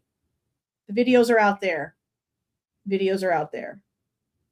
And also the fact that we were told Papa Rogers doesn't have anything to do with Kohberger. And for some reason, some people still wanted to take Papa Rogers as a real thing that had something to do with Kohberger and run with it. Regardless of what was said, regardless of what was found by other people that are not law enforcement to paper trail this account. Some people still want to run with that, and I don't really quite get it. They need him to be some boogeyman that we're doing all these secretive, crazy things. They need it. It's very odd. Very amount odd. of pay. It's a win. It looks like a win for the You prosecution. tell your community you did the best thing. You saved everybody money. Well, no, not if that guy leads and inspires another generation of killers. And people have already been inspired by BK. So yeah, I don't think he had any accountability that he should have had. I feel like, well, let me ask you this. If sentencing would have went differently where he had to speak, do you think that you'd feel differently about the sentencing? Yeah, we could have right to have say-so on, okay, well, don't just be a complete. If Kohberger were to have spoken at the sentencing, it wouldn't have given you any additional say-so or rights to change or have a say on anything, Steve. That's not how that would have worked. Layover lapdog. If you're going to go, because we have to respect the other families. And if we lost and there's 3 other families that. You weren't respecting the other families when you came out here telling lies about Xana and Ethan to where for 2 years, everyone thought Ethan's cold body was behind the door, blocking it from being opened. And that's why the girls called somebody over to open the door because they couldn't strongman it open. That bullshit came from these people you see on the screen here. Namely, the girl. Because she talked to Drunk Turkey, and that's where that shit came from. Want that. We're the only one against it. We made that decision by not pulling Kaylee out that we'd go with the majority. So there we are. And he doesn't have a majority, but at least you can leverage. Tell us where the knife is. Tell us where this kill kit is. Where did it start? When was the beginning of the... Why do you keep imagining a kill kit? Steve, every freaking black backpack that you have done this about is a beer backpack. The black backpacks in the house, beer backpacks. The black backpack outside, a bag for beer, a cooler bag. Why do you keep talking nonsense about kill kits? There is no freaking kill kit, sir. Oh my God, stop. And for our kids. He could have said things. He could have described what happened to Kaylee. And then there could have been no. He can't describe describe what happened to your kid if he didn't do it? Ever think about that? Probably not. Nobody could have. I mean, there still would have been some like things that nobody else knew but him. Yes. Prove it. And that would have shut down a lot of the naysayers. Probably 90%. Right? If he would have actually came out with details, this would be a completely different live today. We probably wouldn't even be discussing the fact that they're talking. We would be talking about a completely different case today. If Kohberger would have come out and give a detailed explanation, gave actual facts to things, this would be so different. We're following the evidence where it goes. And if one day it eventually leads to Kohberger, then so freaking be it. You can't say we weren't diligent in the truth. If he would have come out and said some shit, this would be different. He can't sit here and pretend like that's not true either, because there's a huge difference between Richard Allen in a fit of a psychosis because of the torture he was dealing with in that freaking prison he was being held in before court. All the meds they were pushing on him. Falsely confessing 1,500 freaking times. I don't know the real number. It was really exaggerated. But all the times they claimed that he confessed, and none of them were real. None of them were real. And just standing up and saying yes to some stupid questions, that's not a confession to anything. That's not answering to anything. That's not giving any answers to anything. So no, he can say whatever he says. Oh yeah, maybe like 90% people would still be blah, blah, blah. If there were for real details and suddenly they had a knife, this would be a different show. Damn straight, this would be a different show. They would have said somebody else was with him. We're living through this. Oh, I hate crap. And yes, it would have helped because we did know that he would we wanted him on death row just because of the lifestyle, but we did know he was going to sit there forever. And it was very likely that he died naturally before he actually got. What is it? Does she mean the fact that they stay in like some sort of solitary type? So they didn't want him on death row because they actually wanted him dead. They wanted him on death row so he'd be confined to like solitary and be alone. That's how that sounds. He would we wanted him on death row just because of the lifestyle, but we did know he was going to sit there forever. And it was very likely that he died naturally before he actually got the firing squad. So I remember your t-shirts, man. You guys were. That's why I used the picture of them I did on the thumbnail. Yeah. You guys were ready. You were ready to. Yeah, we got law. We worked with legislators to get laws passed because what happens when a crime like this happens and you do get an outspoken family, other people, legislators included, say this might be the face that we need to get that law that nobody wants to. The firing squad in our case. Firing squad. We've been trying to get somebody to pick this up and do something. Now we got somebody. So did you guys have something to do with that being? Steve worked with one of the legislatures. Yeah. It was already in the works. It was already in the works. So he didn't, and but you were like, I back this. Yeah. Yes. Exactly. And then Olivia went on and changed the law too, that once we realized that some of the things we thought were going to be protected weren't, then we're like, another family shouldn't have to go through this. Let's spearhead this. Make sure this doesn't happen.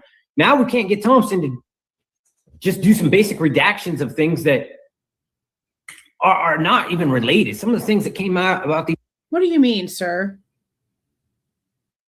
So you're sitting here complaining and saying that you wanted to make sure that crime scene photos didn't get released, but now you're saying you are having trouble getting Thompson to redact certain things. What is it? Discovery that's needed for the WSU lawsuit that they're trying to get from them, subpoena from them. I wonder if that's also what's been a holdup with these unsealing of documents, because subpoenas are going in for information from the WSU lawsuit. Like you just know it's happening. So what does that mean? Make sure this doesn't happen.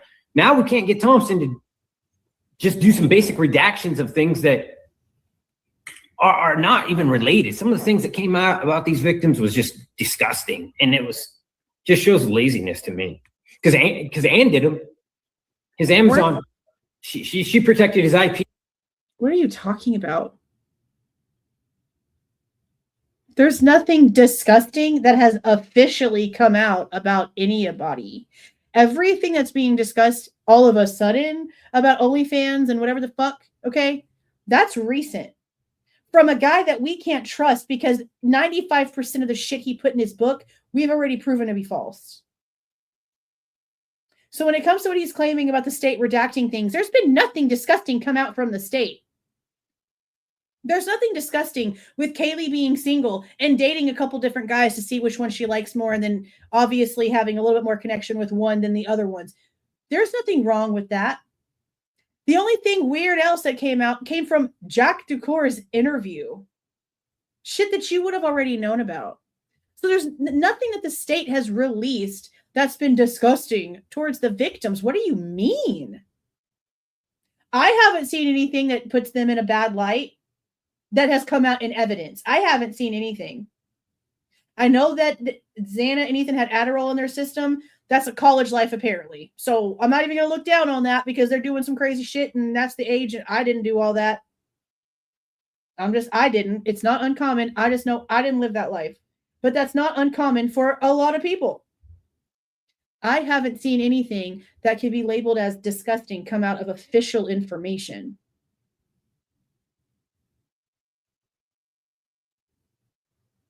I don't know why he keeps saying that kind of stuff. What are you expecting to come out, Steve? See, that's what I'm worried about. Not really worried. It ain't my business. I don't got nothing to be worried about. But I wonder if that's what he's worried about, is that there actually is something else in there that he knows is in there. And he's like bracing himself because he knows eventually it's going to come out. It hasn't come out yet because we haven't seen anything that falls into that category officially.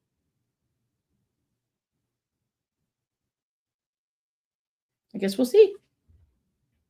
The address, and I guarantee you that IP address will never go back to that house. So Kohberger's IP address in his Amazon account was redacted? But she's charged with $200 per hour. She made $2 million. They are so ADHD, like worse than me. The IP address, as far as I understand, at his family's house was redacted.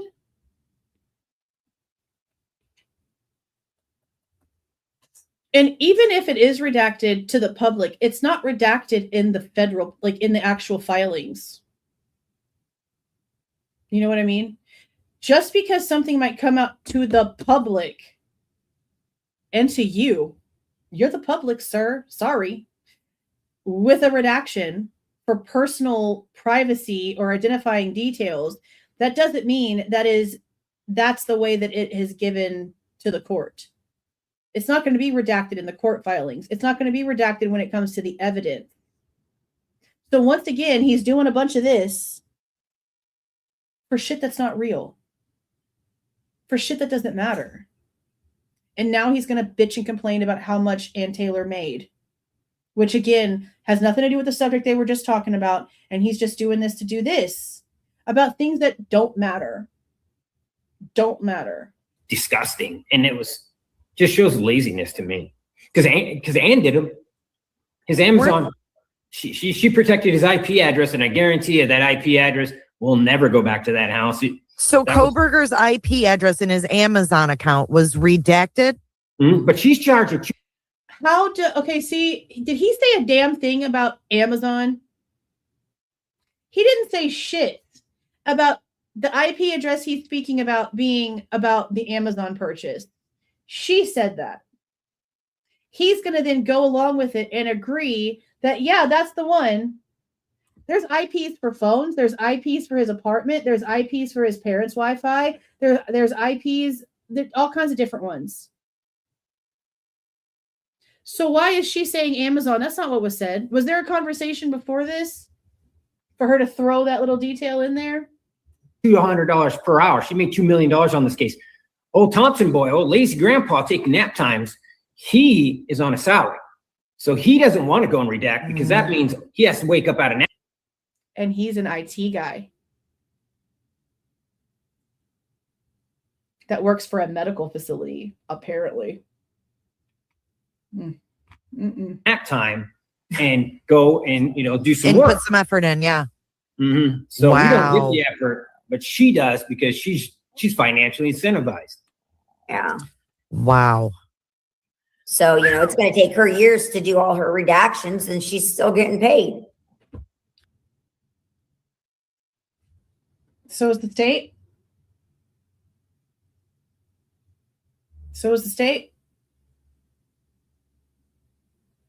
And maybe if the judge was actually making them get off their asses, or maybe if you weren't wrongfully filing a lawsuit with WSU causing corruption here, because that's also what's happening. I think I'm on point with what I said earlier. With what's happening, they're subpoenaing the courts for documents and things that they need to prove their point over here with WSU. So if you notice, the drastic slowdown happened around the time of the rumors being started about a lawsuit. It continued through today because we've only gotten the very last drop of information, and that took them months. Something tells me that subpoenas are going in and they're having to pull documents that are out of order from the court unsealing system and having to do redactions and go through other documents for this lawsuit, and probably also the EWU MPD lawsuit, because there's evidence files and things that were used in the case that MPD is now being sued for because of the bullshit they're pulling with redactions. So if he wants to talk about redactions, let's talk about all the redactions, not just the courthouse. And honestly, the only other thing I can think about too, when he's talking about like redactions done not the right way, we know when they originally released a bunch of the court documents and a bunch of the forensic reports back in, I think it was April. Was it April? March? Earlier this year? It was after the photos. I know the documents, I think, have like March written on them, but I don't remember exactly when they released. I know we got the ISP drop of photos that didn't have a redaction over Xana's face, and you could see a bunch over here and the stab marks in her arm and the blood on the sweater. I know that. But the reports that came out after that, they had like Hunter Johnson's social security number and stuff like that, like not redacted. So yeah, that's definitely not an okay look whenever you're supposed to be protecting that information. But it's everybody all together that's causing these issues. There's a million different things happening in the background that all these different entities are having to touch. I mean, do we even have a fourth order yet? I need to go check Sarah's page and see, because she keeps track of what gets released versus what we're still waiting on. And I don't know if there's anything left in the third, like in this third one, or if we're done with it and having to wait for the next order. Let me let this play. I'm going to go look up the Idaho website and see if anything was posted. I haven't checked it today. So there's still stuff that she's redacting to this day? Every single thing that comes out that makes Bryan look guilty, that she His can stuff? redact, she's going to. Anything. That's not how the redaction rules work, but go off. Any little. And they don't even little understand thing. what IP addresses are. Those guys don't know anything about IT. Neither do you. And you work in the department of ITness, and I don't understand how you even have a job. You've proven that you don't understand how shit works, even more than I don't, which is saying a lot. And the fact that you keep coming out here and lying about touches that didn't happen should tell everyone how much you don't understand the shit, because you're lying about stuff. So just because Thompson's old, you're just assuming they don't have people that work for their team that know about IP addresses, that know all of the technical stuff. Like, you're the only smart person out there and nobody else knows the shit. That's what you're trying to say? Learn how to use the proper form of there, and then come back and talk to me, okay? Bryan look guilty, that she can redact, she's going to. Anything, any little. And they don't even little understand thing. what IP addresses are. Those guys don't know anything about IT. I'm looking at these docs, and they should have redacted some things, and then the things that they do redact, it doesn't make any sense at all. I mean, your IP is temporary. It's DHCP. He had that like 3 years ago. You would never get that exact same address again. What does that even help him? What's that going to identify at this point if someone has it, right? They're stupid. That's stupid. Well, they think they could hack his PC. They could like go through the ISP. Really ridiculous thoughts. But I don't understand that stuff. So What did he just say? At this point, if someone has it, right? They're stupid. That's stupid. Well, they think they could hack his PC. They could like go through the ISP. Really ridiculous thoughts. But I don't. Why are we talking about hacking Bryan's computer? What's that going to identify at this point if someone has it, right? They're stupid. That's stupid. Well, they think they could hack his PC. They could like go through the ISP. Really ridiculous thoughts. But I don't understand that stuff. So I don't really either. Neither do they. And that's my point. Right. No, but they do, because the freaking federal government even tried to go through the information. Multiple entities went through the information. So you're going to pretend like you know more than the feds when it comes to this? They found nothing because there was nothing to find. Celebrite found nothing after the FBI reached out to somebody else and they found nothing. The guy whose name Joshua, Justin, whoever it is that they kept talking about, the Celebrite people that was there in the audience, he came in to look and there was nothing.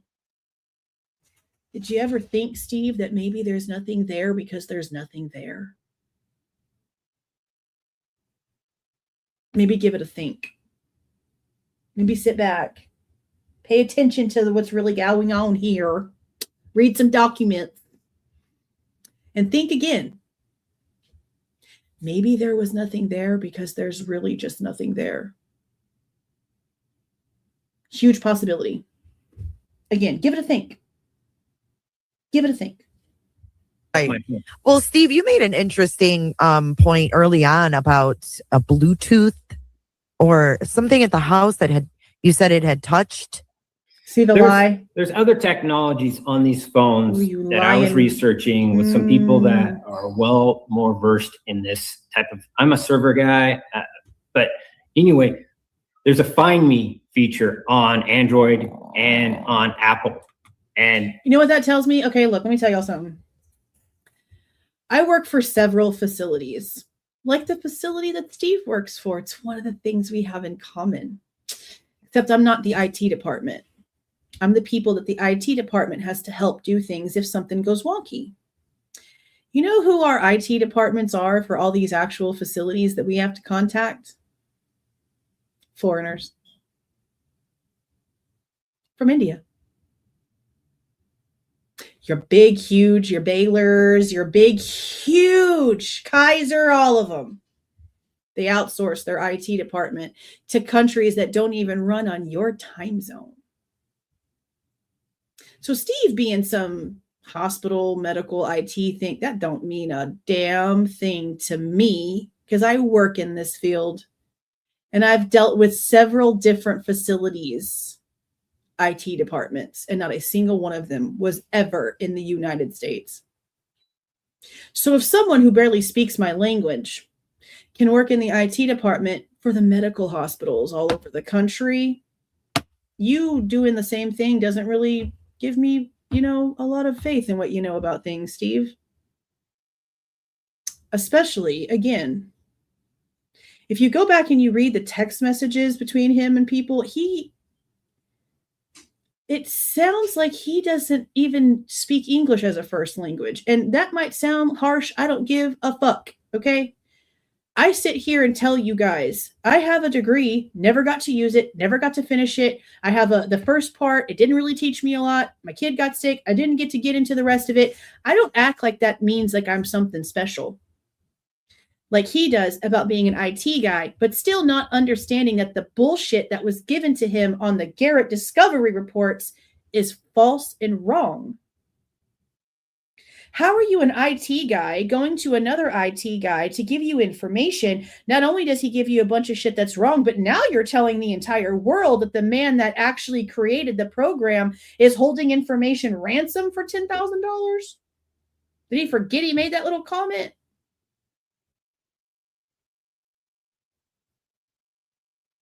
He also admitted he had a bunch of other people looking into stuff. 2 guys that work for him, according to another interview, that work for his IT department. He had them look into some of Kohberger's stuff too.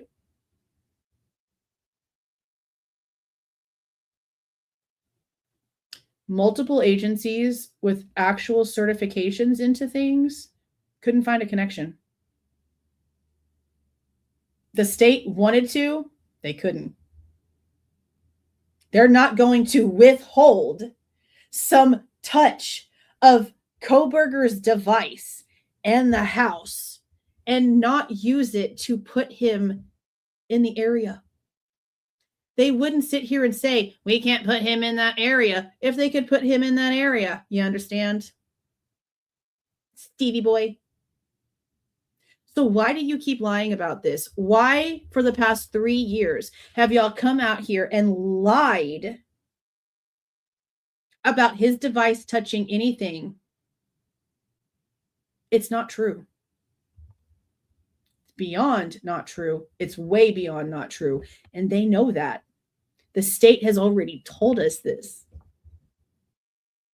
So why continue to lie about things that aren't true while ignoring the real facts? And if the real facts make you nervous, because it means that maybe, just maybe, the guy that you thought did all of this, maybe, just maybe, isn't the guy, because in reality, your answers really are what you thought they were because you're delusional and you're making them all up. Take away the fuzzy. Take away whatever made Dylan lose her memory and come back down to reality for a minute. His phone didn't touch shit. They can't prove he was in that area. His phone did not touch your daughter's Wi-Fi. And see, that's another thing. Not only would they have like the router to like see all of this stuff, but they would also be able to have logged into the account if they really wanted to and just see all the information themselves, because it was all Kaylee's account. I know that on my Spectrum account, I have a list of every single device that is utilizing my Wi-Fi, and I can pause it. I can kick it off. I have to give new devices permission. Now, that doesn't mean everybody's internet is like that, but I know for a damn fact that every internet provider I've had over the last decade, I could see what devices were coming on and off of my servers.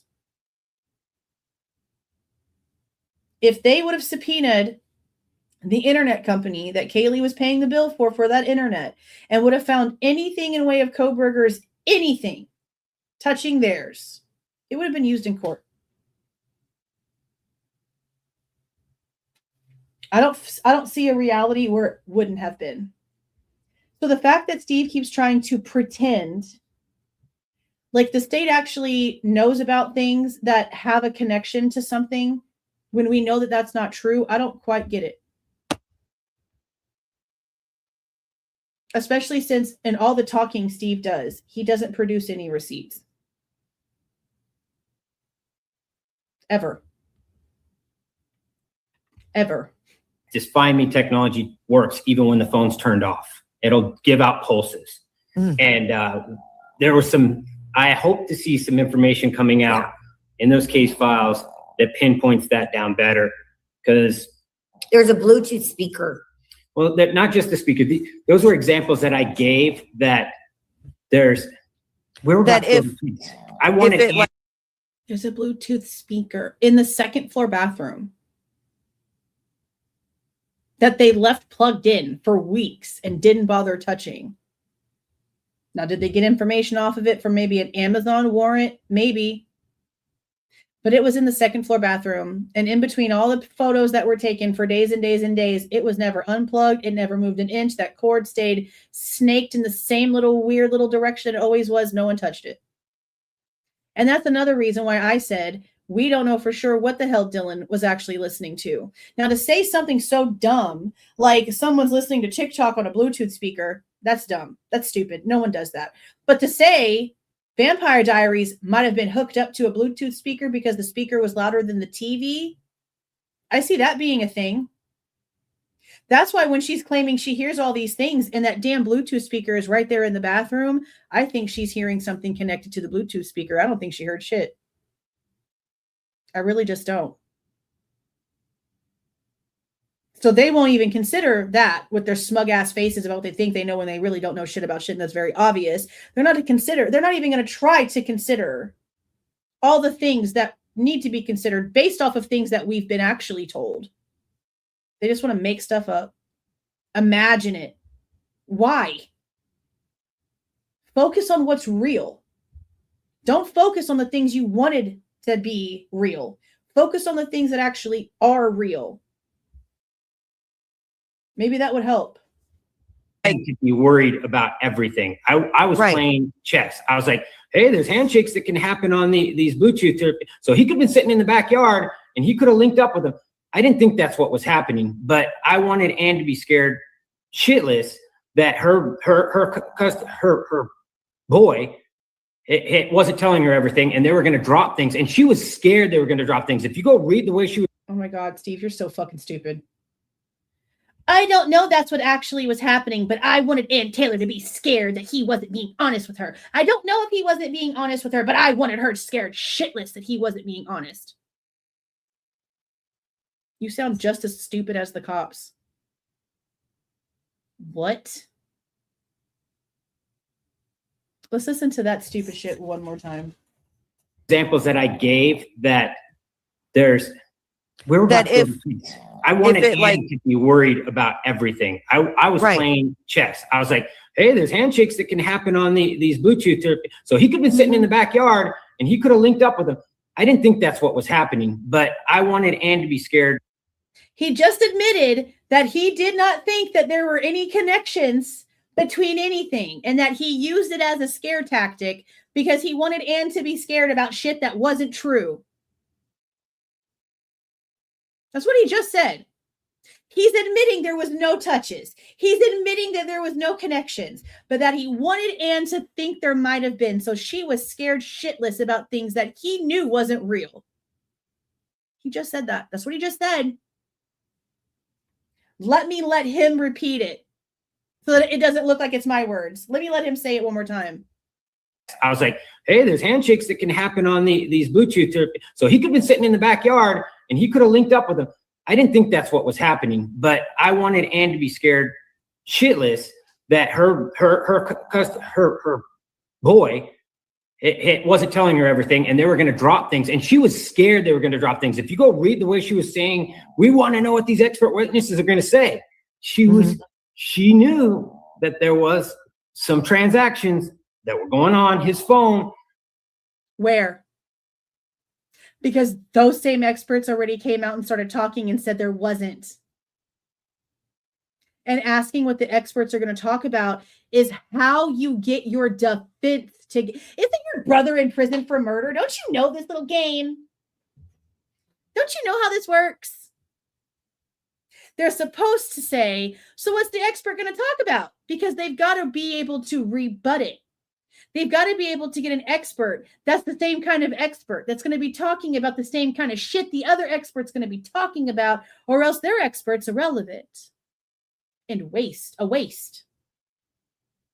What you just said was normal about what Ann Taylor was doing. What you just said about the shady ass shit that you were doing ain't nothing normal about that. But thank you. Please keep talking. Please keep outing yourself as a liar. You do a good job at that. It's like the thing that you were made for, bro. One more time. That her He can't even talk. That pinpoints that down better because there's a Bluetooth speaker. Well, that not just the speaker.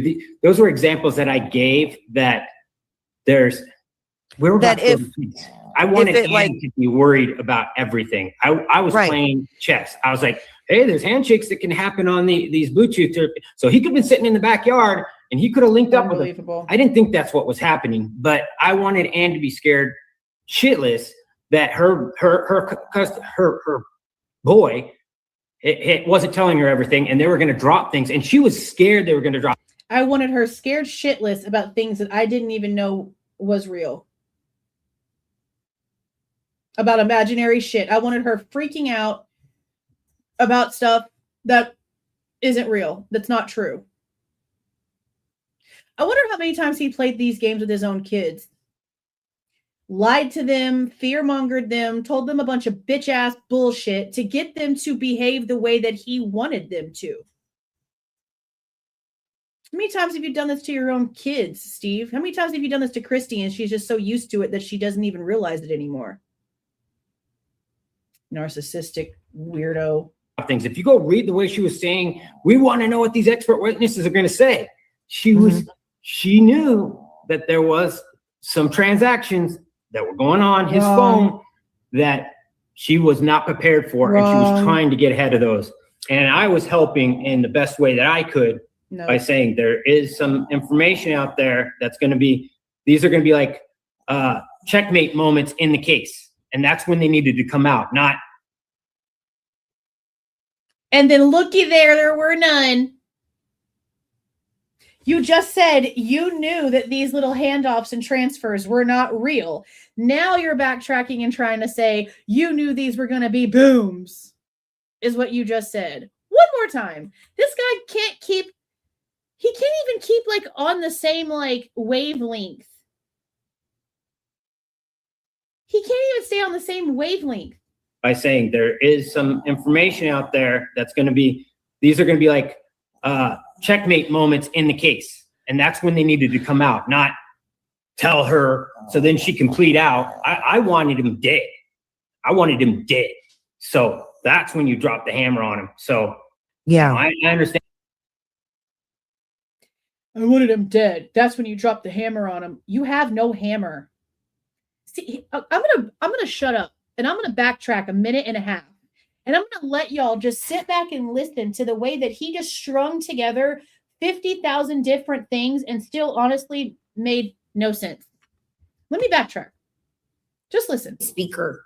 Well, that not just the speaker. Those were examples that I gave that there's. We're that if I wanted Anne to be worried about everything. I was playing chess. I was like, hey, there's handshakes that can happen on these Bluetooth. So he could have been sitting in the backyard and he could have linked up with them. I didn't think that's what was happening, but I wanted Anne to be scared shitless that her boy it wasn't telling her everything, and they were going to drop things, and she was scared they were going to drop things. If you go read the way she was saying, we want to know what these expert witnesses are going to say. She knew that there was some transactions that were going on his phone that she was not prepared for, and she was trying to get ahead of those. And I was helping in the best way that I could by saying there is some information out there that's going to be, these are going to be like checkmate moments in the case. And that's when they needed to come out, not tell her so then she can plead out. I wanted him dead. I wanted him dead. So that's when you drop the hammer on him. So meaning that because you wanted him dead and you're seeing red instead of seeing the facts because you're so ignorant to your own bullshit that you were out there lying to people like we've been saying for 3 years, lying to people about Kohberger's devices having contacts to things, and your dumbass literally just admitted that you didn't think that that's actually what was going on, but you wanted her to be scared about shit that wasn't real.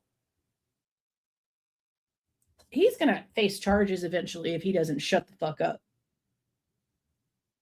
He's threatening Kohberger. He's threatening Bill Thompson. And he's admitting that he placed a whole bunch of false bullshit in front of the defense attorneys, in front of the state, in front of the investigators. That's tampering with an investigation. What do you mean you wanted her scared shitless? So that's also intimidation? Keep talking, Steve. It's like my birthday. Keep talking. Dumbass, my God. Not tell her so then she can plead out. I wanted him dead. I wanted him dead.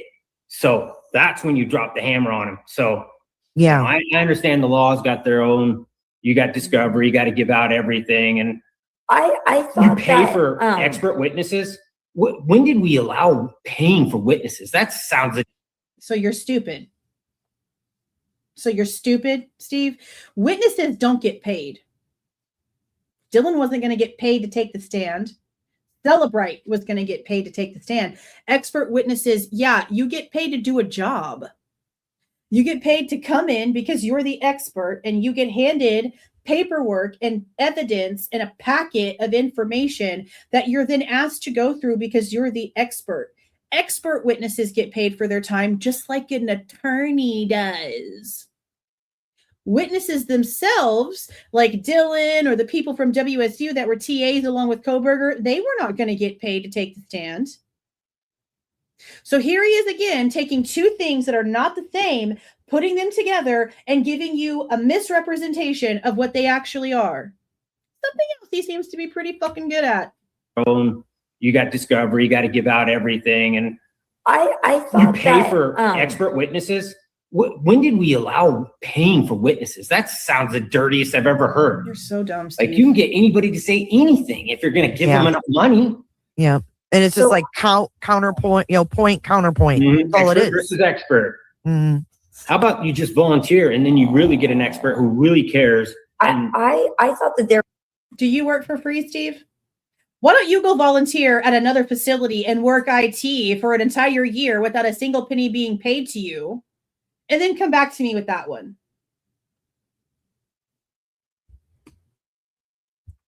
There were some sort of pings showing that his phone at it's like I don't know, I think it's a beacon. Trying to connect. But it basically ricochets off various devices and can say, hey, this is where I was last. I'm going to say beacon. This is the last location that I've known. And then every 30 minutes, I believe the Android will pulse and say, hey, I'm here. I'm here. So then you could say, oh, I've left it at the bus stop. And the bus stop, that's where my phone is. And you go in there, look around. That's if you activate it, Steve. That's called Find My Phone. And you have to activate that.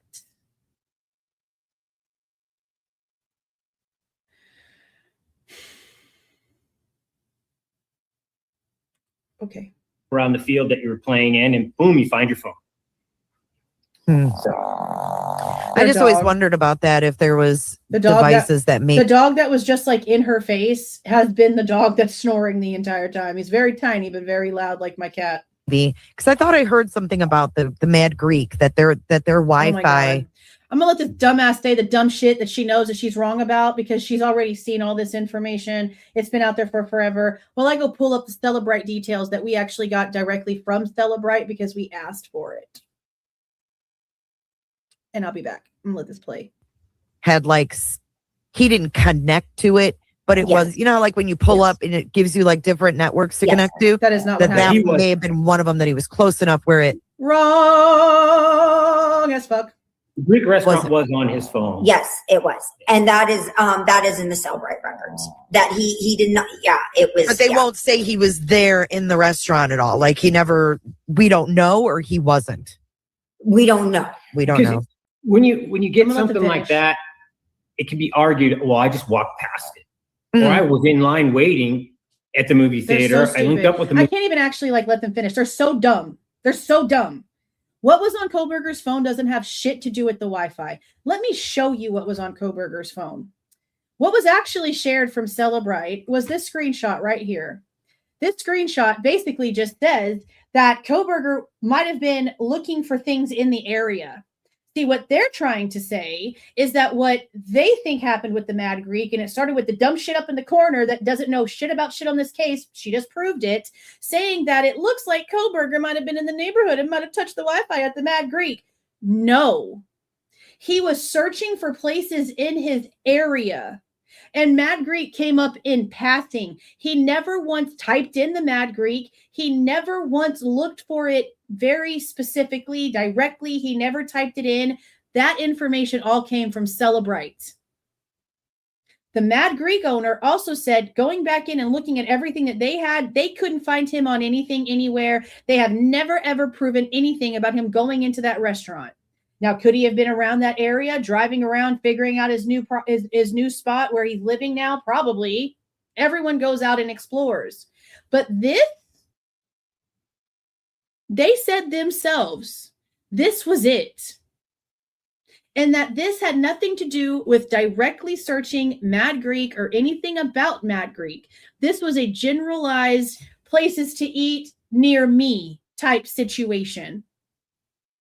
And they just turned something that has nothing to do with direct connection to Wi-Fi into something that is now a lie about direct connection to Wi-Fi. No, this is not Kohberger coming down the road and happening to have his Wi-Fi on his phone and connecting to the Mad Greek Wi-Fi. That is not even close to what the hell they tried to tell us this was.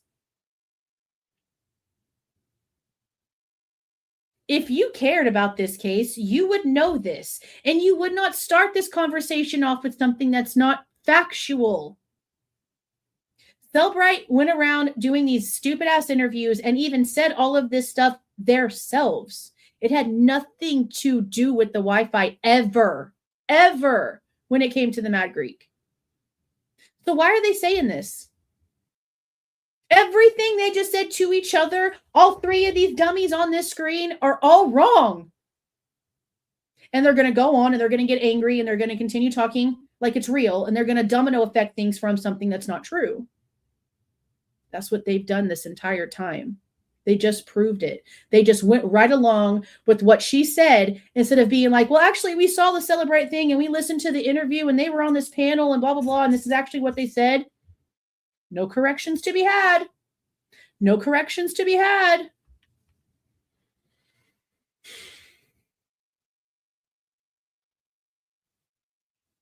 A year into the plea, and we are still on the same immature little bitch-ass bullshit that we were on before. It is amazing. It really is. Movie theater Wi-Fi, and then I changed my mind and walked out. So if you don't have a video That's saying he was happened. there, you can't say he was actually there because the Wi-Fi signal goes out as far. So then they're going to argue, well, he could have been out in the street, parked in his car. Yeah. You know, But so it you still gotta play puts the them they're close continuing. enough See? to Yeah. just like more him than being we at the knew. house 23 times and them saying, oh, I don't. Now, see, he just rolled into another lie that Thompson already said they can't put him in that area. But a person who just moved to that area, driving around and getting to know the area is so freaking common, especially when they've already told us it's completely natural behavior for both of the towns to go in between each other. I've lived in several places like that where the towns were so close together, but still was like 7, 8-ish, less than 10 miles apart, that basically as the houses started getting built around the towns, they all just sort of like all meshed together and it became just like one big area. Not uncommon. So what he just said was, oh, so let's say he walked in and walked back out. Yeah, there wouldn't be any transactions, but that's not what happened. That's something you're making up out of not understanding what you're looking at, Mr. IT man. Not comprehending what was said to you by the experts, Mr. IT man. This had nothing to do with the Wi-Fi at Mad Greek.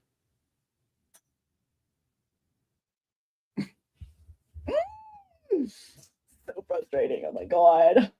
I don't care. Right. It's like Kristi said, like all these little circumstantial things add up to a certain point. Death by a million cuts And for it, him. It just, you know, well, then you tell us, oh, I have a buddy that lives here, or I was at this store and he had no answer. He couldn't explain it. Yeah. He couldn't explain it. Yeah, they were. How do you know that he couldn't explain anything? See, now they're literally making up shit. Now they're talking about how he couldn't explain why he was here or why he was there. Moscow talked to Kohberger once, and it was in Pennsylvania. And it's not y'all's business if he went to a bank or went to a sub shop or went here or went there. If it has nothing to do with the murdered victims here or that house, then it's not y'all's business what he was doing. And when y'all are going to come out here and lie and say that this information says he was connected to the Wi-Fi and that's not at all what this is, and now you're dominoing, now you're moving into all the rest of it, and now making up a scenario where he couldn't give an alibi for all these times. He gave you an alibi for the time that matters, and you're calling him a liar, even though the state cannot prove him wrong and can't prove that it was him leaving to head to Moscow because they had to remove everything they were going to use because they were wrong. Facts elude these two, bro. Are they allergic?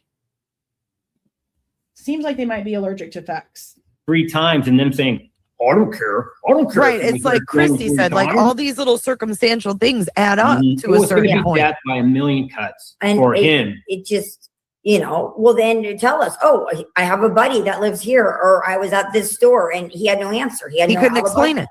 Yeah. He couldn't explain it. Yeah, they were down. Were y'all there in that conversation? Do you know that he couldn't explain it? Where are y'all getting this from? think you're full of shit. Into his business transactions, like you didn't even use your ATM or your credit or your debit on these days that you're out there driving around this house. On the 10th or the 11th, he went and pulled out a bunch of cash and then just started using cash. Why he thought that would, That's not cover suspicious. Another example of how stupid all three of them are. See, Little Miss True Crime Podcaster over here is too lazy to pull documents and read herself, or else she would know that that's not true. That we have dated receipts and several transactions for weeks past the crime where he's using his cards. So wiping it, using that plastic, yeah, he sure was.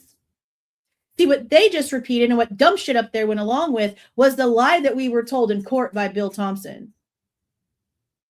When the documents and the receipts came out, that was proven to be false. And we all called that. Hold on. They said he wasn't using his card. They said he was only using cash. What do all these receipts show? The very opposite of what the state told us. Because that's what everything does. So tell me that they didn't give two shits to go in and actually pay attention to what was being said about anything without telling me. Little Miss Content Creator up here that's supposed to care about justice because J is for justice. Does justice not know how to read? Serious question. Do you just listen and selectively get to just archive certain things and you get rid of the rest? Because the facts are the facts, and the facts are everything y'all just said was a lie. But let's continue. Yeah, not suspicious. Not at all. I mean, I do that all the time every so often, and I just roll around. And then you have the effed up surveillance of him going shopping and shit afterwards. Like a normal person. Trying to look like he's normal, Like a normal person. Yeah, the gloves are the gloves even in the DMV, and he's the only one. And they say it's cold out. Okay, well they went and looked for hours trying to see if anybody else did. Came in with gloves, So this was all going to come out in the trial. So then the jury could be like, well, that is kind of weird. That day temperature, it was. You know what else is going to come out during the trial? That way he went in there to try to change his plates before November 13th, and he was told to wait for money-saving purposes. That's why he went in there after, because he tried to do it beforehand, and he was told to wait so he would save a little bit of money on the fees for switching plates. Were you not going to mention that, Steve? Probably not. 69 degrees, and he's got gloves on, and nobody else does. It was probably cooler than 69, but why wasn't even add all the accounts from all the students at the school he was working at, right? I mean, everything just, I don't know. Accounts from the school that he was working at? You mean the ones that didn't even matter until after his name actually came out? You mean all the reports that were apparently filed against him, but not a single person at WSU that apparently had a problem with him, that saw the kind of car that he drove and was even in that car sometimes with him, ever even called in a tip? They want to do all of this now. But when he was actively in class with them and actively getting in arguments with them and actively making them uncomfortable and blah, blah, blah, blah, blah, all the things they claim, no one thought to turn him in as a tip. Oh, yeah, I have a lot of justice for the criminal system when those are the kind of idiots that are entering it. They want to act like, oh, he's the bad guy. All these things that y'all are talking shit about now must have not existed before he became the bad guy, right? Or was there really like nothing to report? And you're all full of shit. We'll find out soon enough. We'll find out soon enough. I can't understand how anybody can defend him or question it. But I do have one more clip before I let you guys go. This one's a little bit longer. And this one is when you guys were sitting in front of the Moscow Police Department in the freezing cold. All right, I'm going to roll that clip now. When was the last time y'all heard from the police? Thursday, we looked at our phone records. We want to be at. This was back when we were still supporting this family. Well, when I was still supporting this family. Accurate. We don't want to sell anyone out. About 3 o'clock on Thursday. And did y'all get an update from the police about the investigation? There was nothing. We have no updates for you. There was no update. They needed me to sign a waiver form so that they could investigate something. Some mail. That was mail related. You know,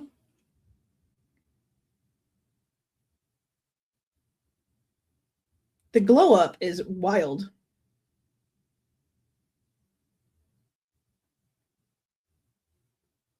The glow up is wild. The lost weight, the dyed hair, the extra fancy jewelry, the updated clothes. They looked so homely and normal when we first met them, turtlenecks and all. Such a difference. Such a difference. So we're working with them. We're not selling them out. We love our law support. The FBI, everybody that law support and law force. Okay. That's here. We just have no information as family, and it gets tough day after day after day. I mean, every day you just wake up and think today's the day. We're going to hear something, and you see these, oh, there's a break in the case, and it'll just be something stupid. The sixth person on the lease that was never there. Stop playing games. This is serious. These are people's lives, and this is the future of this community. There's going to be 10,000, 15,000 kids that come into this community next year, or they don't. So I'm serious. I had the opportunity to speak to some of my sources, and I've been told that there were differences in the way that the victims were killed. Some were more severe than the other. And see, and this is another thing that, like, this is why the J for Justice channel bothers me the same way that Truth and Transparency bothers me. So Lana goes on and on and on about all the injustices in this case and all the things that are wrong, but she's a guilter. She thinks that Kohberger did it. She doesn't really believe at all that there was anybody else helping him. She says all the time, and she has for years now, that Kohberger is guilty. But she comes out here and she does these lives about all these things that are wrong by keeping her guilty stance, which I honestly just don't quite understand. I really don't. I really don't. But J for Justice is just as, like, asininely make no sense at all, because while she's sitting there kissing their asses, she's throwing stuff up on the screen that's kind of showing their hypocrisy. So I'm really kind of confused about what her full intention was with this, because she's a guilter, she's an ass kisser, she's a mainstream media person. Everyone in the chat knows it. Y'all have all been talking about it without me having to say a damn word about it, all right? So she throws the Alfred plea up thing up on there, and even though she gives him a little bit of heads up, you can tell that Steve is lying about his answer, and he's just all over the place, and he's not really answering anything. He's just saying whatever he thinks that he can say, and it's just a big jumbled mess, okay? So they just had a conversation. She was probably meant, honestly, mentally to play this earlier when they were having this conversation, but whenever you're in a live and conversation starts flowing, sometimes things can get a little bit out of whack. They just had this conversation about how they didn't see the autopsy reports and everyone thought they were lying and blah, blah, blah, blah, blah, blah, whatever. But she's playing this clip now right here that's going to have the conversation where they came out and said about how, like, the wounds and stuff don't match and, like, all these things are different, blah, blah, blah, whatever. This is where they started acting like they knew more than they really did. I mean, yeah, they might have known a little bit of whatever, but when it comes to, like, the specifics of things, this is sort of like where it started. So the whole thing is really confusing because she's not correcting them where she needs to be correcting them, but then she's still throwing some things up on the screen in front of them that shows their lies, shows their hypocrisy, but then she just, like, still goes along with it. It's all this is very strange. It's all a bit odd. It's just a bit strange. This week we heard the target attack walk back and then reverse her back to it being a target attack. What can you tell us about the targeted attack? They have told us that it was targeted, but they told us they can't tell who. We asked specifically, and they said, we'll try to get that information to you. And they got back to us a day or so later, and they said, we're sorry, we can't give you that information. But then a day later, we saw in the news that it was not targeted, or they think the whole house was targeted. But I'll cut to the chase. Yeah. Their means of death don't match.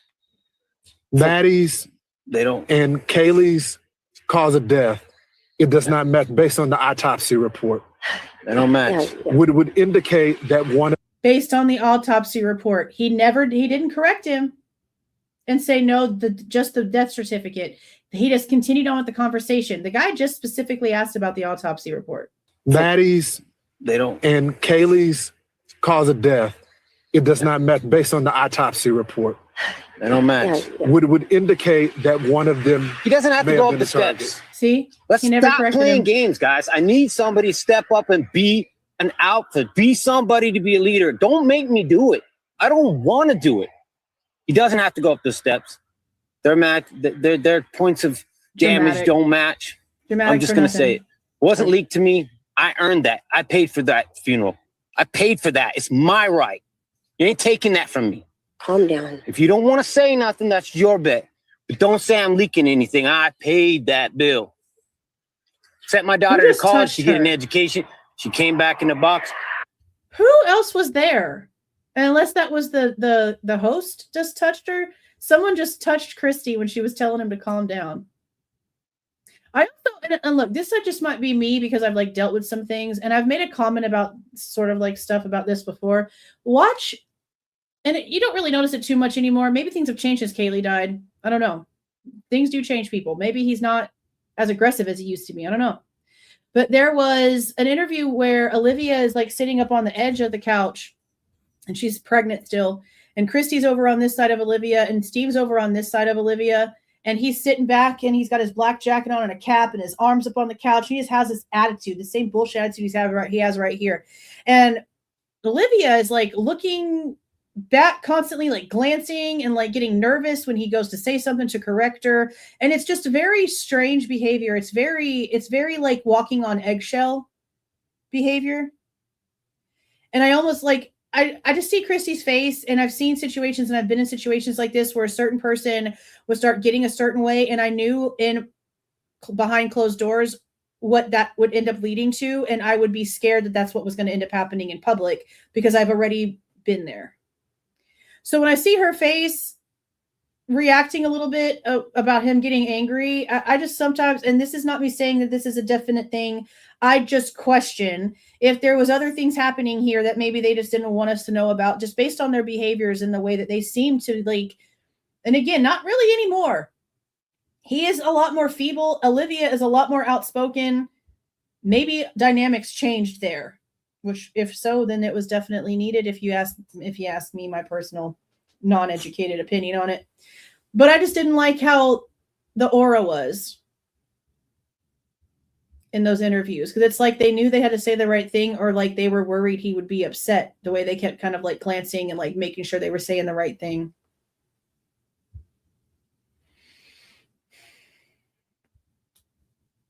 I just have a lot of questions about Steve and the urgent care and that morning and not going to Moscow and all these crazy things and the lies and how they keep lying. And you only lie if you got to hide something. You only lie if you have to hide something. And if you really want us to believe that Bryan Kohberger is still responsible for your daughter's murder, then why do you still lie?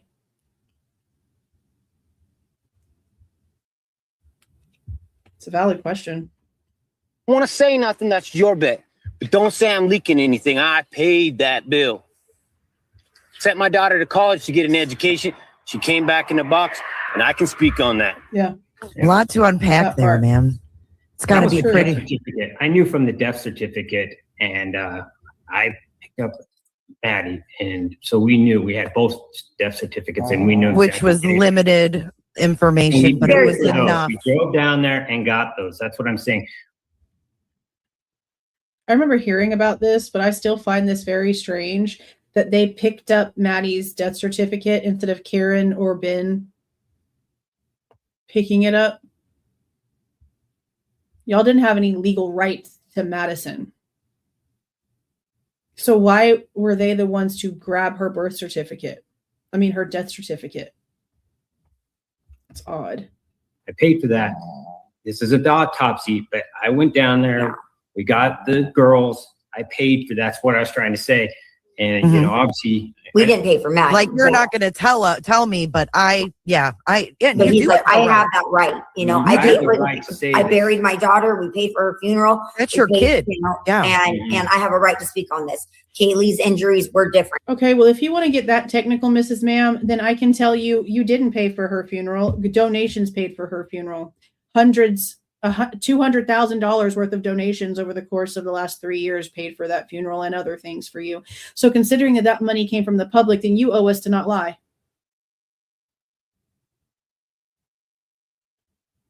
Since that money came from the public, then you owe us to not lie. Can you do that? Probably not. Then So you asked about that. You were like, hey, you know, what's the deal with this? And they were just like, sorry, we can't. I was just trying to get them to man up. I'll say it now. Prosecutors didn't have any courage. So he's about to admit again that something else he was trying to do to intimidate someone to do what he wanted them to do happened again. Listen to what he just said. You know, what's the deal with this? And they were just like, sorry, we can't. I was just trying to get them to man up. I'll say it now. Prosecutors didn't have any courage. So I was like, just tell them it's a male. We can tell by the damage, her being punched, all these things, her skull crack. This is not another girl that did this. This isn't one of the surviving roommates that had the strength to do this. And they said they couldn't do that. They're like, I'm sorry that you're so stupid, Steve.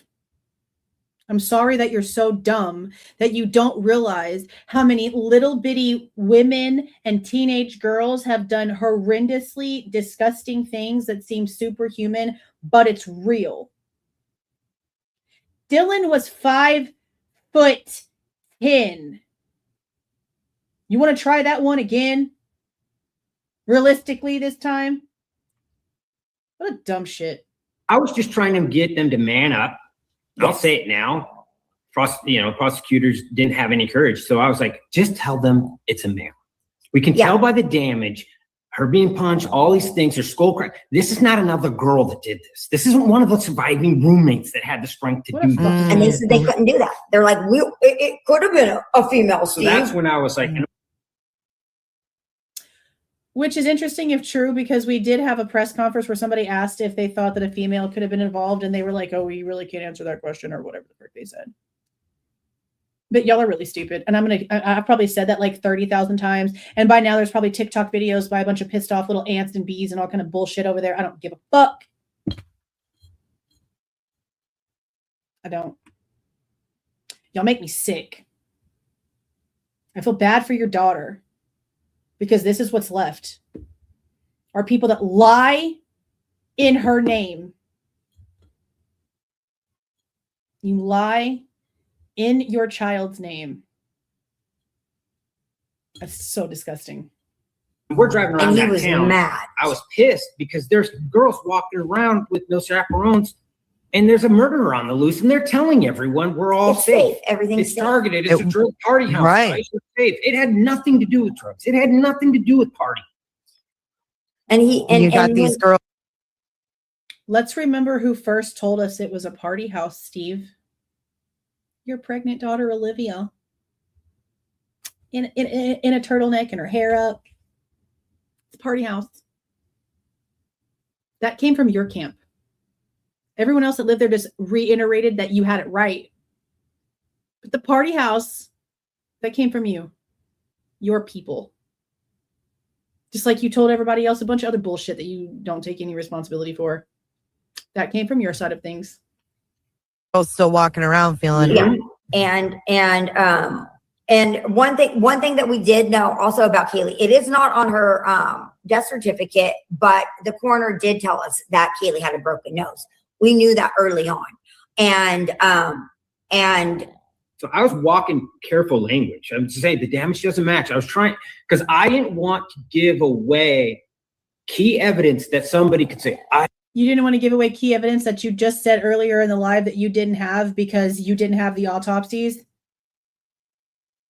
You just came out here trying to defend your bullshit ass lies by claiming that you didn't have the autopsies. But now at the end of this interview, you're claiming that you were being really selective about what you said, so you didn't give out key evidence, even though you didn't have the autopsies in order to be able to do that.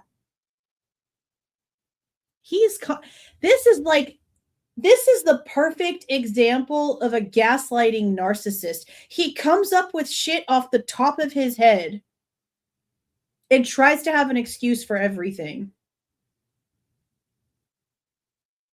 I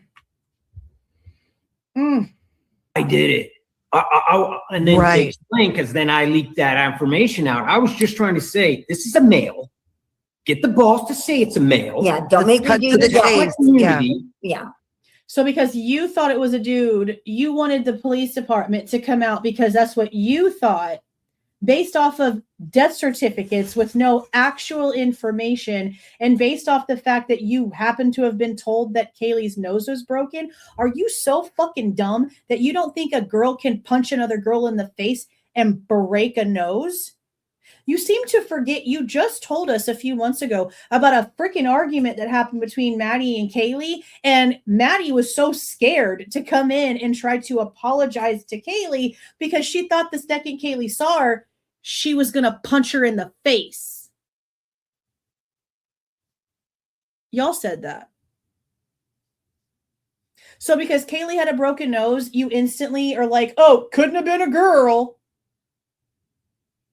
I think it's a dude. The cops better do what I say. The ego on you, bro. Who lied to you about who you are? Serious question. Someone's been lying to you for a long time. And then another thing was when he said we were really upset about the targeted, not targeted thing. And then we can't confirm if it was, because at that point we're like, can you give us like a description? Like we think this is a male, probably in his 30s, is probably a profile of the guy, a loner, whatever, and they said that doesn't exist. That's just in Hollywood. What? Is that what they really said, Kristi? Because Bill Thompson is blaming said profiler.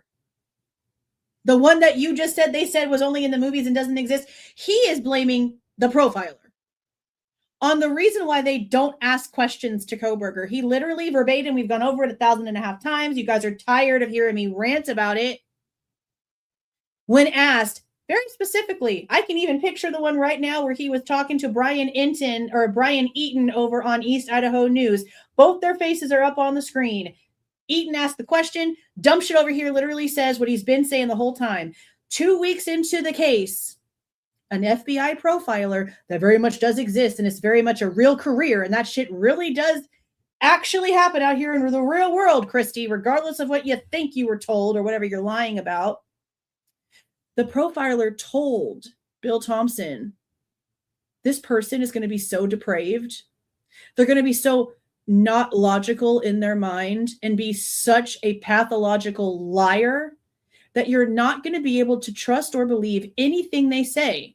So when we arrest someone, don't bother. That same profiler doesn't exist and just belongs in movies. Y'all sound so fucking stupid. People go to school and go to training to be profilers a decade longer. It's a constant learning curve, a constant learning process. And you just said it doesn't exist. Because the cops didn't want to come out and give you information. Now you're going to lie about things. Because the cops were intimidated by your fake alpha bitch ass bullshit to go around and tell everyone that it was a male when they weren't sure. But if they would have come out and said it was a man, and then you would have found out later that they really weren't positive, but they were just trying to give information out, then you'd be bitching that they were out here lying to people. So which way did you actually want them to do this? Because I promise you that's exactly what would have happened.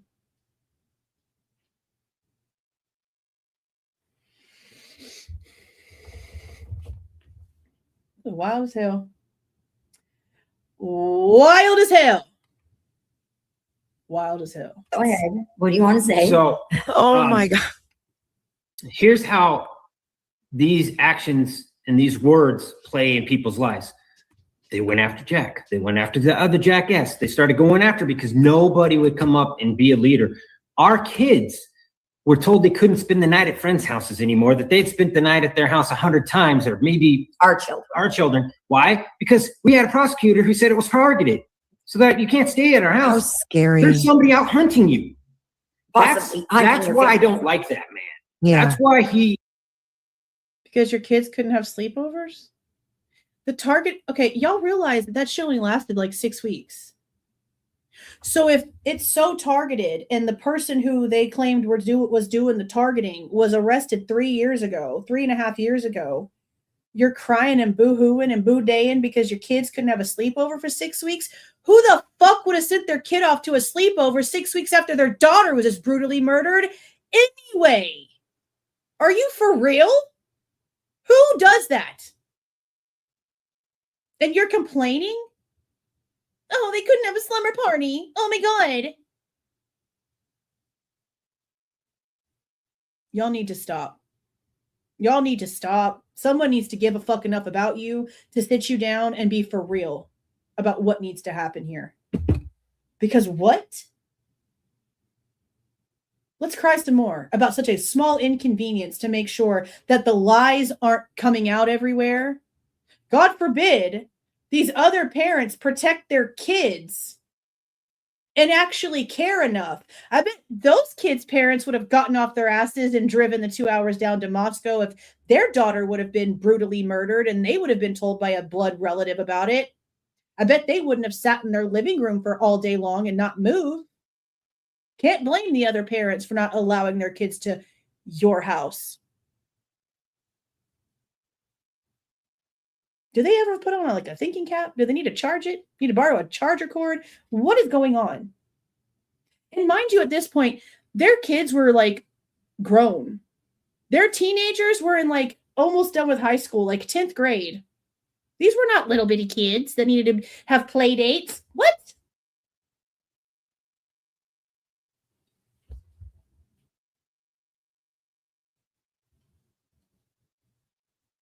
Every little thing about these people pisses me off.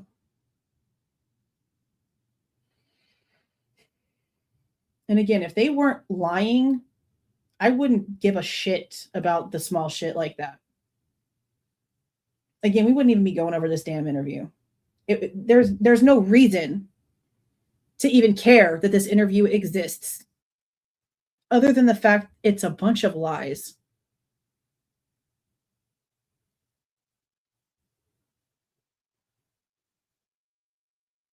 Well, they're getting the attention they wanted, that's for sure. He's being held accountable by me because his words mean stuff. I understand. People listen to you and your words matter. And another thing about that interview, it was very, very emotionally charged. It was live. And freezing outside. It was I could tell you guys were just you were lost. You were at your wit's end. You wanted answers. He was very frustrated that they literally, and we had nothing. Like I said, we talked last Thursday and they gave us no updates. And we asked, is it targeted? Is it not targeted? Are our kids safe? Are our family safe? And then they said, we can't tell you who it was. And then the next day on the news we see, oh, it's a crime of passion. So we were extremely frustrated. We knew that we all were getting that too, all this mixed messages. So I can't imagine what it was like for you guys. Yeah. See, all the stuff in the very beginning, I can go ahead and say I understand that sentiment about why they would be feeling frustrated, but then I have to backtrack to why I'm suspicious about them. Because they never left to go to Moscow. Steve went to the emergency room same day all this shit was going down. First time in their entire 20+ career. I mean, shit, it might be a career. I don't freaking know. The first time in their entire 20+ year relationship, he goes to the emergency room or to urgent care with the whole situation. They don't go down to Moscow. So were you frustrated, or were you just frustrated that you weren't getting information so that you knew if what you were hiding was being hidden well enough? Was it frustration because you were really trying to figure out what happened to your kid, or did you know what happened to your kid? And so your frustration is because you're trying to see if everyone else knows too. You get what I mean? I'm sure y'all get what I mean. And then Steve did say, let's just stop messing around. I don't know if you showed that part. He said, stop messing around. Put with this. It was clearly targeted. He didn't have to go upstairs. He said they didn't have to go upstairs. No one cares about that. What we care about is the fact that you said that nobody needed to go upstairs while you still sit here and swear that Bryan only did this because he was jealous of your kid. But if he was so jealous of your kid, then why'd you say he didn't have to go upstairs?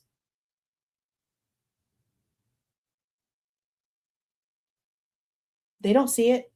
Do y'all see it? It can't be both. You can't come out here driving around in Kaylee's Range Rover and say, oh, he was just jealous of them. They were beautiful and they had friends and they partied and people loved them. And he was jealous and that's why he killed them all. When it comes to just Maddie and Kaylee. But then say the person didn't have to go upstairs. And you know that he's like, even in the interview where he says that, he says another comment about how the other parents all came together and basically were like, we don't want to point fingers at whose kid could have been responsible for whatever, while he's like insinuating that it had something to do with Xana. Like that's what they were putting out in their interviews from the very beginning, was a deflection onto Xana. Go back and listen to it. It's there. But then once Kohberger was arrested and they found nothing on social media, they found nothing in the phone, they found nothing anywhere, then all of a sudden it's Kaylee that was the target according to the Goncalveses, because that makes them special in this. It's not what they were claiming at first, just when it benefits them. There's a pattern of that shit too. And he said they, because at that time, when you don't know the sex of the person, when they're literally telling us, we can't disregard a woman. I didn't even catch it that. was a man or a woman. Yeah, that's kind of the terminology you use when you don't know the sex. Like, I don't know who broke in my car, but they broke out my back window. Yeah. Do you understand? It didn't necessarily mean multiple people. And everybody. But it's not even that. It's that you are acting like Xana and or Ethan were the targets, and that whoever was in there did not need to go upstairs. That's what matters here. Everyone knows what you just said. Irrelevant. Just like no one said that you lie, or however it was earlier where she was saying everyone thinks that we were lying and that we had the autopsies and blah, blah, blah. No, we know you didn't have the autopsies. We were mad that you were out here lying about things that would have been in the autopsies when you hadn't read the autopsies, because we knew you didn't have the autopsies. It was you making up stuff that we knew you really had no knowledge of. That was the problem. So even when they are sitting here and they are acknowledging the fact that they are aware of the subject that's causing the issues that we have, they then twist it with their own gaslighting ass bullshit to where it's not anywhere close to what we are actually talking about. She skirts it. I feel bad for their kids. I really do. This is a big, huge insight into how they were parents. I can imagine the kind of shit they've said to their kids to gaslight them and scare them into shit this whole time. And remember, Kaylee had to hustle for everything that she wanted. She had to do it herself. She had to do everything herself. They didn't help her. She hustled. She did it. Same thing with the car. Remember, the extra money that Kaylee needed for the down payment did not come from Steve or Kristi. It came from a grandparent. Steve shows up at Walmart when she's selling her old car. She doesn't stick around. She yells something back to him about how she's keeping the money, takes off in a white car. Doesn't stick around and hang out with him, takes off.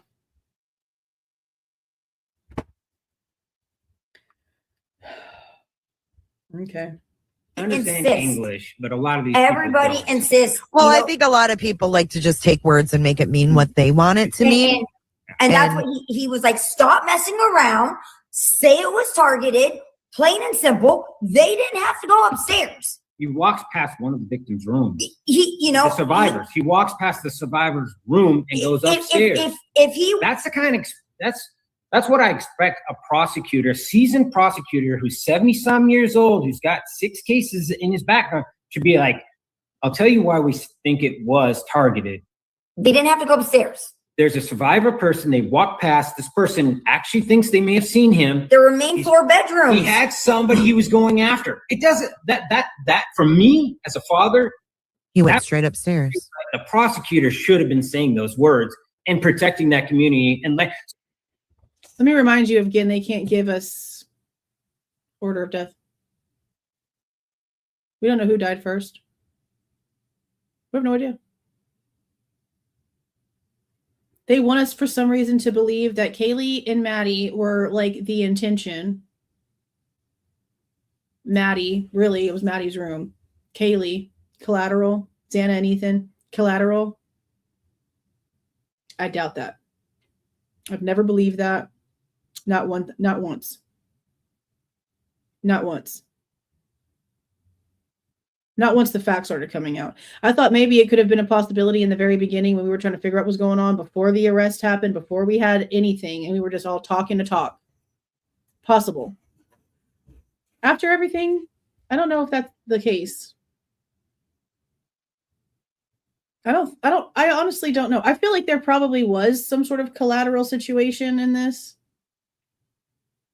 But to sit here and say that you know definitively who was and who wasn't part of that and who was the main target, you're lying to yourself if you think you know that. There's literally nothing out there that points to anything that could give you an answer for that. And again, when the state themselves are saying that they can't even say which one died first, the order of death, that's a problem. That's a huge problem.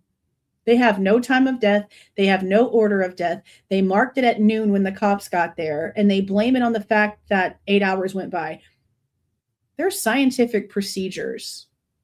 There are bodies that are found weeks and weeks later, and we can still get a day or two of a time frame. There are bodies that are found days later, and we can still, down to like a 2 to 3 hour segment of time, still figure out about when they died. Lots of factors, lots of science. Lots of things. But we have none of that here. All the agencies touching this case, and we don't have order of death, and we don't have actual time of death. And they want to claim incompetence. There's a way.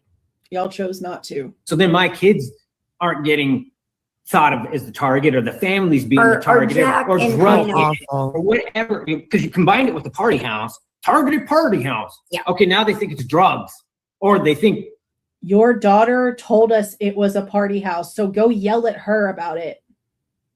Don't come over here acting stupid. Go tell your kids something. The victims are somehow responsible for this. A cap house, a chop house. What do you call it? A trap. How old are you? That's not a new word, Kristi. You knew exactly what that word was. House. Yeah. Okay, now they think it's drugs, or they think the victims are somehow responsible for this. A cap house, a chop house. What do you call it? A trap. A trap house. Trap house. Stab up here. Clearly, my God. Report. One of the guys Xana dated literally got kicked off campus for dealing drugs. The girl that we listened to, the interview from the weirdo that lived at 1119, said that all kinds of hard shit was constantly going through 1112. But go ahead and keep pretending and lying to yourself. That's fine. Responsible for this. But then again, you also need to remember, Kristi never went down there. So she can say, oh my God, it's not like it's just like right there. She never went down there. She said that herself. So how do you know what a house is doing and what this house is doing and anything else if you've never even like gone into the area to like get the vibe and see what was going on? Dumb. A cap house, a chop house. What do you call it? A trap. A trap house. Trap house. Stab up here. Clearly, my God. The reports show that they weren't like, I mean, if there's a trap house here, cops are kicking the door down. Yeah. Beating the crap out of people and tossing them out on the streets. We don't have trap houses. The drug angle was always really stupid. Are you so stupid that you just said y'all don't have trap houses? Steve, I feel so sorry for your ignorance. I honestly don't know if it's real or if you're just like putting on this like fake stupid shit, or if you really believe that. There's no way that you really believe that. Trap houses are not in the ghetto anymore, baby. They're in high-end mansion neighborhoods, 2-story house neighborhoods, and they're moving shit. And they work and they fit in better because all that drug money looks like it belongs there because rich people buy shit. So having such a stupidly condescending, punchable look on your face while you're saying that y'all don't have trap houses.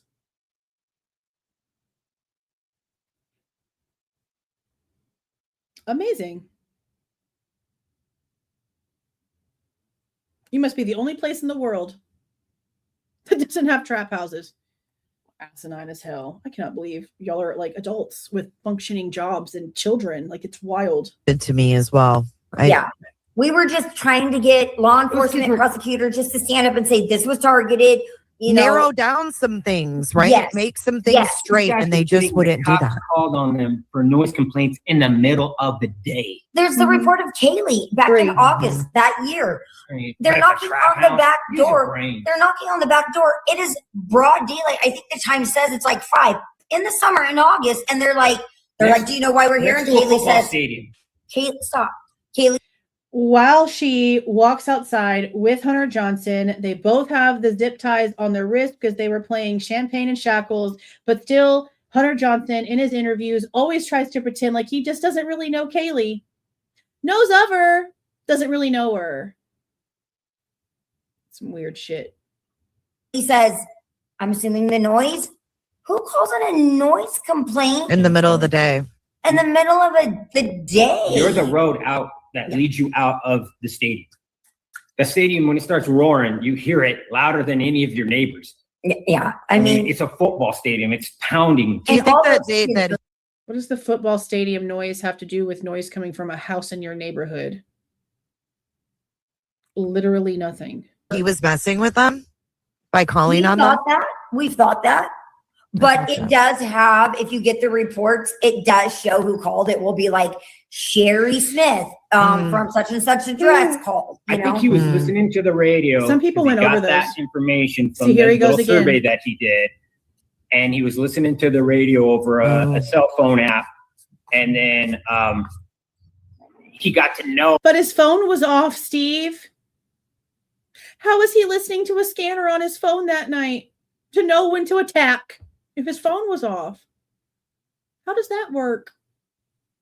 I just don't understand. I guess I'm just stupid. Oh, the people that were partying, and when they would be vulnerable, you want to go in there when everyone's passed out and drunk. That's exactly what he was looking for. And I think that goes all the way back to his survey that he did back in college in Pennsylvania. But let's be honest. I mean, this just kind of dawned on me. I mean, he could have been calling in saying, I'm John Smith. I live next door at 1223 King Road. And then watched, to see the response time or exactly what happened. So, I mean, it's still, making shit up.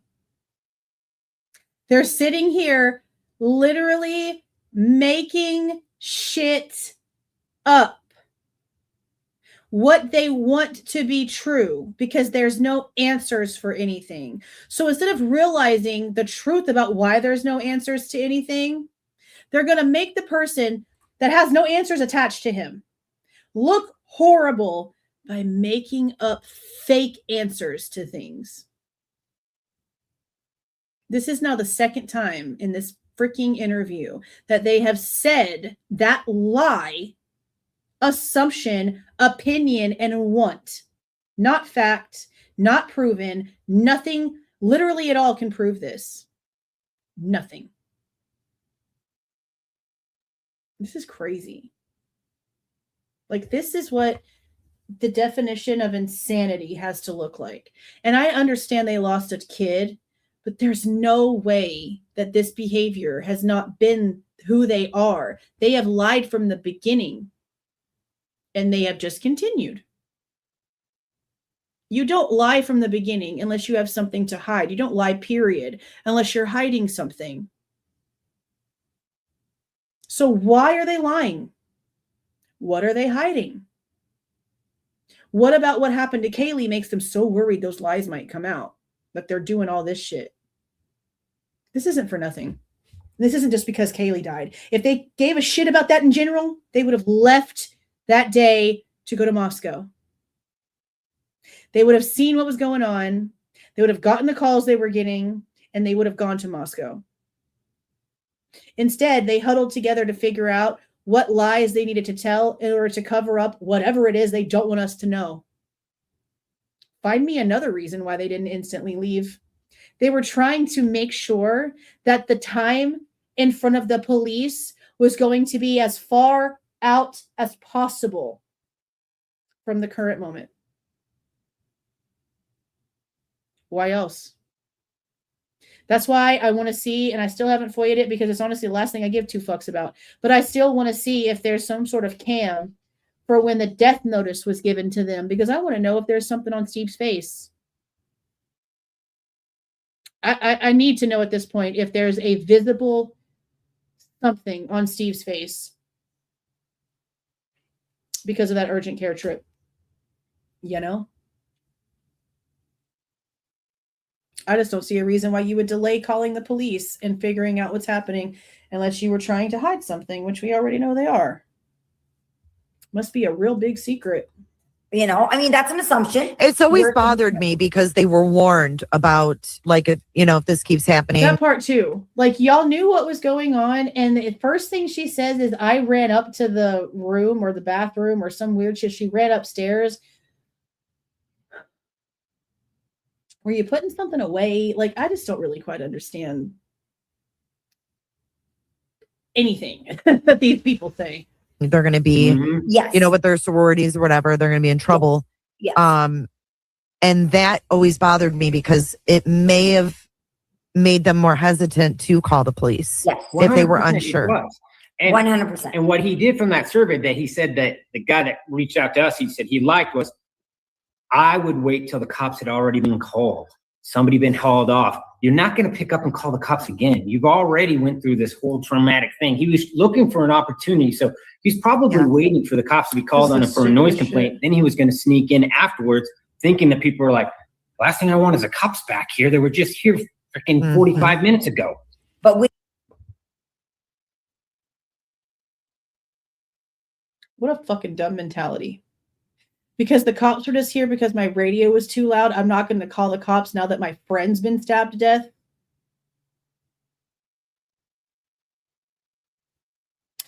Mind you, this is also coming from the family that told their daughter not to call the cops when her and her husband had a domestic violence dispute. And the ones who, when Kaylee would call them and tell them certain things about stuff that was bothering her, Kristi would just dismiss it. Like Kaylee was over-exaggerating.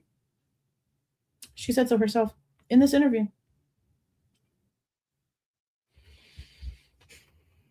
We thought about him checking the response time as well, being one of the callers. Moscow is like blocks away. It's like a minute and a half. It's like no response time. What you mean? That's crazy. Just multiply. Like, this is the second time we've been here. Like, we're going to notify your sororities and we're going to, and and that's big trouble. And then we also think that may have been a reason why, Bethany and Dylan were hesitant to call the police. Like, we'll get in so much trouble. We're not sure. Yeah. Like, well, literally nothing that they were talking about, literally nothing that was said in their text conversations, literally nothing that they said at all ever said a damn thing about how they were worried that they might be calling in for no reason and get in trouble with their sorority. That's never been said. That's never been said. Could it be true? I fucking doubt it. I doubt it. No sorority would punish someone for calling someone to help them if there was some man walking through their house. Especially if both parties inside the house are hearing things happening. Especially if that help shows up and finds 4 dead bodies. That's dumb. And the fact that they're making public excuses while questioning people like that in the background is still fascinating to me. I could see being that age and being like, you know what, we'll just chill until the morning and you don't think in your head they're not okay, right? You fucking dumb. The messages show they were freaking out. The messages show they were scared. The messages show fear and panic. And you're going to sit here and say, oh, I can see how maybe they weren't worried. What?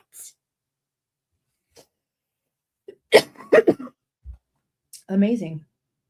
It is so amazing how stupid these people are just to get attention. This is the same level of dumb shit when it comes to the channels that had Chris Whitcomb and all these people come on, and no one corrected anybody hardly at all about the lies that were being said and the false things that were being said. Simply because it was getting them views and it was getting them to have people to come in and pay attention to them, and they didn't care how wrong it was.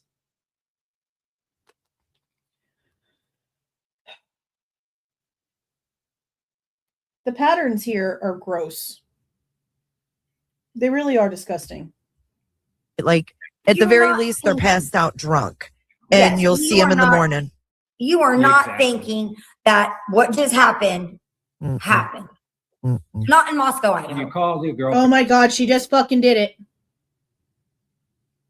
Nothing happened to Moscow. Oh my God. I'm so tired of it. You don't sit there and say you hear screaming, you hear crying coming from the bathroom, you hear a stranger's voice, you see your friend in her underwear with her legs spread open in the same area where you heard the crying and no one's moving. And then she looks the same 8 hours later and you're so scared and you were calling her name to wake her up because she needed to be aware of the situation. Dylan's words. And then this is the, what? Steve, we have message after message after message of you talking shit about Dylan and Bethany, about how they're lying. The grand jury thought that they were suspicious. What is this bitch shit? I've said he was a coward, and I will repeat again, this dude is a coward. This is ridiculous. And especially even more ridiculous now, because we have Dylan's own words that very much describe every horrible thing she apparently heard happening that night. And Bethany hearing noises and being woken up by sounds and bright lights. Text messages. I'm scared. I'm freaking out. We're going to pretend that those conversations weren't happening. And now, Dylan is now, suddenly we're finding out that Dylan actually called her boyfriend. He's apparently the numbers that we see in her phone information that doesn't have a name attached to it. We don't see him responding, you know. But he's at least one of those during the time frame, according to her.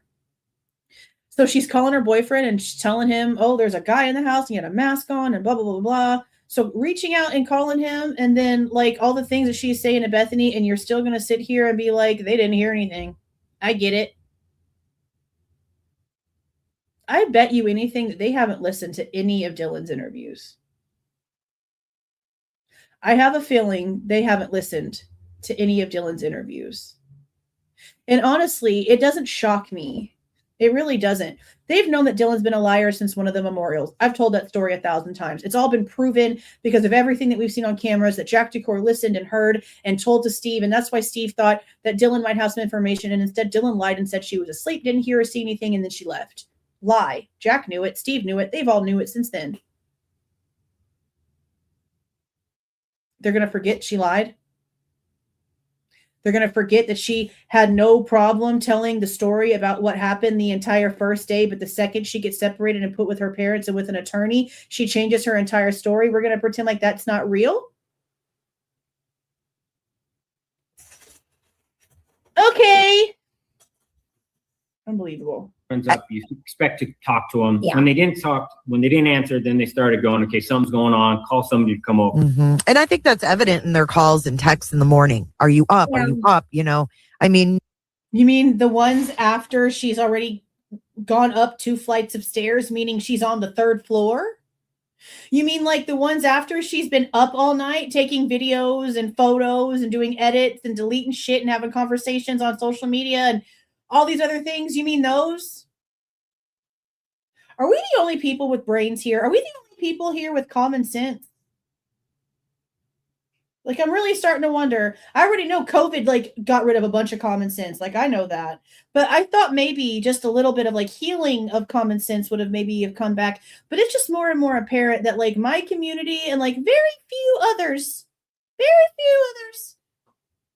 actually still have brains and can think for themselves.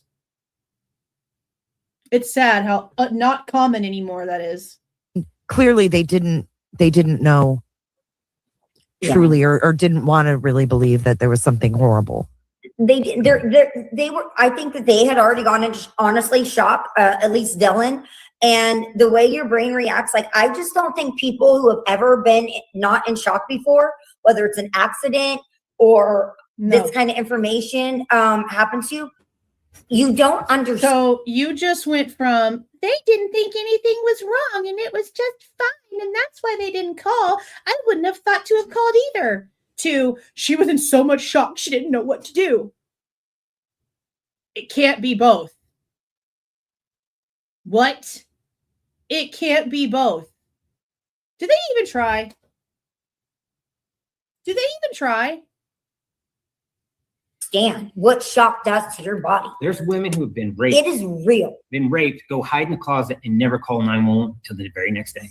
Yeah, we know that. Because they were so scared, so petrified. They just. I mean, you literally. But again, you can't sit there and say that they didn't think anything of it and it was just a regular old thing and no big deal. They weren't scared, but then say, oh, they were so shocked.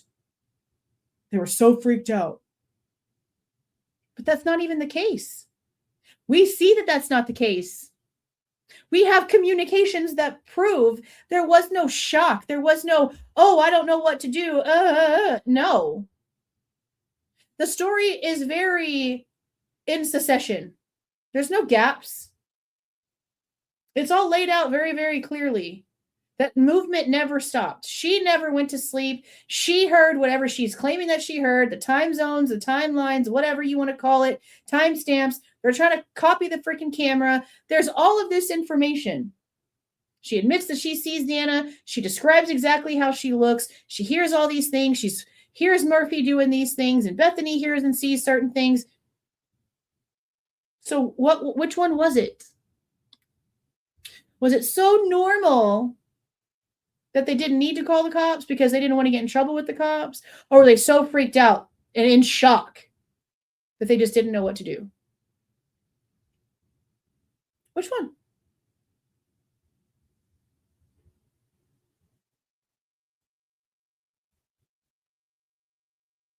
Do they not? I don't see how they don't see the shit they say. How do they not see it? We see it. How can they not see it? How do people around them not see it? How does anyone that actually acts like they care about these people not see it and say something? It's like they just let them go out into the public with ketchup on their shirt or a booger in their nose, and no one's bothering to fix it. It's crazy. You freeze up. You literally freeze up and you don't. And this is your mind doesn't want to believe it. Your mind cannot make sense of it. You cannot wrap your brain around it.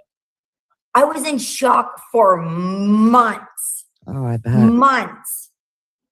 Cool. Huge difference between you and what we've heard from Dylan. But go ahead and keep trying to compare it and make excuses. Making no damn sense. Literally. And I mean, I don't know if my brain will ever be right, to be honest. Never. It won't be. Never. You won't ever be the same. No. Yeah. Are they fucking laughing about that?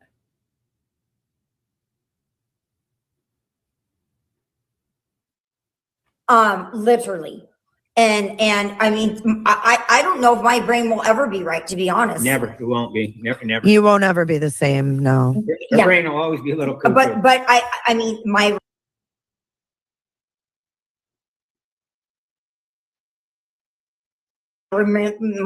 things that memory. I will never forget this.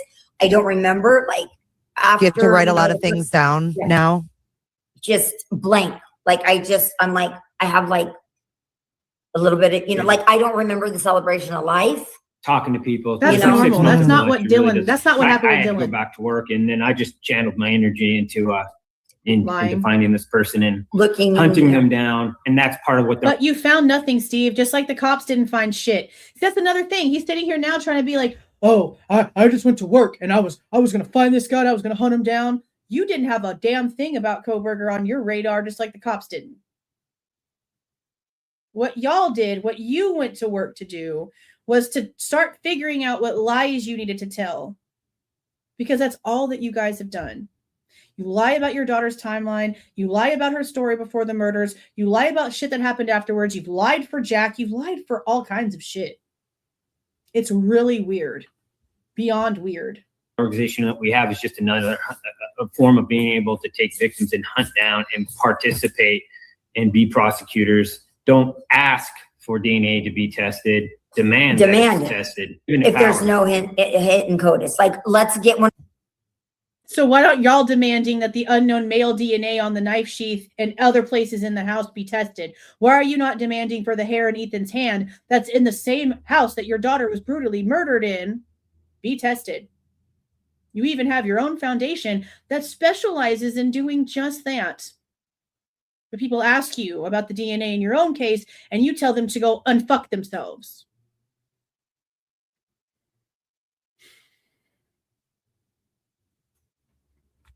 I really don't like these people.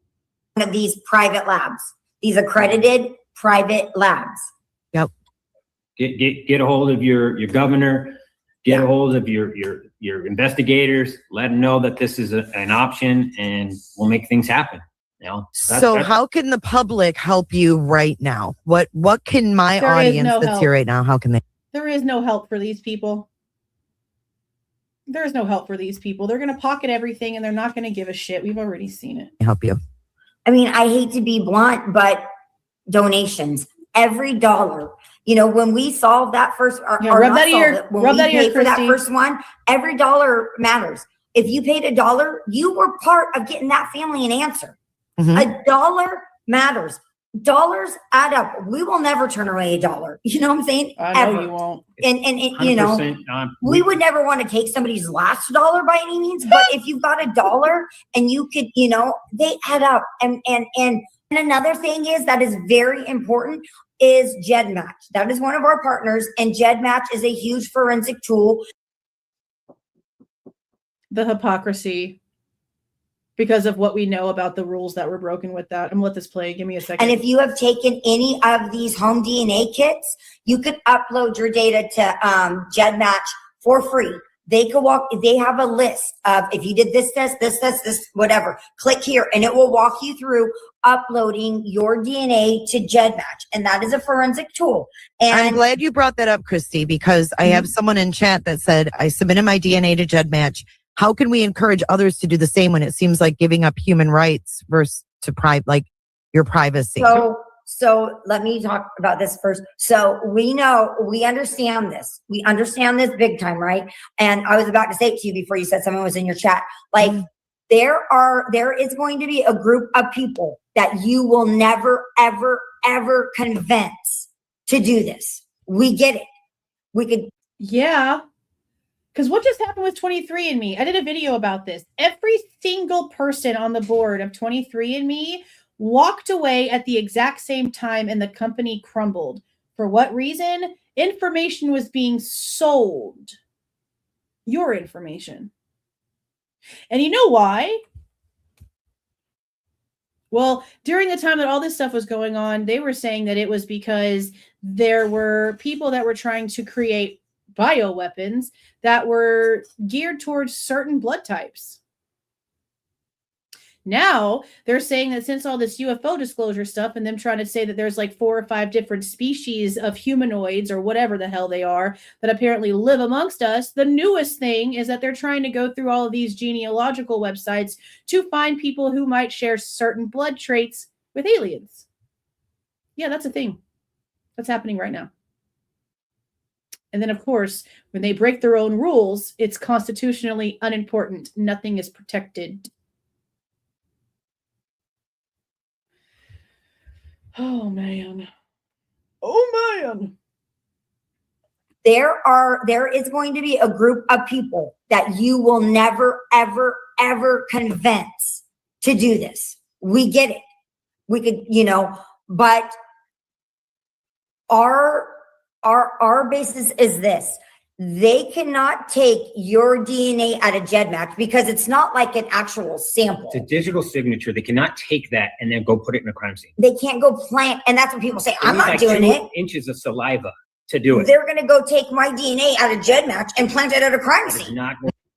That's not how people know that. No. What people believe will happen with the DNA signature being in there is that someone will switch the results for what a DNA sample actually is supposed to be and put results from someone else in its place. No one is saying that they can suddenly take a signature and create an actual piece of DNA that they can just sprinkle out there like some freaking fairy dust. That's not what we're saying. We actually have brains. What people don't want to happen is what I just said. They don't want DNA to be tested for and someone be able to have access to a huge plethora of DNA signatures, and they implant that signature into the reading of the DNA. Not create your DNA and go drop it somewhere. That's not how that works. What I just said can happen. These things are like scanned in thousands of times. These little things scan over the DNA profile and fills in the blanks by what it thinks it closely could be. They're never 100% accurate. It's just filling in the gaps over and over again, like a 3D printer, scanning over and over again, filling in what it can until there's nothing else to fill. That's what they do. So no, it's a real thing. No, they can't. Well, I don't know. Honestly, they maybe could create DNA in a lab. I mean, we know that they do create babies in labs and all kind of other weird ass shit. So it probably is possible. We just don't know that as a actual definitive. But from the way that I've always just figured is what I just said again. Someone taking a profile that already has a digital signature and switching it for the actual answer of what the DNA is, and then the domino effects start there. Not physical DNA. That's not what I thought anyway. Okay, so what is it? It's digital. It's a digital fingerprint of your DNA. It's not a digital they put fingerprint. it into a file and upload it, and they share it to these different databases. There's no actual blood organic matter sitting on some shelf body. That's not it. And actually, you're also a liar, because when swabs get sent in for police work, which is what they're talking about right now, is something with a case, the stuff gets preserved. The swab that the DNA gets snipped from and created from does get preserved and put away. So there is some physicality to all of this, Steve. Don't sit there and pretend like there's not. Everybody in those systems are innocent. All they're doing is looking for relationships. Just the familial. That's a dumb shit statement to say, that everybody that gives their DNA into some system is innocent. You know how many people do disgusting shit and never get caught for it? Just because I can sit here and say that I did my due diligence into this neighborhood and I know that there's no registered sex offenders for 3.5 miles of me doesn't mean there's not a freaking pedophile that doesn't live in my neighborhood. It just means that no one's been caught. So to say everyone in the system is innocent, that's crazy. That's crazy. Trees. It's building those trees. And that is where IgG came into play for us. And IgG is a newer, technology. Well, it's actually old, but new. It is going to, it's still the answer new. They don't have a class solving so many crimes. But we need people to upload to it. And like I said, there's some people you're never going to reach. And you know what? I get it. But they're not going to plant your DNA. They're not possible. They're not going to send your DNA to. They're trying to convince you that things are not corrupt by not being logical or honest about the ways that the corruption could happen. Meaning that he thinks you're stupid. She must have just gotten kicked out of Slade's room for the first time. How many hours we've been live? 6 almost. She's chirping. Insurance companies, and then insurance companies run tests on it and say, this person has the potential, has the BRCA gene. Don't give them insurance because she's going to have breast cancer. That kind of thing. That's what a lot of these people think. And a lot of them are very anti-law enforcement.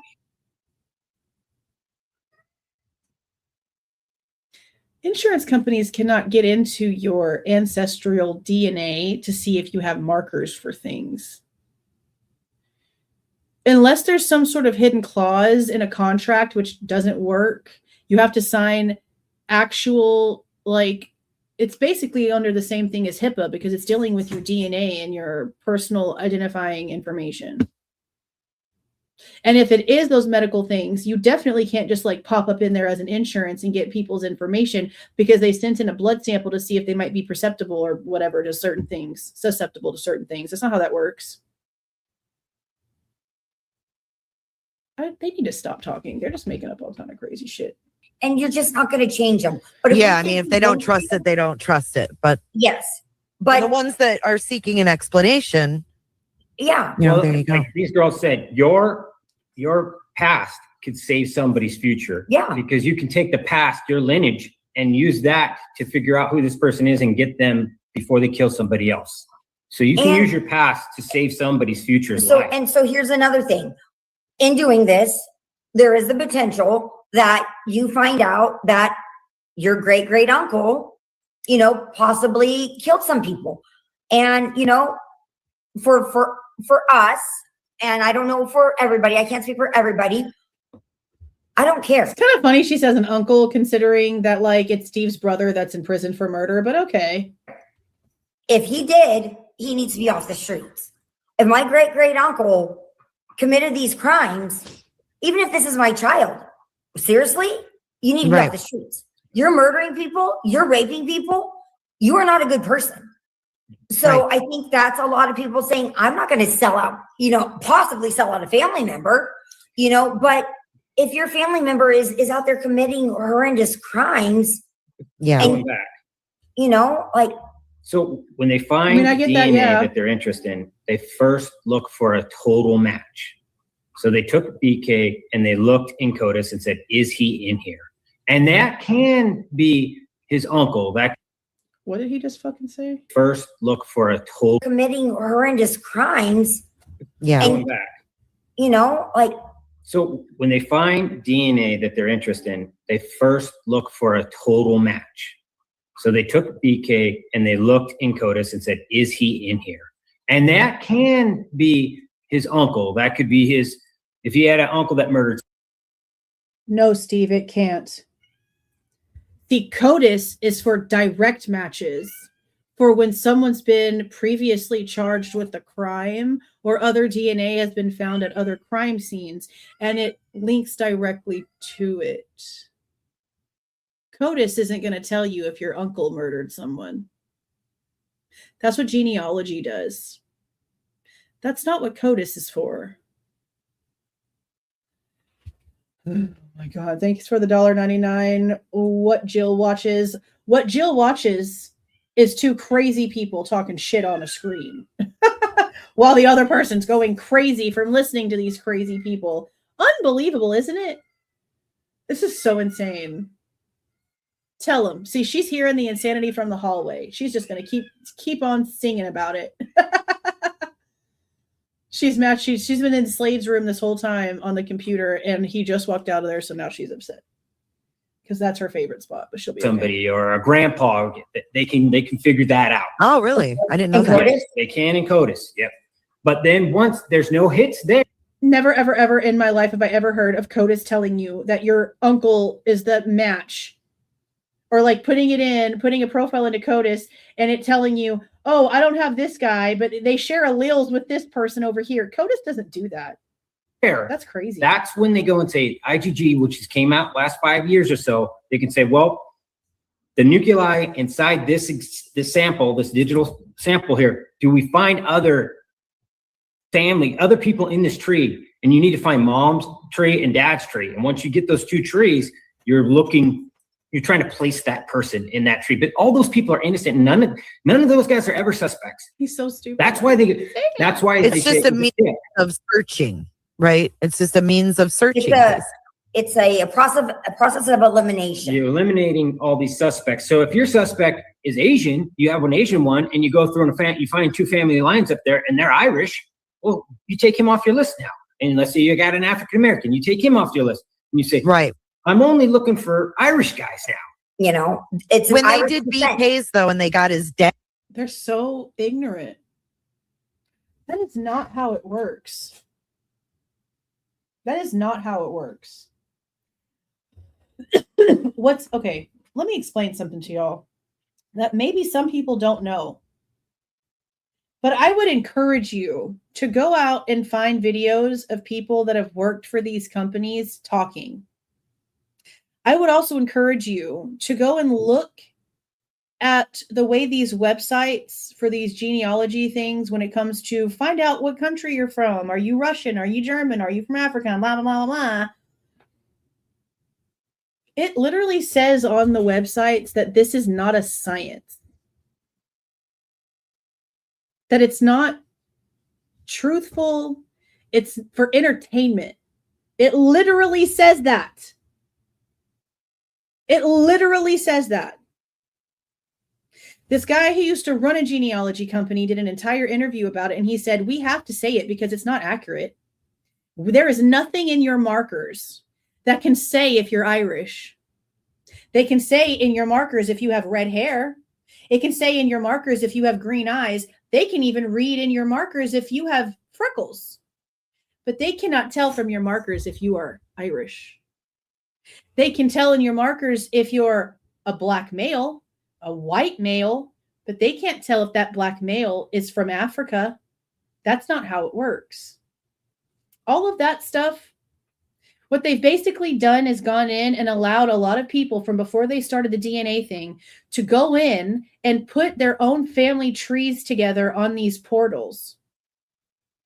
After they collected all of these millions of dots of information from the public because of everyone wanting to do this, they then started faking these DNA tests to say, oh, if you want to know if you're Scottish, send it in. If you want to know if you're Irish, send it in. All they did was go in and find people they could connect you to through the programs that were already implemented. There is nothing in your DNA that can determine that.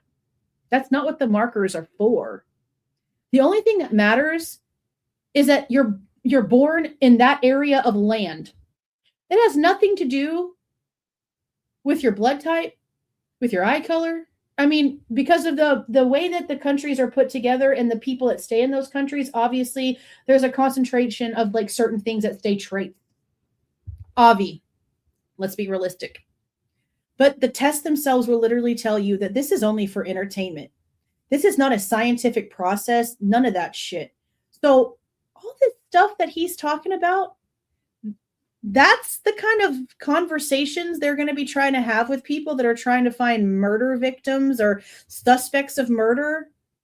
You're not ever going to find it because that's not what the DNA is ever going to tell you. Just like your DNA can't tell you if you were born with an accent or not. That shit's not in there. That's not how it works. It's crazy. Only biologics.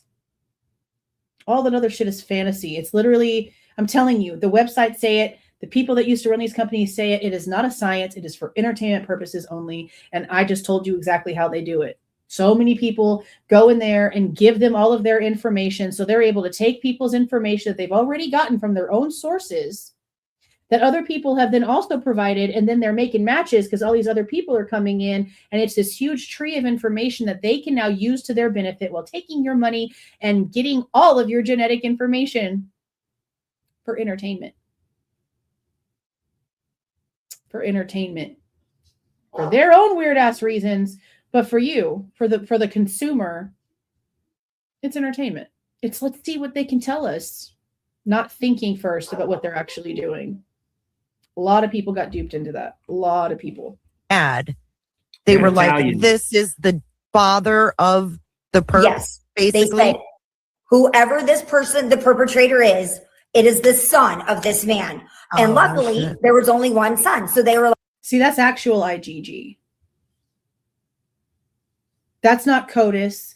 That's not, are we Scottish? Are we Irish? Are we African? Are we from France? That's not that. That's alleles and biological markers for parents being compared and scientifically added up to become a certain percentage. And that percentage of how many markers match tells you the relation to that person.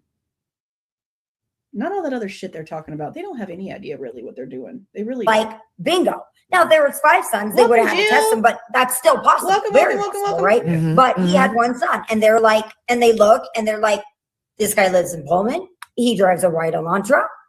You know, Bing bong. Get off Yeah. your ear. There you go. Kristi. we need to look.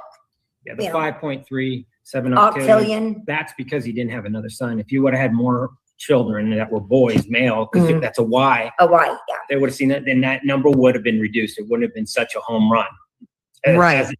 I'm sorry, but you're going to sit there and tell me that one additional person related to Kohberger would have knocked the octillion number off of the deck?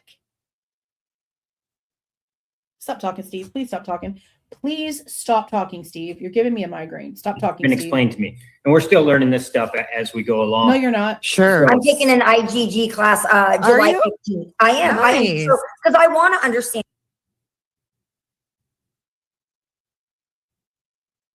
That's a scary thought. That she's about to go verse herself in IGG. And it more. Good for you. It's hard for me to speak on it and want people to do it when I can't really speak on it. Sure. So I talked to Jed Match, you know, and stuff like that. I'm like, what do I say? Because, you know, it's controversial. Some people are like, no way, you know, but, you know. Well, didn't they early on, like when they started doing the IGG, did they find like uncles or something? Or there was What three was that brothers for? or something? They found an Italian tree. Four brothers that were distant cousins to the sample that they were testing. They only contacted one. That's another thing that's interesting to me is that they're literally telling us that there's 4 people they could have contacted. They contact one and get a no, and they don't even bother with the other 3 or to contact other contacts that are branched off of those 4. Why wouldn't you? Isn't that like the whole protocol? Isn't that the whole process of the point? They stopped with the 1. It's weird as shit. They started doing the IGG. Did they find like uncles or something? Or there was 3 brothers or something? They found an Italian tree, maybe 2, but I know at least 1 tree, and it was the Pennsylvania area. And then they went to that family and said, okay, this. You realize that they're not from Pennsylvania, right? Kohbergers. Okay. This is as far down as we can get. We're getting this person's maybe down or up the tree. And they said, can you guys submit it? Those guys didn't want to submit. And here's the truth. A lot of times you can find people that don't want to give their information out because they think that that's going to make them the suspect because it's not communicated to them that, hey, we're in no shape, way, or form think that you guys are involved in this. And I don't know how it was explained to them. Education is key, right? Educating people on what this really means. So let me tell you what would have been said, because we've gone through this. We've watched videos of people that have been contacted because their DNA linked somehow, somewhere, even a little bit distant, to either someone who is considered a Jane Doe or to a sample that people are trying to see will lead to a murder suspect. They get told. They might not get told every little bitty old detail, but they do get told, hey, we have a murder that we are helping to solve. They're not going to tell them that it's Idaho. They're not going to tell them that it's the Idaho 4 case. They don't tell them any of that unless there's a match and they have to actually go into some sort of contract with this person. Because normally what happens is they find the match, they contact the person, and then through that person, they work with trying to get more matches to get even closer to the profile that they're trying to find. There's one girl that did it with a bunch of different family members. They had to go back and forth, and this cousin had a little bit of a marker that made them kind of go this way, but then that ended up being a dead end. So we went back and went the other direction and ended up being that way. The marker is just read a little bit differently. And so then this leads up to the path. For them to have just contacted one, get a no, and do literally nothing else is not any procedure I've ever heard before. And there's been a lot of these people come forward and give their stories about how they were contacted. Was it solved? Did it get to an answer? Hey, and this ended up being the case that it was for. But none of that information is said right off the bat. You also are not like given, even if they like maybe have an inkling about who the person is, they're not going to give the family member like a heads up or like say, hey, are you related to so-and-so? That's not how it works.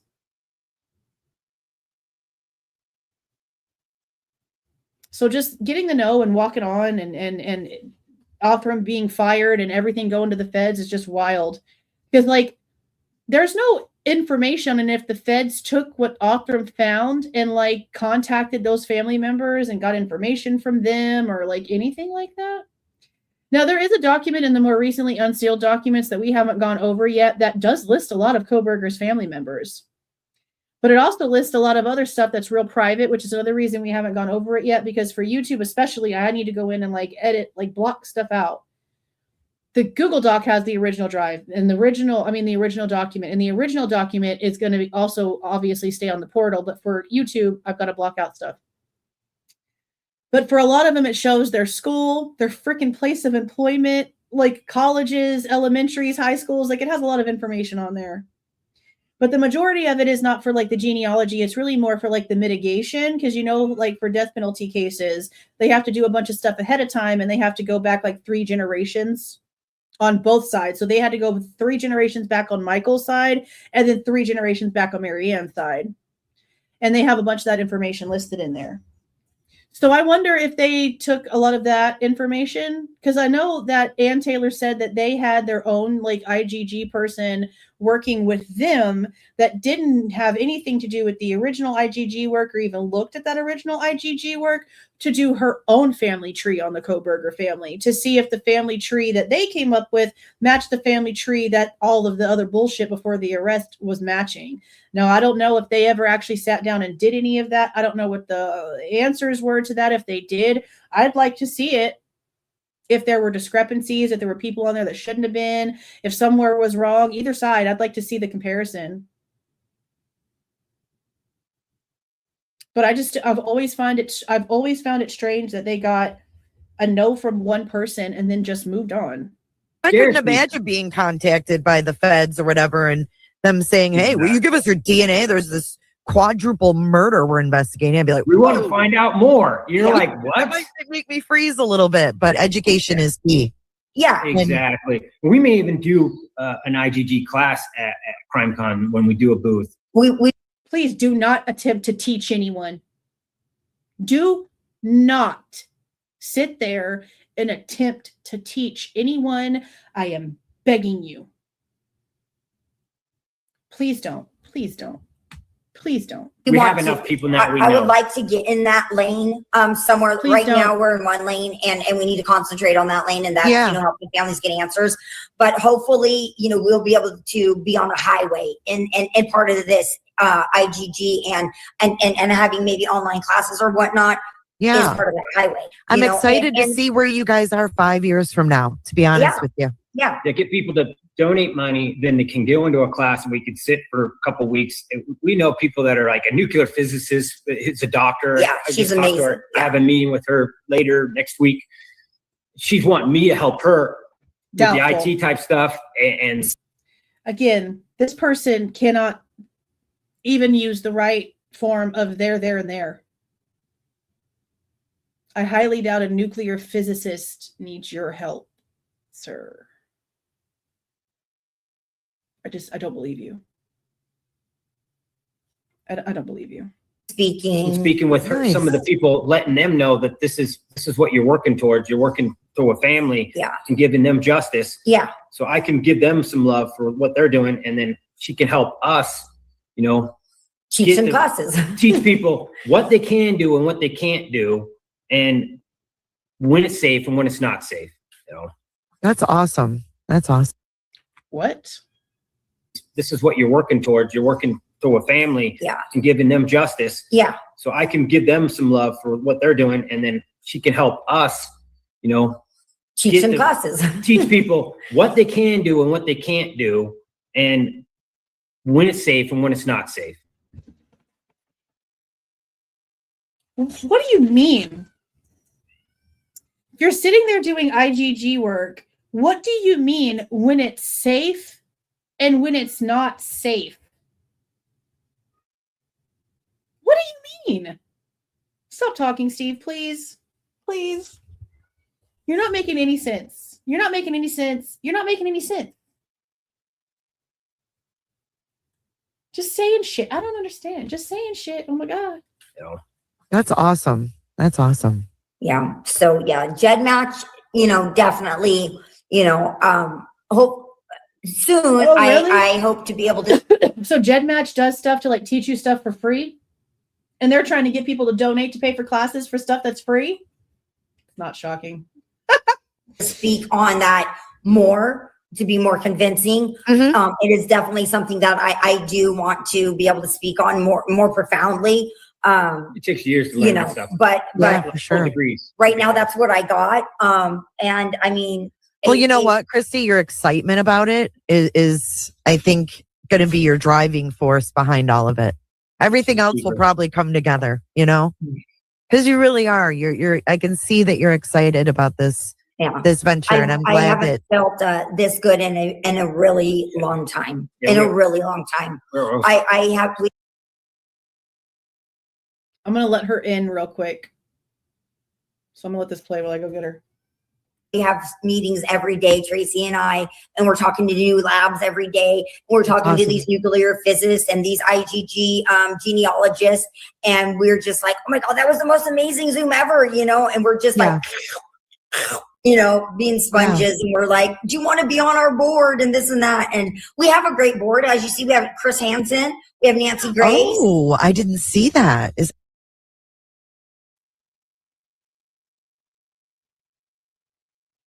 Little Miss Loudmouth herself. You good now? You good?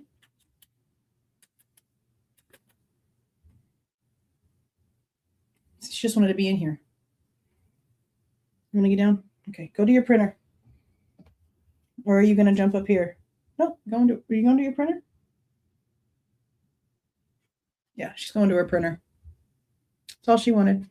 Okay, this doesn't have many minutes left, like 8 minutes left.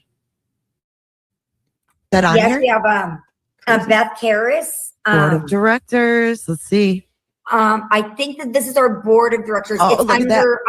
Look at you guys. I love these. I didn't see this. We're nobodies. It's the actual stars are keep going. There's this Tracy. is Tracy. Okay, yes. I didn't see this. Yes, and so I don't think she shows this part on the screen because I didn't clip it to show it in the screen. So they're just like kind of talking about it and not showing it. Agent does all of our social media and everything. She's amazing. And then Chris here comes Hansen. everybody knows Chris. Yeah, and again, Chris Hansen said in the interview where she lied to him about never seeing the 11/12 footage before, that if you're interested in seeing crime scene photos, you're no better than a pedophile. He compared people like you and me who care about facts and going over crime scene photos and looking at documentation. We're no better than people from the 764 group. According to good old Chris Hansen. Disgusting psychopath. Wow, I didn't see this. Nancy. We love Nancy. Disgrace. Oh, yeah, she was one of the first ones to join the board. John Douglas. Wow. Yes. So we're getting the bulldogs and we're getting some power behind this. And like I said, we're going to hunt the people that have killed people. She looks familiar. How do I know her? She is a commentator. She does the We're going to hunt people that kill people. Okay, Dog the Bounty Hunter. Sit down. Curious Case of Natalia, whatever. The Curious Case of Bam Margera. The Curious Case of, she was Oxygen, I believe, and now she's ID. ABC 2020, maybe that's right. Oh, ID. Yep. Yeah. She's a commentator. Oh, she was on Court TV for 19 years. That's probably where. She is the most amazing lady. She's like this tall. Ever. She's adorable. She's this little tiny thing. I love her. Is she? Yeah. She's amazing. Fierce. She's fierce. Oh, she is. Yes. And she is 100% with our mission. 100%. This is awesome, you guys. So yeah, we're trying to take it from being victims. And we always said at the very beginning, we hate being victims. And one way of not being a victim is actually participate in hunting down killers. And why do you keep that's saying what it we're like really that? looking forward to now is finding the first family. For us, murder has a name. It's Kaylee Jade. For that next family, murder has a name, and it's going to be this family that we found. And they're going to be like, this organization helped us get there. And, we're you guys just a are small amazing, part. man. Just a small part. The investigators and the labs, it all belongs to them. Look at those two rock stars right there. I didn't want to take the picture. I want to. I think they're awesome. And Kristi, you look so studious. So, yeah. Love it. Straight trouble. Love it. Straight trouble. Well, hey, they say trouble attracts trouble. So, Steve, does. I don't know. I know, right? Steve would know all about that. Yeah, no. You ain't getting out of it. Oh, it's Even really though been she a lost the pleasure. ring. Even though Oh, You know, I'm pretty. I don't think he says anything else. That's what I said. Site that goes towards your conspiracy about how we're All of robbing our- the site that Okay, right here. This is we're going to be done after they say this part because there's nothing else important that they say. I mean, half the shit was bullshit anyway. Listen to what they say here about merch and fundraising and profit margins. Because if you know anything just literally about basic math, then this shit is not making sense. Listen. Program, we pay for it. All the business cards, brochures, flyers, the Bracco family have paid for. By the way, you guys have merch for the site that Listen. goes towards your foundation, and correct? it's a drop shipment thing, so we're not out any money forward for that. And we put it at the smallest margin possible, which is like 26 cents. It's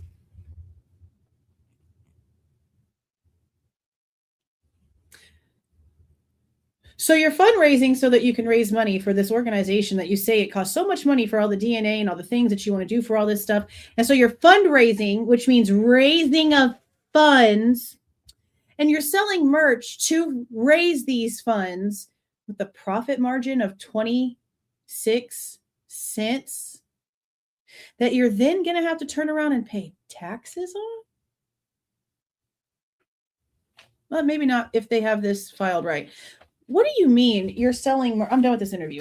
What do you mean you're selling merch with a profit margin of 26 cents? So you're raising quarters at a time? Does that not sound stupid as fuck? How is it fundraising if you're only making 26 cents? I don't understand what they're doing. It just sounds like another way to move money. That's all it sounds like to me. So weird. So freaking weird. You're going to fall. Lipso bipso. She's rubbing her face on everything. She's about to fall. What are you doing? Come see me. Eek!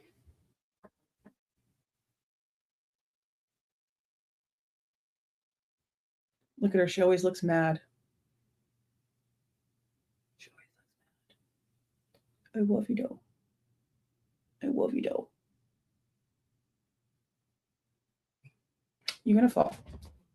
You got to stop getting back there. She's just going to get right back up there. I already know it. All right, you guys. That was a lot. I was not expecting to sit here for 6.5 hours. I know that. I was thinking maybe like 3.5, 4 at the max. Everything out of their mouth is just a lie. Everything out of their mouth is just a lie. I don't understand people that can live like that. It's got to be exhausting to constantly have to like remember what you said instead of just remembering how it was.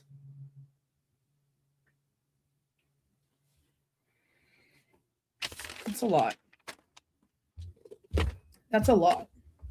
A lot of lies, a lot of stupidity, and we're a year in to the plea. I just don't understand it. I don't understand it.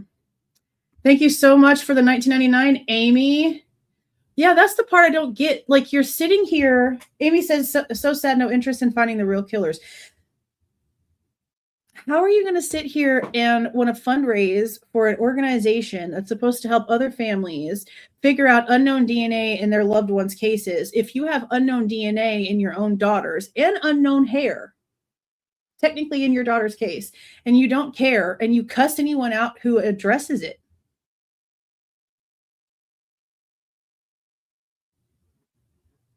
Hypocritical hippos.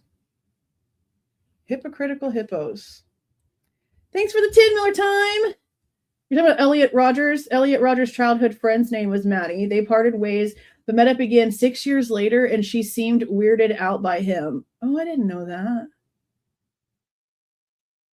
So I guess that makes sense as to why they keep trying to compare Kohberger to him. He wanted to unalive all the girls at Alpha Phi, and Kaylee was an Alpha Phi. That's true. That's true. Thank you for the 5 Miller time. Yeah, I guess I can see why they're trying to connect it. Why they're trying, because I know Ashley Banfeld was the first one to come out and try to say that Kohberger was some sort of incel, and that's who Elliot Rogers is. He's the incel killer. Like, I'm pretty sure that's his actual like moniker, is the incel killer. I didn't know he had a friend named Maddie. That's interesting. That is pretty interesting. I didn't know about the sorority thing either. That is interesting. But it makes sense for why they were trying to connect the two. Well, so do my kids. So do my kids. I mean, I played a video the other day of my 8-year-old explaining why he doesn't call me mom, which is weird because I don't know where he got that shit from. But yeah, they've always called me mother. But yeah, no, I didn't know that. That is interesting. The connections there. Is it like a book?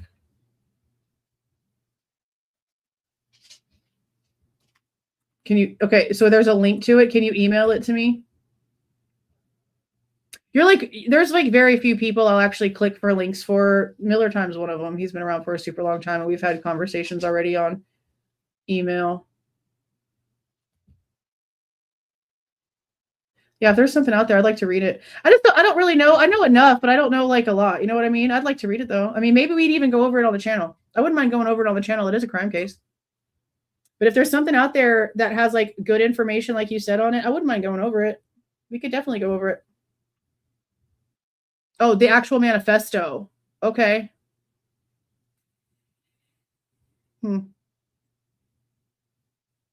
Okay. Yeah, I'd like to go over it. Yeah, all 3 of my kids do that. Well, actually, my oldest son actually calls me Ma.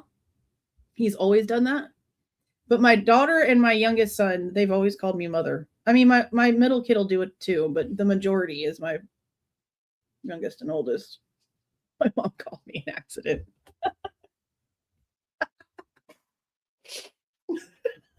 That's horrible. That was funny. Okay. Holy shit, are we just now getting rain? All day. All day and nothing. Ugh, okay. Whatever. At least some grass got cut earlier. Crazy. Crazy. All right, you guys. Definitely not doing another live tonight like I was going to. Like I said, we're going to go ahead and start tomorrow morning with Peter's part 1 of the interview, and then we'll do part 2, which is the longer part, tomorrow night. So it actually kind of works out better because we're doing both parts on the same day. I was going to do them together, but I guess I didn't realize when Connor was telling us in the live chat for the first one that they were on different dates. I thought for some reason they just like separated the same dates interview and only gave him part 1, but I was mistaken. It's 2 completely different dates. So that's what we're going to do. But now I'm going to go order food because we've been sitting here forever. I haven't eaten anything at all. I know the boys have been waiting for me to get off of here so that we can order Fast Food Friday. I'm sure they're contemplating what they're going to order. But we're about to get this done and go relax and watch TV. We're watching Reacher right now. This pretty interesting little series. I laugh a lot. I will say I do laugh quite a bit and giggle watching Reacher. It's not bad. I didn't think I would like it, but it's not bad. Home Dude's not bad to look at either. So, you know, double win. Definitely going to sleep good tonight. Holy shit. This was a whole mind meld. Mind meld. Thank you so much for coming in here and spending so much time with me today. I know some of you have been in here from the beginning. Talk about some troopers. Thank you so much for the members that were in here, the regular viewers, the people that came in and gifted memberships, became members on your own, people that gave super stickers and super chats and super thanks, and just being in here and giving me your time and going over this stuff and weeding out the bullshit from the facts. Thank you. I appreciate it. Not a lot of people care about the facts. They only care about the salacious stuff that could be and not the facts of what is. Sad. But I'm glad that we're over here because this is where reality is and truth is all that matters. And we would just really like some people to stop lying. Just stop lying. It can't be that. I mean, for some people, I guess it is difficult. My ex sure had a damn problem with trying to not lie. He couldn't. Everything was a lie. So I guess they're the same way. Y'all have a great night. Have a safe Friday. Be careful in the storms. If you're going to go out, be safe. Carry a weapon. Don't let anybody tell you nothing else. Cover your drinks, drive careful, don't speed, all the things. Y'all have a great night. I appreciate you guys being in here. See y'all. If you like the way that I present this information and give my opinion, please don't forget to leave a like on the way out. Subscribe to the channel if you have not subscribed already. And please don't forget to make sure that the notification bell is set to all so you don't miss any of my rants, reviews, reactions, updates, or deep dives.